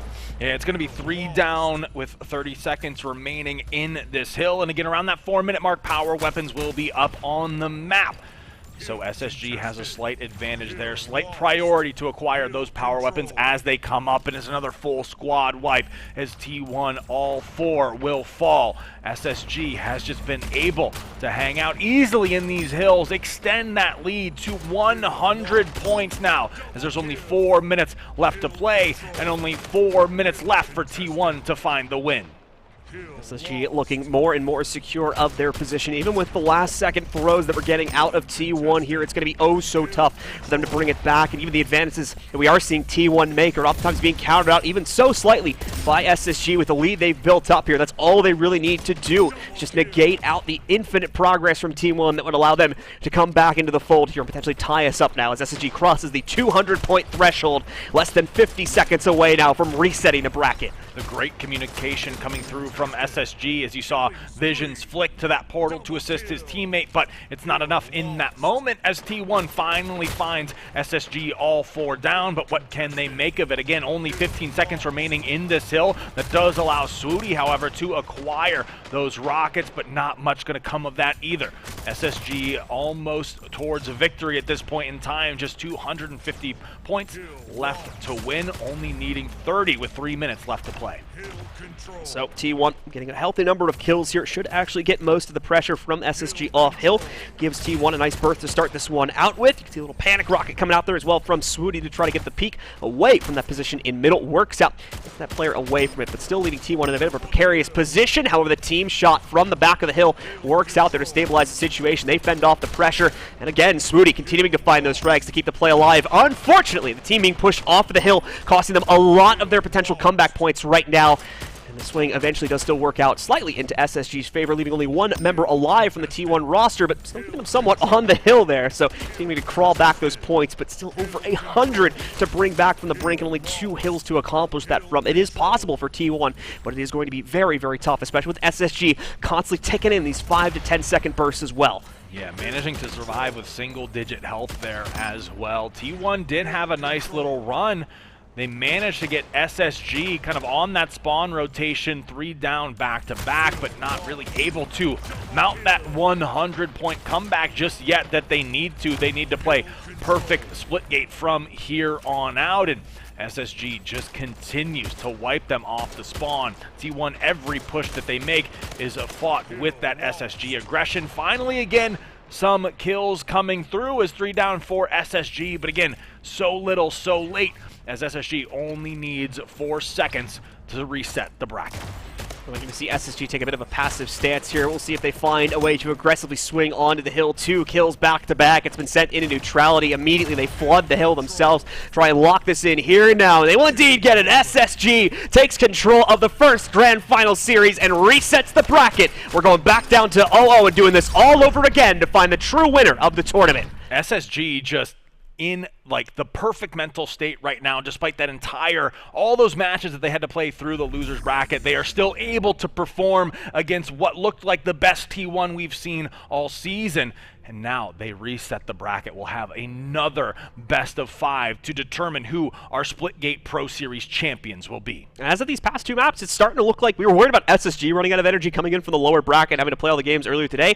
Now it's looking more like T1 is struggling with that one here, just kind of running out of ideas, running out of things to change up in the middle of these games, and seemingly getting drained as they got deeper into the series. Thankfully, I believe they're going to have a little bit of a break between now and when we start that. Definitely going to want to use that, as they'll need to come back in with a huge burst of energy to try and shut down SSG on the second run. Yeah, especially with how good T1 looked in that first map. It looked like they could easily 3-0 this series, but then things looked a little shaky. So a genius pick with that team deathmatch impact matchup by Space Station Gaming allows them to flip the script on T1, and then that domination performance too. Space Station Gaming should not have won that, but they managed to pull out the victory, and then they continue to carry that momentum into the King of the Hill on Olympus to reset the bracket. Specifically, the comeback on Stadium seems to have put a lot of hesitance into T1, and we kind of saw that coming out on Olympus. No longer do we see those kind of straightforward, aggressive plays coming out for the team with as much confidence as was being shown on the first 2 maps anymore, and it seems to have put a big hurt into T1's kind of momentum moving forward past this point. Like I said, just take this break, use it as a reset moment, and hopefully come back in with that confidence yet again when we reset things and start off again with map number 1. Yeah, it really seemed like T1, again, has all that confidence, not dropping a single map until the grand finals, and then as soon as they're hit with one, kind of shaken up, got their kind of heads rattled a little bit and have to work to now get them back on straight for that bracket reset. It's going to be tough. I'm especially interested to see what the next series of picks and bans will be, what that is going to look like. I do believe we're probably going to throw it to a break just to allow that process, probably allow them to catch their breath and then refocus going into what will be the final best of 5 of the Splitgate Pro Series Championship. So, with that being said, we'll throw it to that quick commercial break and be back with our second series of the Grand Finals. Stay tuned.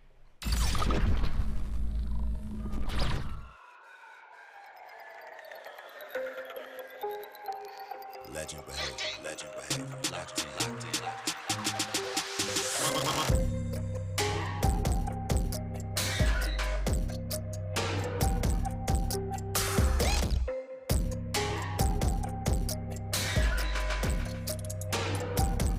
Y'all know what time it is. Locked in. Play. I make the rules, rack up the jewels, make it look smooth. You know how I do. Running this kingdom, wish you could be me. Better look up, cause that's where you see me. Give me the crown now, cause I own the throne now. I hold the scroll now. I'm in control now. Ruling the game. I'm ruling the game. Always locked in.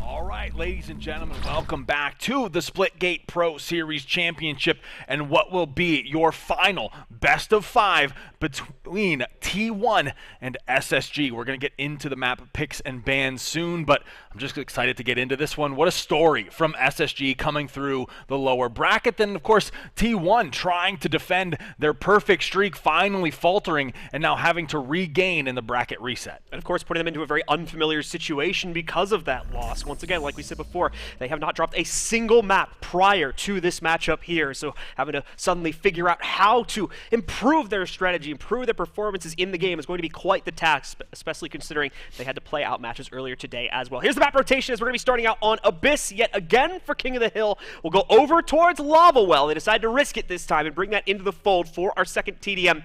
Domination will go to Atlantis for map number 3. Our second King of the Hill will be played on Crag, and then our fifth and final map, if we do need it, will be TDM on Helix. Really curious to see what these two squads are going to bring out in that first King of the Hill. Of course, it was T1 looking so dominant earlier on in that previous best of 5, but then it was all Space Station during those middle 3 maps. So I'm sure this one will set the tone for the series.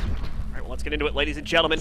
Time to find our final winner here. No more safety guards, no more resets. The winner of this series takes it all and the $100,000 that comes with first place. Starting it out, we are going to see trades going all over the place, favoring really no one here as it's 3 down from both sides. Neither team wanting to take the hill because of that, but the patience from Visions pays off as he's able to catch the last member that was alive from T1. App goes down at the hands of the Rockets, and as well a nice defense from Visions. It cost him his own life, but he would have lost it anyway. At least now he gets the 1-for-1 between him and Jalen. Yeah, nice little sacrifice there from Visions. Will be spawned back in. Huff and Swooty trying to put in this work. Mason and Woodham will be taken down. T1 catching up, now taking the lead. As they continue to hold this hill, it'll be Jalen Mans with that bat trying to hunt down anyone from SSG who gets in his way, trying to check these corners, and now he'll kind of navigate on the hunt. Will get contested, however, so will be forced to reposition as his 3 teammates were down, now spawn back in, but a great job from Jalen, able to maintain control of that power weapon. Jalen unfortunately losing far too many of his teammates in that fight for the mid-hill before he could actually get into the action, so had to back away from it. Nice reinitiation onto hill number 2, but he cannot keep things stable. Once again, the rest of his teammates falling down far too quickly. SSG floods back in and takes this control for themselves, making up for the deficit they suffered back on the first hill and now taking control of the lead by just over 10 seconds here. All right, Woodham off to a super hot start. 10 kills already in this matchup against T1, and that's allowed SSG to take this early lead here. Jalen and Swooty falling. App will fall as well. Swooty spawns back in, but Woodham finds the kill onto Huff, and that should allow SSG to set up around this hill. Shaw continuing to roll out for Cajles and SSG as they put this defense on the right foot forward here. Back it up a little bit as they don't want to give over too much real estate to T1 here. They want them to peek directly and they want them to commit to this area so they have no chance of retreat in the event that things go badly for them. Nice passive strategy from SSG that's allowed for them to maintain consistent control over this second hill now and leaves them in a good position to rotate as well. 3 dead for T1. They do not have the player power to contest the new hill. All right, there's also that SMG picked up, put to perfect use almost immediately by K-Jules. Mason will clean up that kill as Swooty gets taken down. Now it's T1, 3 down yet again as SSG continues to try to establish domination around this map, control that hill. The collection agency from K-Jules going to be coming through, and he's not done just yet. Getting Huff and Jalen weak. Woodham will clean up a kill onto Swooty. Huff will be spotted out, and K-Jules will secure the double kill in the hill. Done by Cajles here, locking things down once again for SSG as they're looking to carry forward with a dominating streak they had at the tail end of the last series. So far, locking in a pretty convincing lead against T1 here as they look for ways to get themselves back onto this new hill here. Only 10 seconds to play into it, so more likely T1, especially with those 2 deaths they sustained in the center of the map, going to probably peel themselves back. Nice little jump in here from Swooty, but it just goes 1-to-1 as they melee each other out. New hill spawning in right now. Is SSG on top of this one as well? No, they're actually outboxed away from it for the first time since the first hill, so it's going to be T1 to get the initial cap. SSG won't be panicking from this, though. They've got a pretty comfy lead at this point, and already they've swung back in to steal it away from T1. Yeah, such a nice rotation coming through there from SSG, also trying to defend that upcoming rocket spawn, but dropping down. Mason securing that double kill right when his teammates needed him the most, and that'll be T1 being 3 down yet again. Vision's able to secure that rocket launcher, and they'll have full control over this map. It doesn't seem like T1 is going to be able to break this setup, especially with the freshly acquired power weapons for SSG. The timing for T1 so unfortunate there. Visions gets 2 players walking directly into each other. The splash from the rocket manages to get him both for his 1 death down there. 1-for-1s will continue to transpire, but ultimately, again, into the controlling hands of SSG, who was able to leash these fights away from the hill itself and make sure that if they're not gaining points, well, no one is out of these situations here. And once again, K-Jules, Woodham trading things out to make sure they stay in control, still with the rockets in hand as well, but pretty sure close to out of ammo on that one. Should have 1 to 2 more shots that they can throw out if things get a little bit hairy for control over the site. I'll correct myself. He's out of ammo on that one, so he needs to swap it away. T1 getting a run of their own here, catching SSG on the rotations, maybe finally leading some hill time for them. And if you're wondering how SSG is so far ahead, look no further than Woodham. Absolutely gapping the lobby in kills to 34 for him. Next highest is his own teammate K-Jules at 27, and T1 unfortunately falling far behind. Finally, Woodham will be slowed down with a nice kill coming through out of Swooty, but of course SSG has piggybacked off of Woodham's slaying power to extend this lead now to 130 some points. T1 definitely going to be making some gains over the next 10 seconds here. Unfortunately, the timing of these kills does not work out too well to transition this into the next hill here. SSG more than likely going to be ready for that fight, but T1 still on the winning side of that newly reignited fight here, getting the corner against Mason, not letting him escape as he tries to volley away from that scenario there. So it's still going to be T1 in control, looking to bring this advantage back under their own right. However, a lot to make up for, and SSG already with some massive gains in their own regard here. Just about 70 points needed for them to be able to close out map number 1. And once again, they are on top of that hill, taking the control away. Yeah, SSG just looking so dominant right now. Huff trying to find those kills, will manage to connect onto Mason. App also taking down Visions, but it's an even trade so far, but Huff will make up the difference alongside Jalen Mans. All 4 down now for SSG. Can T1 start to claw their way back into this game? Huff holding steady in this hill. The collection agency going to come through from him. 2 more will be found. The kaleidoscope secured for Huff and T1. I see down, they jumble them all up. Every single member of SSG trying to work their way back in through the doorway there. And as a result, T1 gets a clean hold in those final few seconds. T1, though, rotating their players away from the hill hold itself, leaves it open. SSG sneaks in a few seconds of their own. But again, that priority on the new hill seems to have worked out all right for T1. They're still on top of it. They get the initial point, but now they need to maintain that as well. They've been baited away off of that one. They need to make sure they are not wasting this time out, as they still have about 100 points to make up and only 3 minutes to accomplish that. Yep, we have Mason come through again with those rockets fresh. All 4 still in the chamber. Manages to find 2. Will be taken down by Huff, but the damage is done. The 2-for-2 trade, and SSG briefly with control of that hill will be swapping hands back and forth. SSG now trying to find their footing, but Huff has scavenged those rockets, and Sudi has secured a double kill. So that'll allow T1 to step foot in this hill for the remaining 15 seconds. We'll have to see off that respawn if SSG can get them out of there, secure those final seconds, and then be ready for the rotation. Continuing to look for a way to engage into this fight, but he's not going to be able to find it. SSG slays nearly everyone on the T1 roster. App, the only player that really survives that one, gets 1 fading kill as he backs away from the scenario. And thankfully, Jalen now off of the spawn, going to be able to get more. SSG maybe getting a tad too aggressive in the fadeaway from that hill. Now is going to flip it back into the hands of T1 with the new one, spawning forward here. Still, though, just under 100 seconds to be made up by T1 as they try to close this gap. They have just enough time to be able to accomplish it, but they need to prevent these swings from SSG from being successful, and unfortunately, they don't have the best odds of accomplishing that here, forcing them off the hill yet again. SSG is continuing to crawl forward, now 40 seconds away from victory. Yeah, Mason even has that bat dropping in ready to swing, but by the time he landed, his team had already taken down T1. Now Mason with that BR, able to find the kill onto App. Some more kills coming through on either side.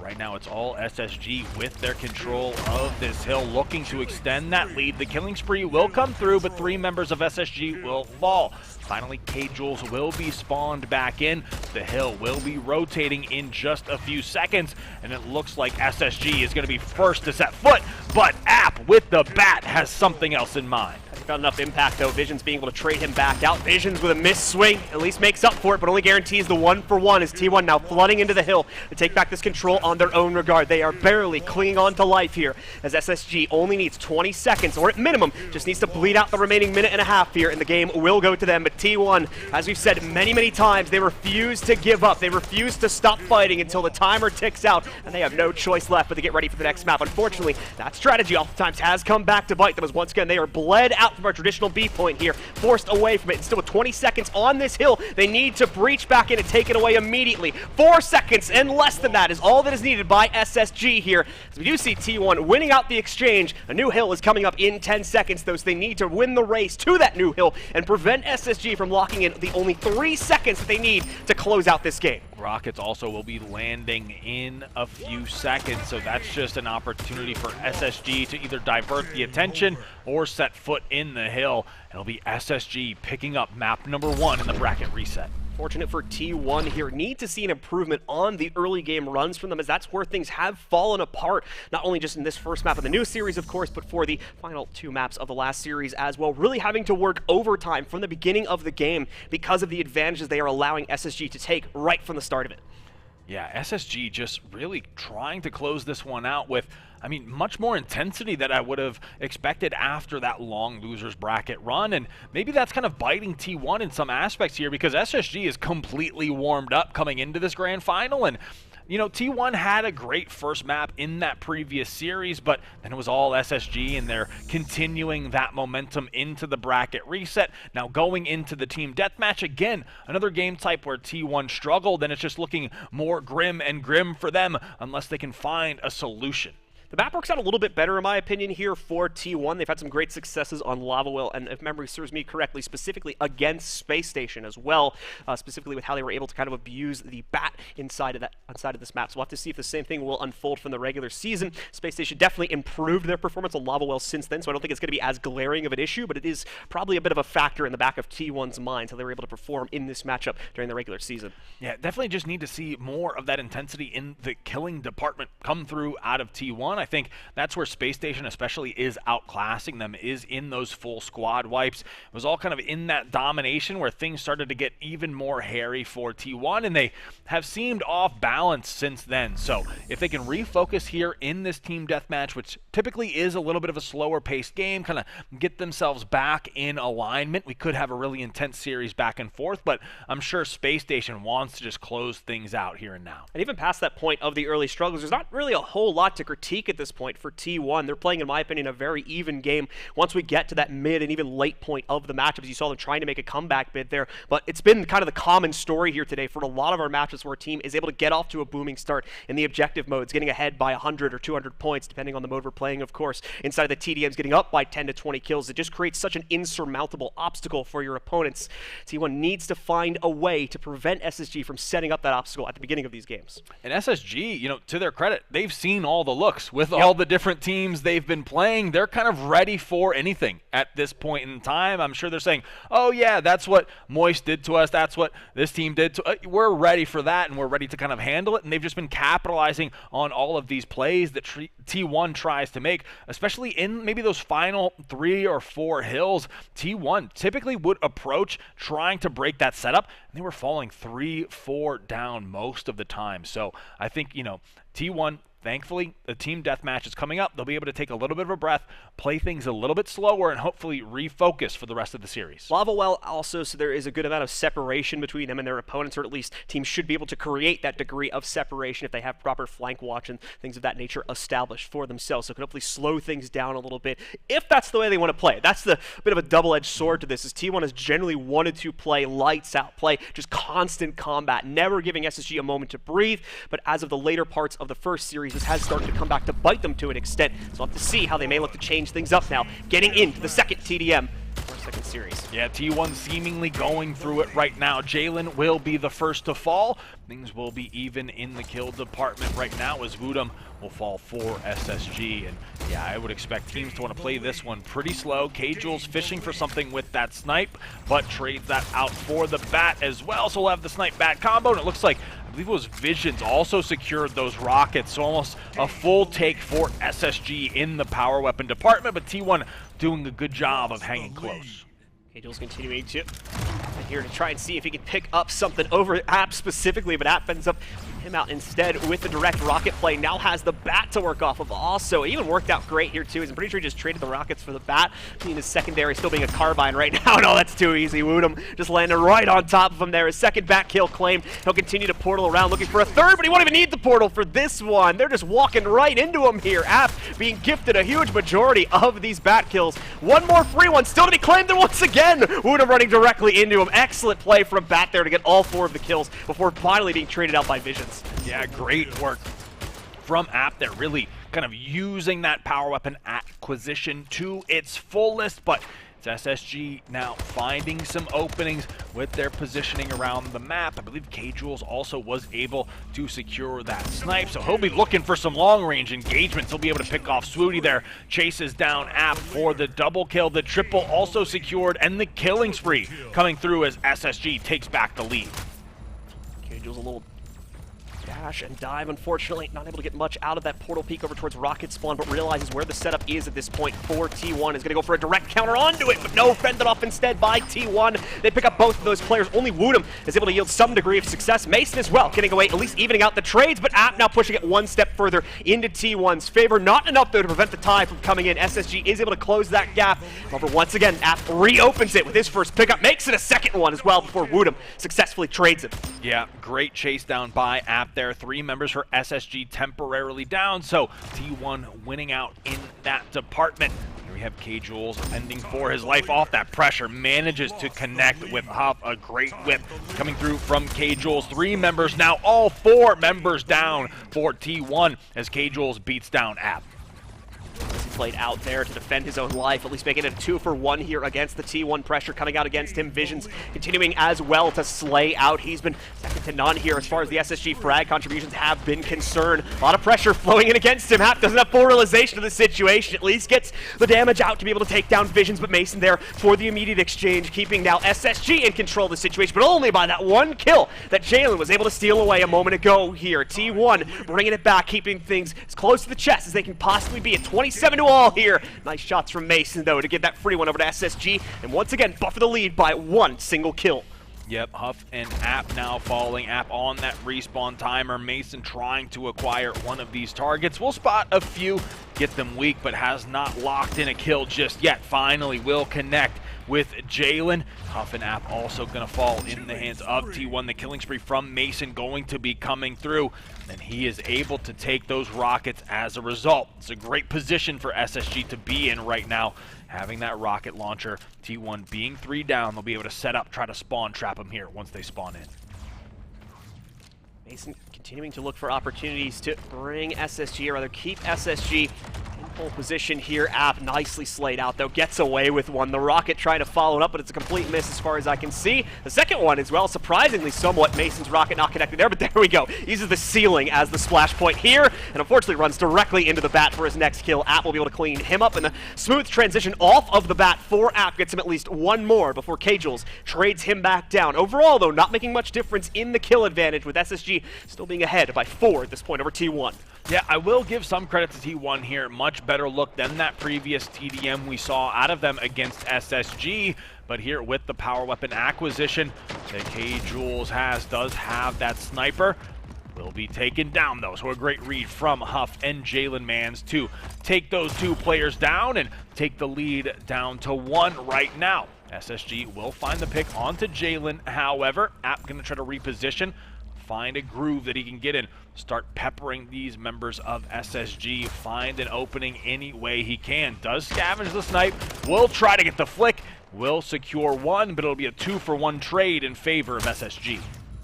SSG continuing to push that lead a little bit further into their own favor, but still keeping it neck and neck, and you can tell now with the hesitation really from both teams on taking any big fights until they begin, of course. This one going all over the place.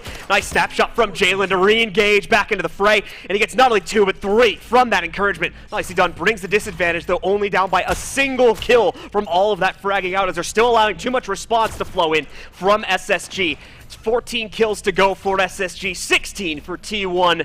very much will be a race to the finish line here. Yeah, also some power weapons again spawning around that 4-minute mark, so both teams trying to bide their time, hold on to these positions, but right now it's T1 with that advantage in the retake of the lead, a full swing to +2 now in their favor. Jalen not done just yet, is gonna burn through visions and continue to go on the hunt. Sudi will find the pick onto Woodham, but Mason is there to stop the T1 advantage and try to get back into the lead.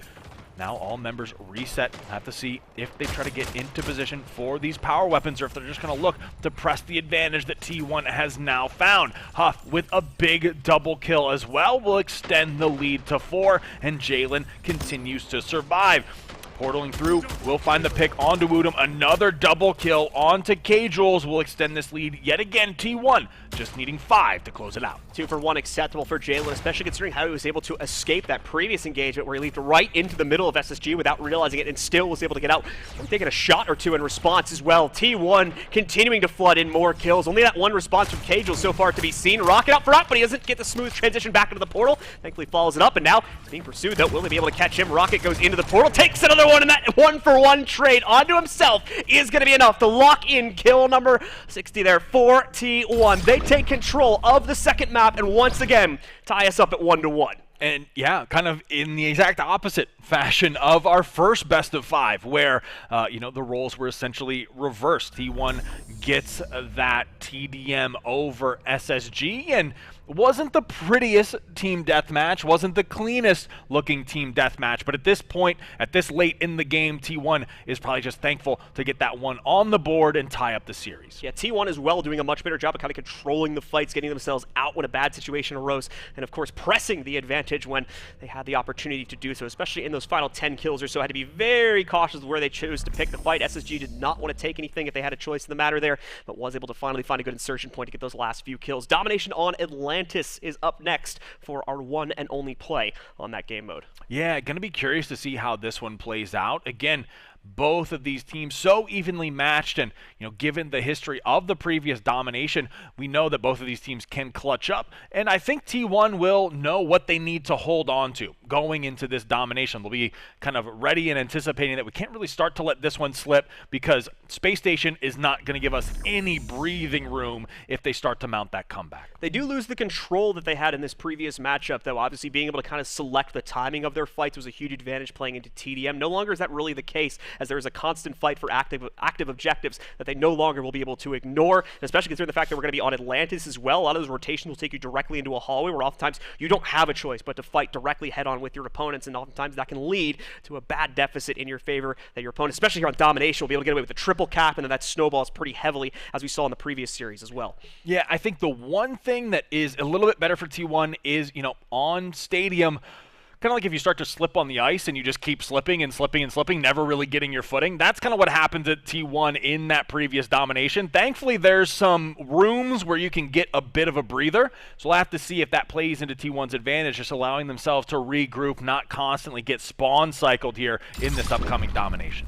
All right, well, let's see who is going to take control. Who will be the first team to get themselves up to the 2-1 match, as well as tournament point here, be able to take control of the 2022 Splitgate Championship. Start things out. Initial control, of course, goes over to T1 down below, but that does mean more than likely SSG has picked up the rail for themselves. They'll be able to use that to bully their way back on a B, more than likely steal this away. Won't necessarily be the priority, however, as C is the desired cap point. T1 starts out with it, and now we're going to see SSG move over to try and take it for themselves.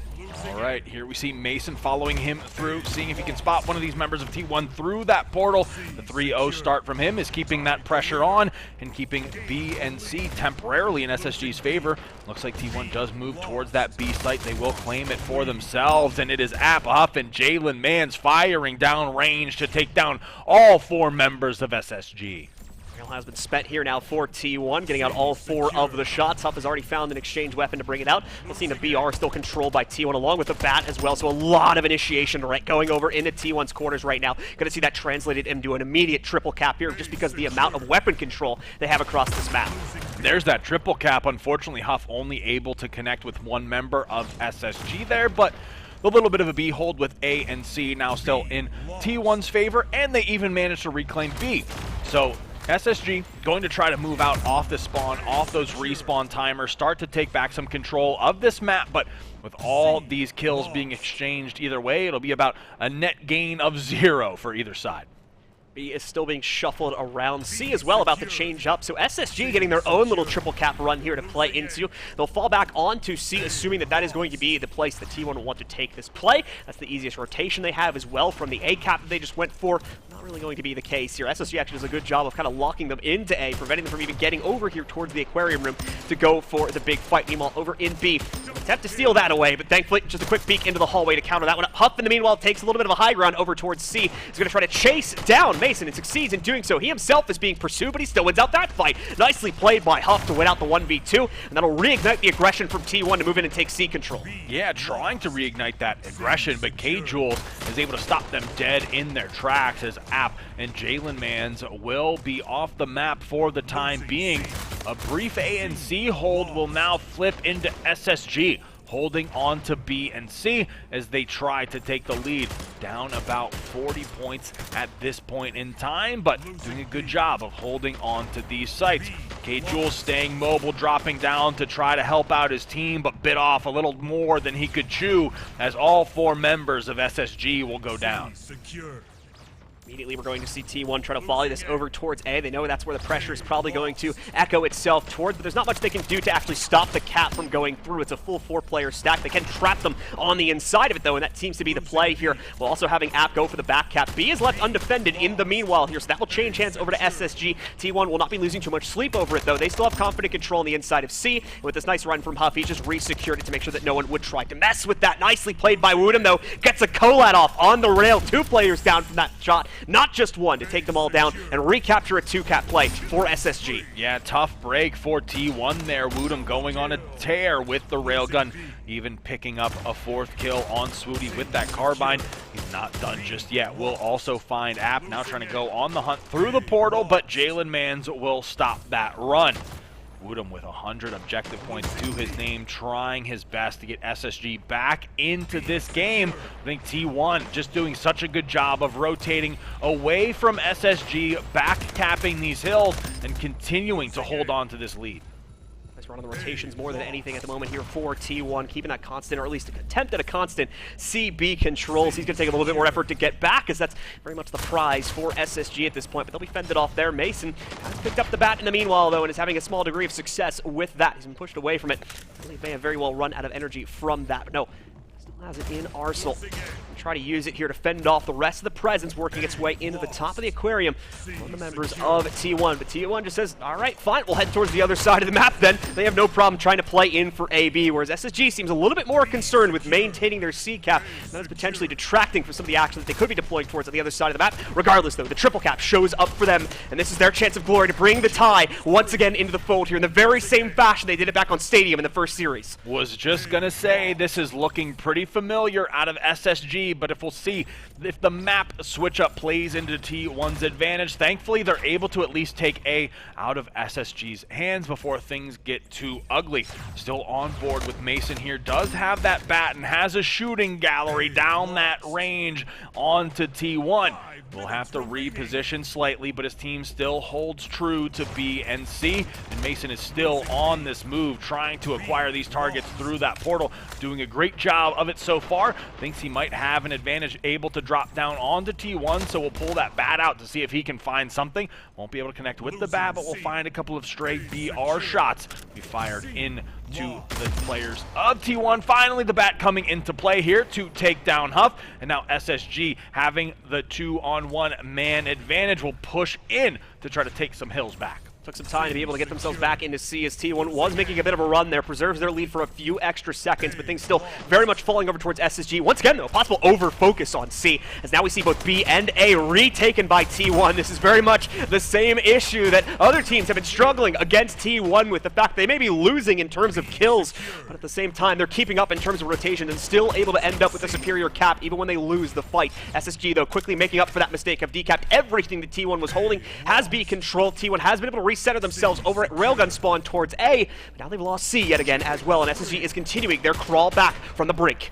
Yeah, SSG setting up for weapons as well here. Thankfully, K-Jules is there to keep T1 at bay. Looks like Huff did manage to secure that railgun, but of course, K-Jules still has that bat. Huff will connect onto Woodham, who is that main slayer for SSG, so that'll give T1 a little bit of breathing room, able to take the A and B sites. 2 down on either side. Mason, though, will find the triple kill with the rail onto Swooty. 2 down for T1 means SSG should have the room to move out, and they will do just that, securing B and C. Still need to make up for about a 50-point deficit. Thankfully, they have the time to do so. T1 as well, still looking to get themselves up to the 600-point marker. You need 700 to win here now. So T1 is inching closer and closer. Had a double cap for a moment there, but both A and C are going to swap hands. Looks like T1 trying to take that C control. Not going to be guaranteed, however, as Woodham picks up the kill against Swooty, and another member of the team also dropping the side of the map. The lead, however, has been stagnated because it's 1 cap to each team, but there we go. SSG getting an advantage in that department now as they get the decap on B and the full steal to come with it. App finally spawning back in. Huff will still be on the respawn. A and B the only hills here as Visions tries to secure a second hill for SSG. Won't be able to do so as Jalen picks up the double. App will clean up that third member of SSG, but it's SSG, able to find A and B ever so briefly, but there is T1 dropping down, stacking that hill. Huff and Jalen running through K-Jules and Woodham.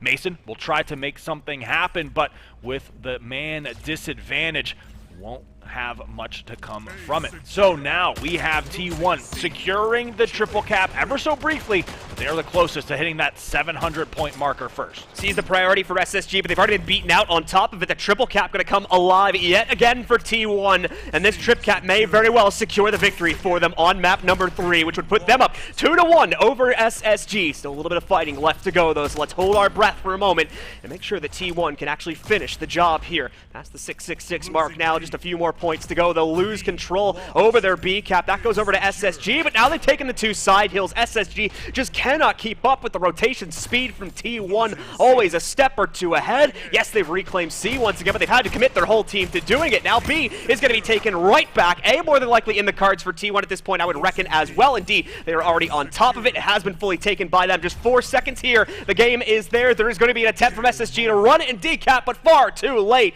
T1, the first up now at 2-1 over SSG. Really like the adjustment from T1 in that pick and ban, really setting themselves up for success with that Atlantis pick.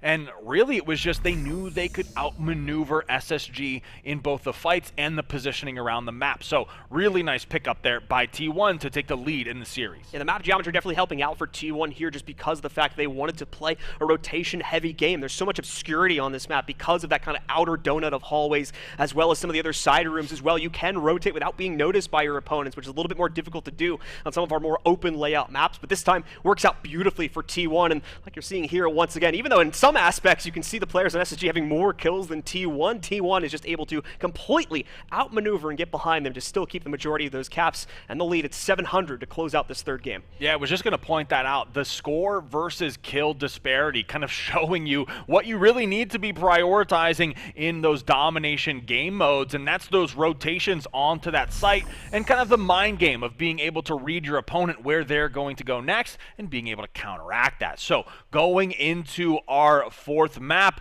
of the last best of 5 here in the grand finals, it's going to be King of the Hill on Crag.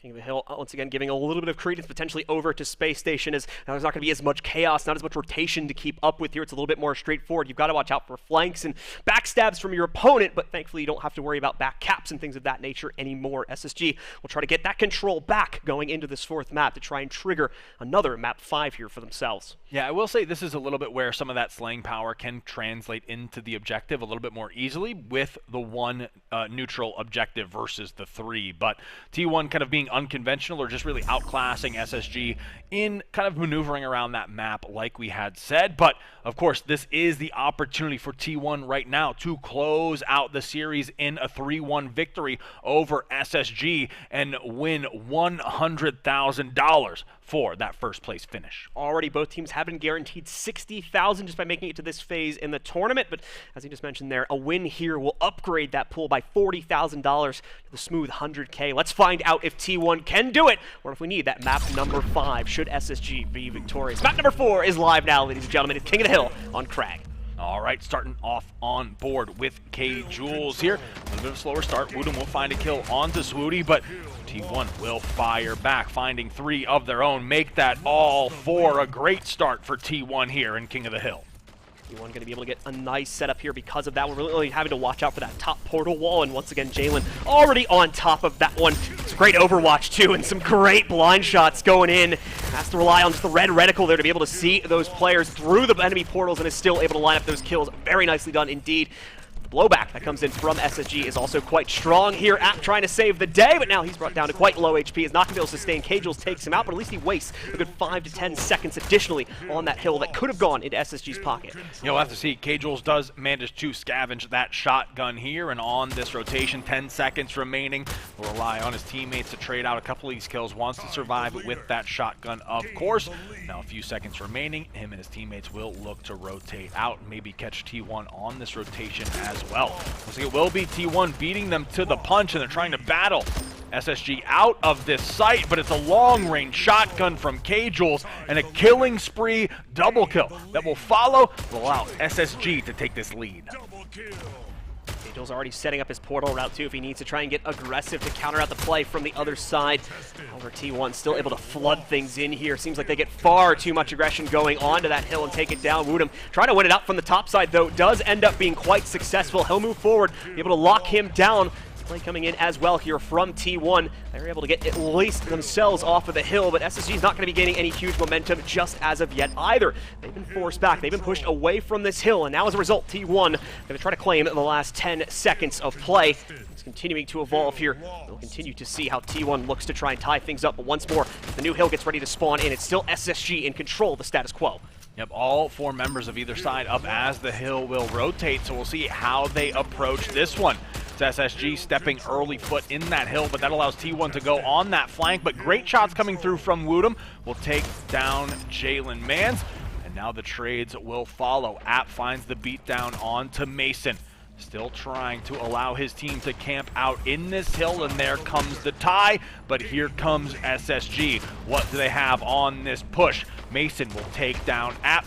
K-Jules now also following in suit, but some great shots out of Swooty will stop that push. Vision's having to go for a swap here. Wanted to try and pick up the plasma to play that out, but ends up losing his own life as a result of that one. Jalen goes for 2. T1 now locks in the advantage for the foreseeable future here. 15 seconds over SSG. As long as this next hill doesn't turn badly for them, things are going to be looking good for T1 to try and maintain a bit of an advantage here. The new hill as well is very much a what I would call a neutral hill. Now it's very difficult to kind of lock it down because of the long sight lines your opponents will almost always have access to. Let's see though if SSG can get enough time back to try and tie us back up, as initially it is them with the controls that spawns in. Yep, we'll have to see how this one plays out, but Huff with that plasma will secure the double kill as Swooty helps him out to take down Woodham. T1 finally will set foot in this hill, and Huff will take that shotgun as a reward. Spots one player, K-Jules goes on the flank and takes him down. Nice efficiency in that portal pathing out of Huff. Jalen also securing that rail, able to take down Woodham. Swooty taking down Mason. Finally, Visions will find App 2 down on either side as players will start to spawn in, but it's Huff on the rotation, and Jalen Mans with that railgun able to hold down this hill. Excellent amount of time being banked here for T1 regards to the outcome of the remaining 15 seconds. They've already gotten as much as they could potentially get here, but are going to try to go for just a little bit further into this one. Huff will eventually get beaten out by Visions, and now he will claim those final 5 seconds instead. Also going to leave 2 players dead on the field from T1 when the hill actually spawns in. And of course now he's going to leave a few of those players under-equipped also, so SSG once again takes the initial control of our new hill, but are they going to be able to keep it here is the long-term question. Looks like so far, yes, as they fend off the first volley that's attempted to be thrown in there by T1. Only Huff having a little bit of success picking up a kill, and now he's been traded back out. Yeah, this hill can be tough. Really depends as T1 tries to stack this doorway, but they're lining up for K-Jules. Woodham also going to trade out, but only App on the respawn now for T1. But SSG has done a great job of holding this hill and potentially tying it up right here. We'll have to see if Swooty has the peak. Visions will be taking down Jalen. Swooty will fall as well. Now it's 3 down for T1 and 2 down for SSG, but SSG has taken the lead. You'll notice as well, T1 not feeling enough confidence to actually go in and take the hill for themselves as of yet. They know they're only a few seconds away here, and they know as well that SSG was just waiting on portal angles for them to step out and try to take that control. Unfolds exactly the way you would expect here, but T1 still having that control over the actual hill pushes them a few seconds forward into the actual lead here, and SSG rebounds just as you'd expect. They take it right back for themselves. Hill, though, coming back in up on top. SSG need to continue the fight for this one over by a railgun spawn. Will be able to now lock in the lead for themselves. However, T1 coming back for some revenge, rolling their way up from the shotgun hallway. They're going to be able to take that control right back and start taking them some points on their own. Once they mop up the shop, that is having a little bit of a problem doing so as K-Jules maintains position on the top end. But there we go, Huff and App clean up the rest of the remnants here. A kaleidoscope for App as he contributes to all 4 of the eliminations and takes back the lead for T1 now. So huge out of App to secure 4 of those kills right as SSG was starting to mount that comeback, get momentum on their side. App is there to shut it down. Swooty now giving the helping hand. 2 down for either side, but App is still putting in this work despite being at a third of his health. Controlling this hill for T1, extending the lead to 20 right before it rotates, and power weapons are going to be coming up on the map. That should be a priority really for both teams at this point, as they've been a huge game changer for how the hills have played out. Railgun about to spawn back up here, and SSG getting a healthy number of kills. Having control of the hill itself, but that's going to change literally right now as they step themselves onto it. Rails more than likely scavenged by them.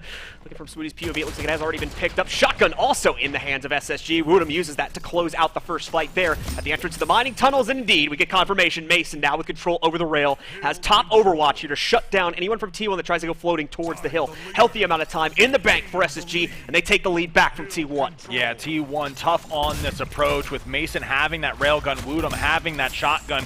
Where do you even go to break this setup? They're trying to just rush into SSG, zerg them down, but it's not proving useful here. Another great kill coming through from Mason. SSG flipping the script, extending this lead to almost 30 at this point in time. Thankfully, that hill will be rotating, and hopefully T1 can get out and get in this hill, start to get that score back to even. Woodham still has the shotgun to play into here as well, but he also had just gone down to Huff, so maybe a flip of the script. Bound to be shown in the future here. Depends on how much ammo was remaining in that shotgun. He should have been coming to the tail end of the magazine. The shots that he had dished out already here. Nice control yet again from Mason. Some excellent shooting just with the simple carbine as well. Doesn't even need a VR or an additional weapon to get the job done. Slaying out second to none right now, making sure that SSG stays in control of these hills. This is a great one for the team to lock down. Should give them a very, very nice amount of insurance to work against the rest of this matchup. We still have 2 hills to come after this. T1 going to try to steal it away, but they're being held at the pinch point, and Mason as well comes in on the back end to slam the door shut. Woodham doing so much damage to both Jalen Mans and Swooty off that push. That 2v1 should have been an easy kill, but Woodham with that strafe, with that damage, allows his teammates to easily clean up that push from T1, and they continue that momentum going forward. The triple kill coming through from K-Jules, the 200-point marker hit for SSG, and the 2-minute warning now as SSG looks to force the game 5. T1 losing so much momentum after they got a great start going to this matchup. They're being fended off, even at just random corners of the map, like here from K-Jules as well. Just finding them out in the open before they can even get near the hill and locking down their plans. Maybe just a straggler or two.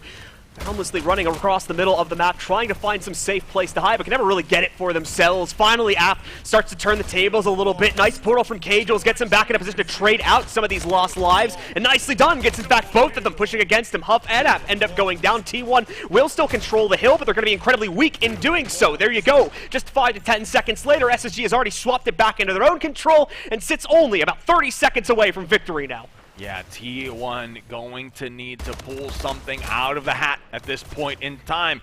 Mason backing up with that T1 pressure, but SSG is in a great position right now. Less than a minute left to play, and SSG has about a 70-point lead. So what does T1 have to try to claw back into this game? Looking good here for T1, but at the same time, it's not impossible. They will need to sustain this hold all the way into overtime, and this assumes that they hold the cap all the way through as well. We'll need about 20 to 30 seconds inside of overtime to accomplish the task. Big play being made by Huff on the top end of the map in the meanwhile. Just recently picked up the rail, and he's already used most of the ammo, but he's gotten 3 kills to show for it here, fending off what would have been the next wave of aggression. The shotgun also controlled by App. This is hugely important right now, as these 2 weapons have guaranteed a fence off here. SSG down by 2 again means they're waiting until about 10 seconds minimum to make the play onto the hill. Nice little flick here from App as well. Catches the dirty trick from Mason. Another player creeping up behind him. He won't catch that. That's Woonham potentially stealing away the shotgun. Will he be able to use it to get onto the hill? It looks like he will. Massive frags coming out for Woonham, and he saves the day for SSG here, locking in a map number 5 of the final series. Well, we are getting our money's worth here today, Blue. The bracket reset into the Game 5. The score will be settled on Team Deathmatch. Pretty much the most appropriate mode between these gunners here. We've been seeing so much fragging over the past really 2 hours or so now. This series has been going on, and we get to end it all in just a bare-knuckle brawl between both of these teams on Team Deathmatch. And it's going to be tough to predict. The series has been back and forth. I would give a slight edge to SSG just because, I mean, they seem to be pulling off the impossible here with their losers bracket run into the bracket reset and now forcing the Game 5. So it's all coming down to a team deathmatch on Helix for $100,000. Correct me if I'm wrong, I think we're even on TDMs right now because we ended the last series on map 4, I'm pretty sure. So I think it's just it's just 1-1 on TDMs at the moment because this is the first second TDM we've had. Correct. So it could go either way. I want someone to do the math for me and break down like the percentage. How many thousands is each kill, right? Yeah. We're playing to 60. It's 100K for first.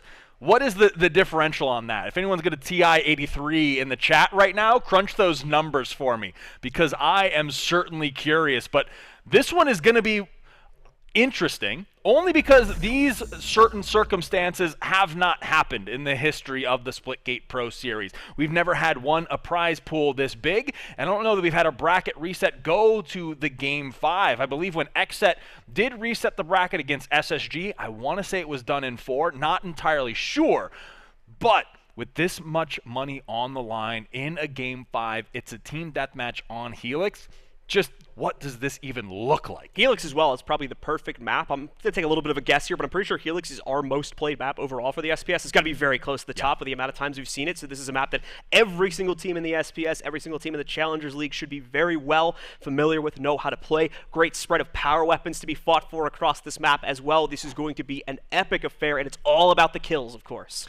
Yeah, and how you approach that momentum, because you have that option to pull everything back and try to regroup. Does that come into play here? Do we get the 59-59? Blue is what one kill for 100 We've been grand? so close in some of these games. It could happen. It is not outside the realm of possibility that we bear witness to something like that. I'm sure these players are doing every single pregame ritual in the book right now. Somebody is burning incense. Somebody is calling grandma. Everyone is getting ready to settle the score here in our team deathmatch bracket reset Game 5. T1, of course, being the team that won the most recent TDM and kind of slowing down the game, taking much better control over the pacing of it to be able to control things for themselves. So going to be looking to probably accomplish very much the same thing here. Helix plays out somewhat similarly in that it enables them to do that. If they end up getting put into a bad situation, they can peel the fight back. They can try to go for a little bit of a reset, maybe even bait SSG into a little bit of a hornet's nest as well. Those options are in play. Both teams have really full control over their destinies with this being the game mode. And those power weapons are going to provide you such an advantage just in every single engagement that you make. So I'm expecting a lot of focus to come around those. Like you mentioned, it's kind of a choose your weapon in terms of power weapons available on Helix. Everyone's going to have something for them, and it's going to be certainly interesting to see how this transpires. I know I would be nervous going into this one, so unsurprising that we're still waiting for them to hit start on this game lobby. Secondary to those power weapons weapons, you're definitely going to be wanting to be playing for the high ground rafters control in the center part of the map too. We saw just 2 series back how dominantly that can leave a team in terms of controlling the positioning here. I think that led to our 60-20 game at one point that we had going on there, where a team was just able to constantly wrap back and forth between those upper rafters and just spawn lock their opponents for a good 2 to 3 spawns before they were actually able to get out from that and start finding some trades. Hopefully neither team's end up getting put into a position like that this game, but we'll have to wait and see how it unfolds. We're going live, ladies and gentlemen, with the final map of the tournament. Starting on board with App, who has been putting in work, but is immediately domed by Visions and Mason. It's a full squad wipe as SSG takes down every member of T1 right off the rip. Gonna get both power weapons more than likely as a result of that. The rails falling comfortably into their hands. Shouldn't have been too much of an issue to be able to get the second one as well here. Woodham already looking for more targets. A flank being sent out against him. Runs away from it. I believe he does get the better of his opponents with the portal, but no. Still should be 1 or 2 shots left in that rail for someone on SSG to, or rather T1 to potentially scavenge and take away here. In the meanwhile, we see Huff moving forward, able to knock out Visions, putting a few more frags on the board. T1, a rough start, but they are rebounding from it. Now only 2 kills behind SSG. Yeah, really best case scenario for T1 right now after going down 6-0 is for Huff to have the shotgun and for you to only be trailing by 3. We'll see what Huff can discover. Will find the pick onto Woodham, so that will slow things down. Another one will fall. K-Jules being taken out by Huff's shotgun. T1 now only trailing by 1. Huff just going to sit back, wait for a moment here. Unfortunately, not with a huge spread of weapons to play through anymore, with the shotgun being faded out. He does eventually get forced into a 2v1 engagement there. K-Jules will be able to outslay him, taking him down the rail, finally going back into the hands of SSG. Mason actually surprisingly got this back. I think the player that took him down when he originally had control over the rails didn't even realize that the rails were in that player's hands, so scavenged it for a second time and was able to get 2 additional kills from that. And what do you know, SSG also up by 2 kills at this point. It's a little unfortunate that was missed by T1 when they dropped him for the first time. T1, though, still within just an arm's reach of closing the gap on this one. And may very well be able to do that here. K-Jules keeping things even, though, but even he will be traded back out. T1 now within just 1 kill's reach of SSG score. Yep, 3 for 2 means that score line is within 1. What can Woodham find here? Missing a couple critical shots, so he'll have to reposition. But his teammate Visions will be there to help out. Huff and Swooty, though, finding a kill of their own means that T1 has now taken the lead, fighting back from that 6-0 deficit at the very start and even extending it out to 2. K-Jules finally will be spawned in now, but Huff will be traded out. What does App have? He has had some pivotal moments, some great plays for T1, and he continues to help the squad out. An insane double kill despite all odds coming through for App. Beautifully done by App. Jalen, I believe, helping out on the inside of that fight as well. App with another engagement, but the timing on his melee is a little bit early there. Mason ends up getting the better of him because he got the extra damage, the extra shot from the carbine. Jalen, at least, again, makes up for the difference there, trades it back out, and T1 otherwise slaying across the map here, continuing to buffer their lead. Now 5 kills over the SSG score. BR going to get picked up by Jalen, gives him a great capability to reignite his own aggression, and we'll move that forward here, trying to take out at least 1 player through the portal, but having a hard time finding him. Mason gets one over Jalen, but again, the support is second to none at the moment for T1. They are finding these trades every single time SSG tries to get aggressive. Yep, T1 getting in their groove right now, an 8-kill lead, the largest lead we've seen so far in this Game 5. TDM first place, taking home $100,000, and the kills continue to fly through on either side. Jalen finally slowing down, but Huff with that railgun will connect on to Vision, so that lead by T1 will be maintained.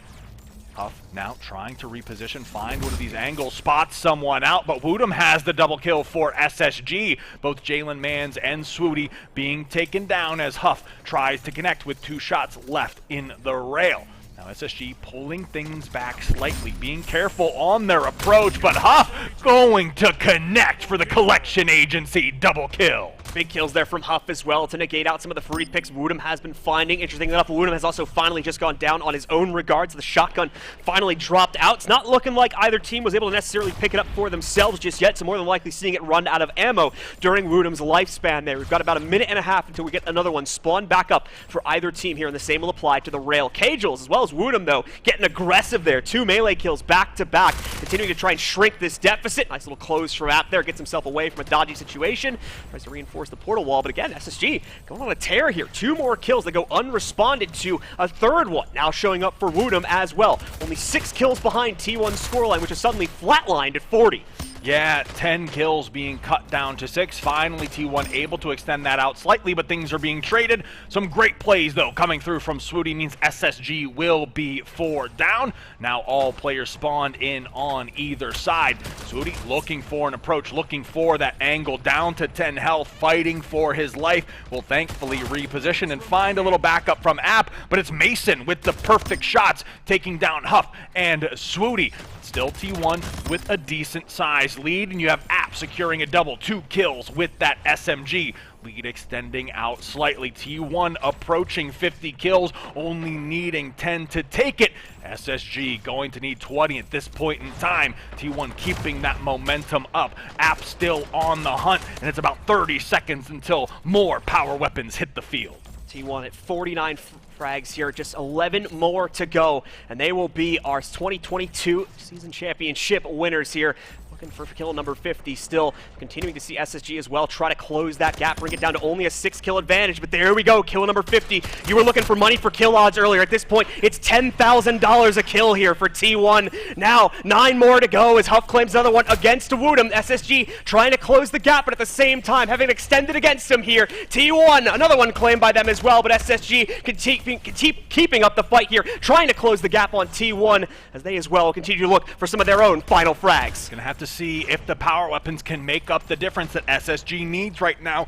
App is watching from this high ground. The killing spree will come through. Has the BR, has the carbine. App and Swooty getting these frags. T1 only needing 4 at this point in time. K-Jules on the respawn. Huff has the rails. Jalen has the shotgun. T1 only needs 3. 3 kills to go to crown our championship. Let's make it 2 now with App's next pickup. Mason will exchange that back out here, but there we go. 59's been found by Jalen. App and Huff going down, but once again, Jalen seals the deal for T1, and they are your 2022 Splitgate champions.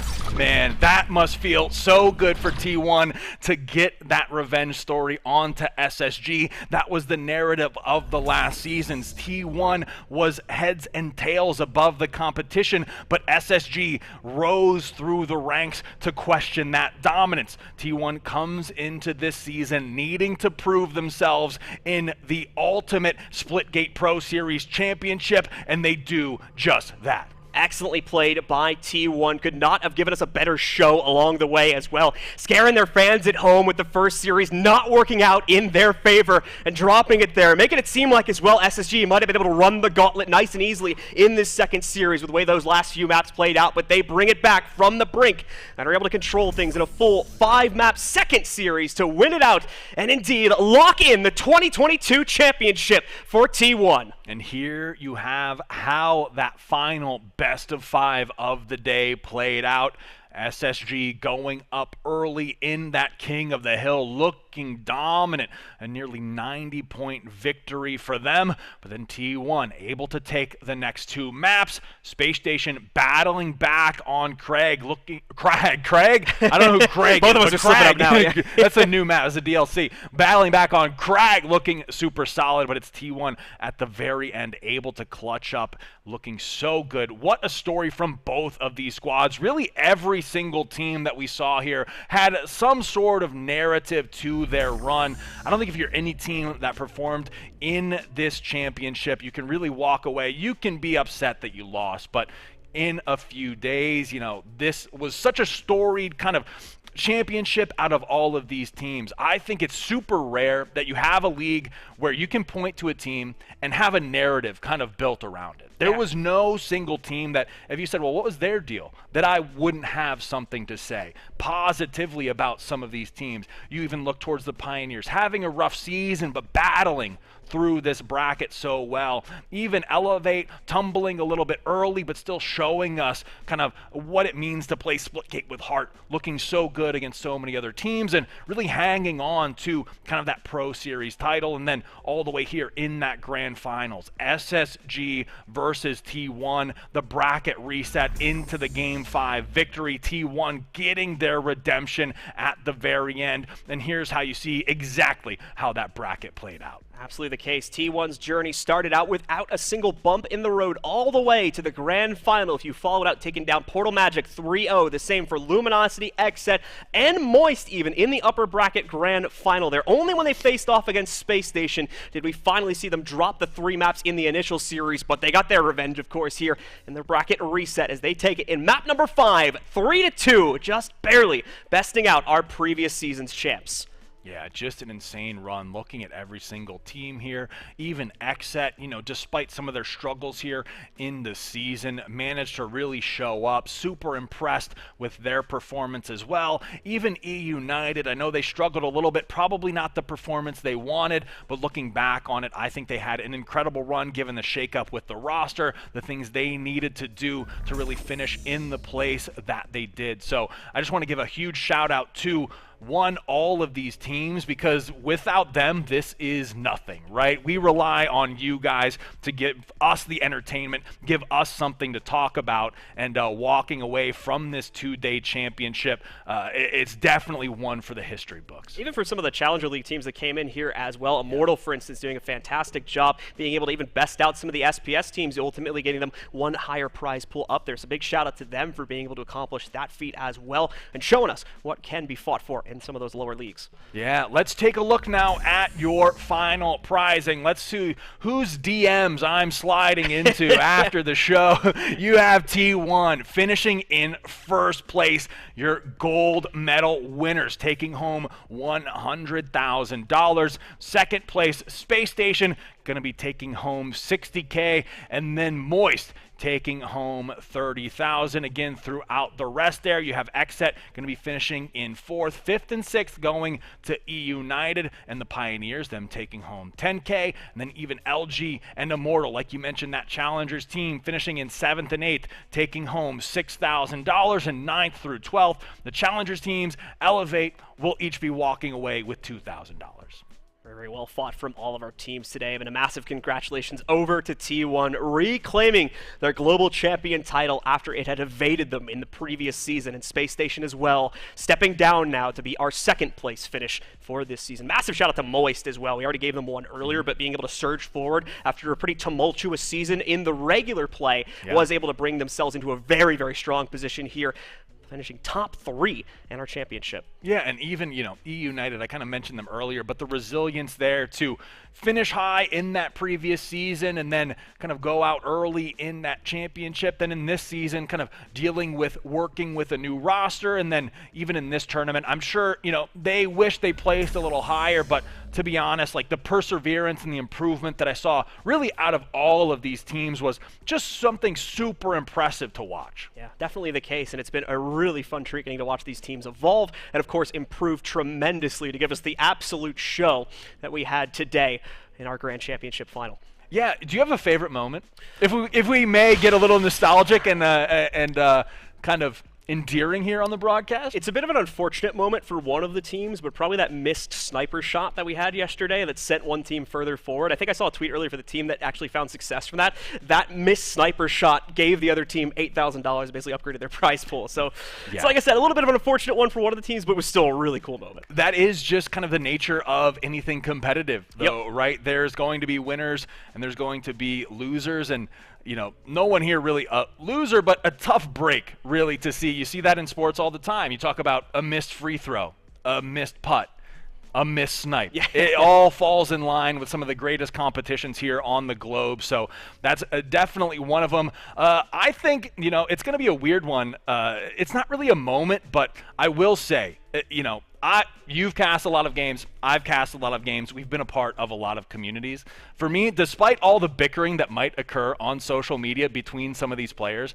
I think these are some of the most earnest, hard-working esports players that I've ever seen in a community, especially in a game this young and this kind of developing. So my favorite thing is just kind of seeing the community grow up from we got lucky to somehow the biggest esports org in the world, right? All within the course of a year. And that doesn't happen without the people behind the scenes, without the players behind the sticks, behind the mice and keyboards. So to me, watching that evolve, even though it's kind of outside of the game, maybe a little bit of a cop-out, you could say, but that was my favorite thing, was watching teams. All of a sudden, you have these people who are playing this, semi-small game, all of a sudden be sponsored by T1. And watching that happen within, the course of a year was, I think, cool. something very special, very cool. And of course, with that being said, we have one more accolade to award. We mentioned earlier, and it is your Astro Gaming Finals MVP, and that's going to be going to T1 App. An amazing performance. So many times I was just blown away by the plays he was making. Not always the most flashy plays, but more often than not, the plays his team needed in that moment. And you can see his performance in this grand final, in many cases, eclipsing that over the course of the regular season. Yeah, definitely the case, and definitely a very well-earned performance here to give him our MVP award. Excellently played out here by App, bringing that huge performance difference to really save his team in quite a few different situations as well. Some of these clutch fights he took where he was able to sneak off that second kill or even just waste that extra 5 to 10 seconds really brought them back from the brink in quite a few scenarios. Yeah, App really clutching up in so many of those scenarios. T1 just performing so solid overall, but I will say, so impressed by so many of these teams. The first kind of multi-day championship with the biggest prize pool that we've had for the Splitgate Pro Series, and also these pro teams rolling with some of those punches, the things that they needed to adjust on the fly, some of those last-minute team changes, everything just kind of culminating into this moment, a Game 5 bracket reset between our top two teams for $100,000. It really doesn't get any better than that. Yeah, it really couldn't have been more well-earned by T1 at the end of the day as well here. Just having to fight through the adversity of losing out that first series, having to come back. Huge amount of negative activity going on in your mind at that point, you got to think as well. And still, they fight through it. They bring it back from the brink, and they are able to find a very successful tournament end for themselves. Another massive congratulations to T1, and of course, commiserations to SSG. They played lights out as well, having to survive throughout that lower bracket to make it back up here. Still just falling a little bit short, unfortunately, but they gave it a heck of an effort. Yeah, so with that being said, I'm going to say one final thank you to everyone behind the scenes, everyone viewing at home right now, and then of course a thank you to our fantastic players who make all of this possible. With that being said, we'll see you all next time. Peace.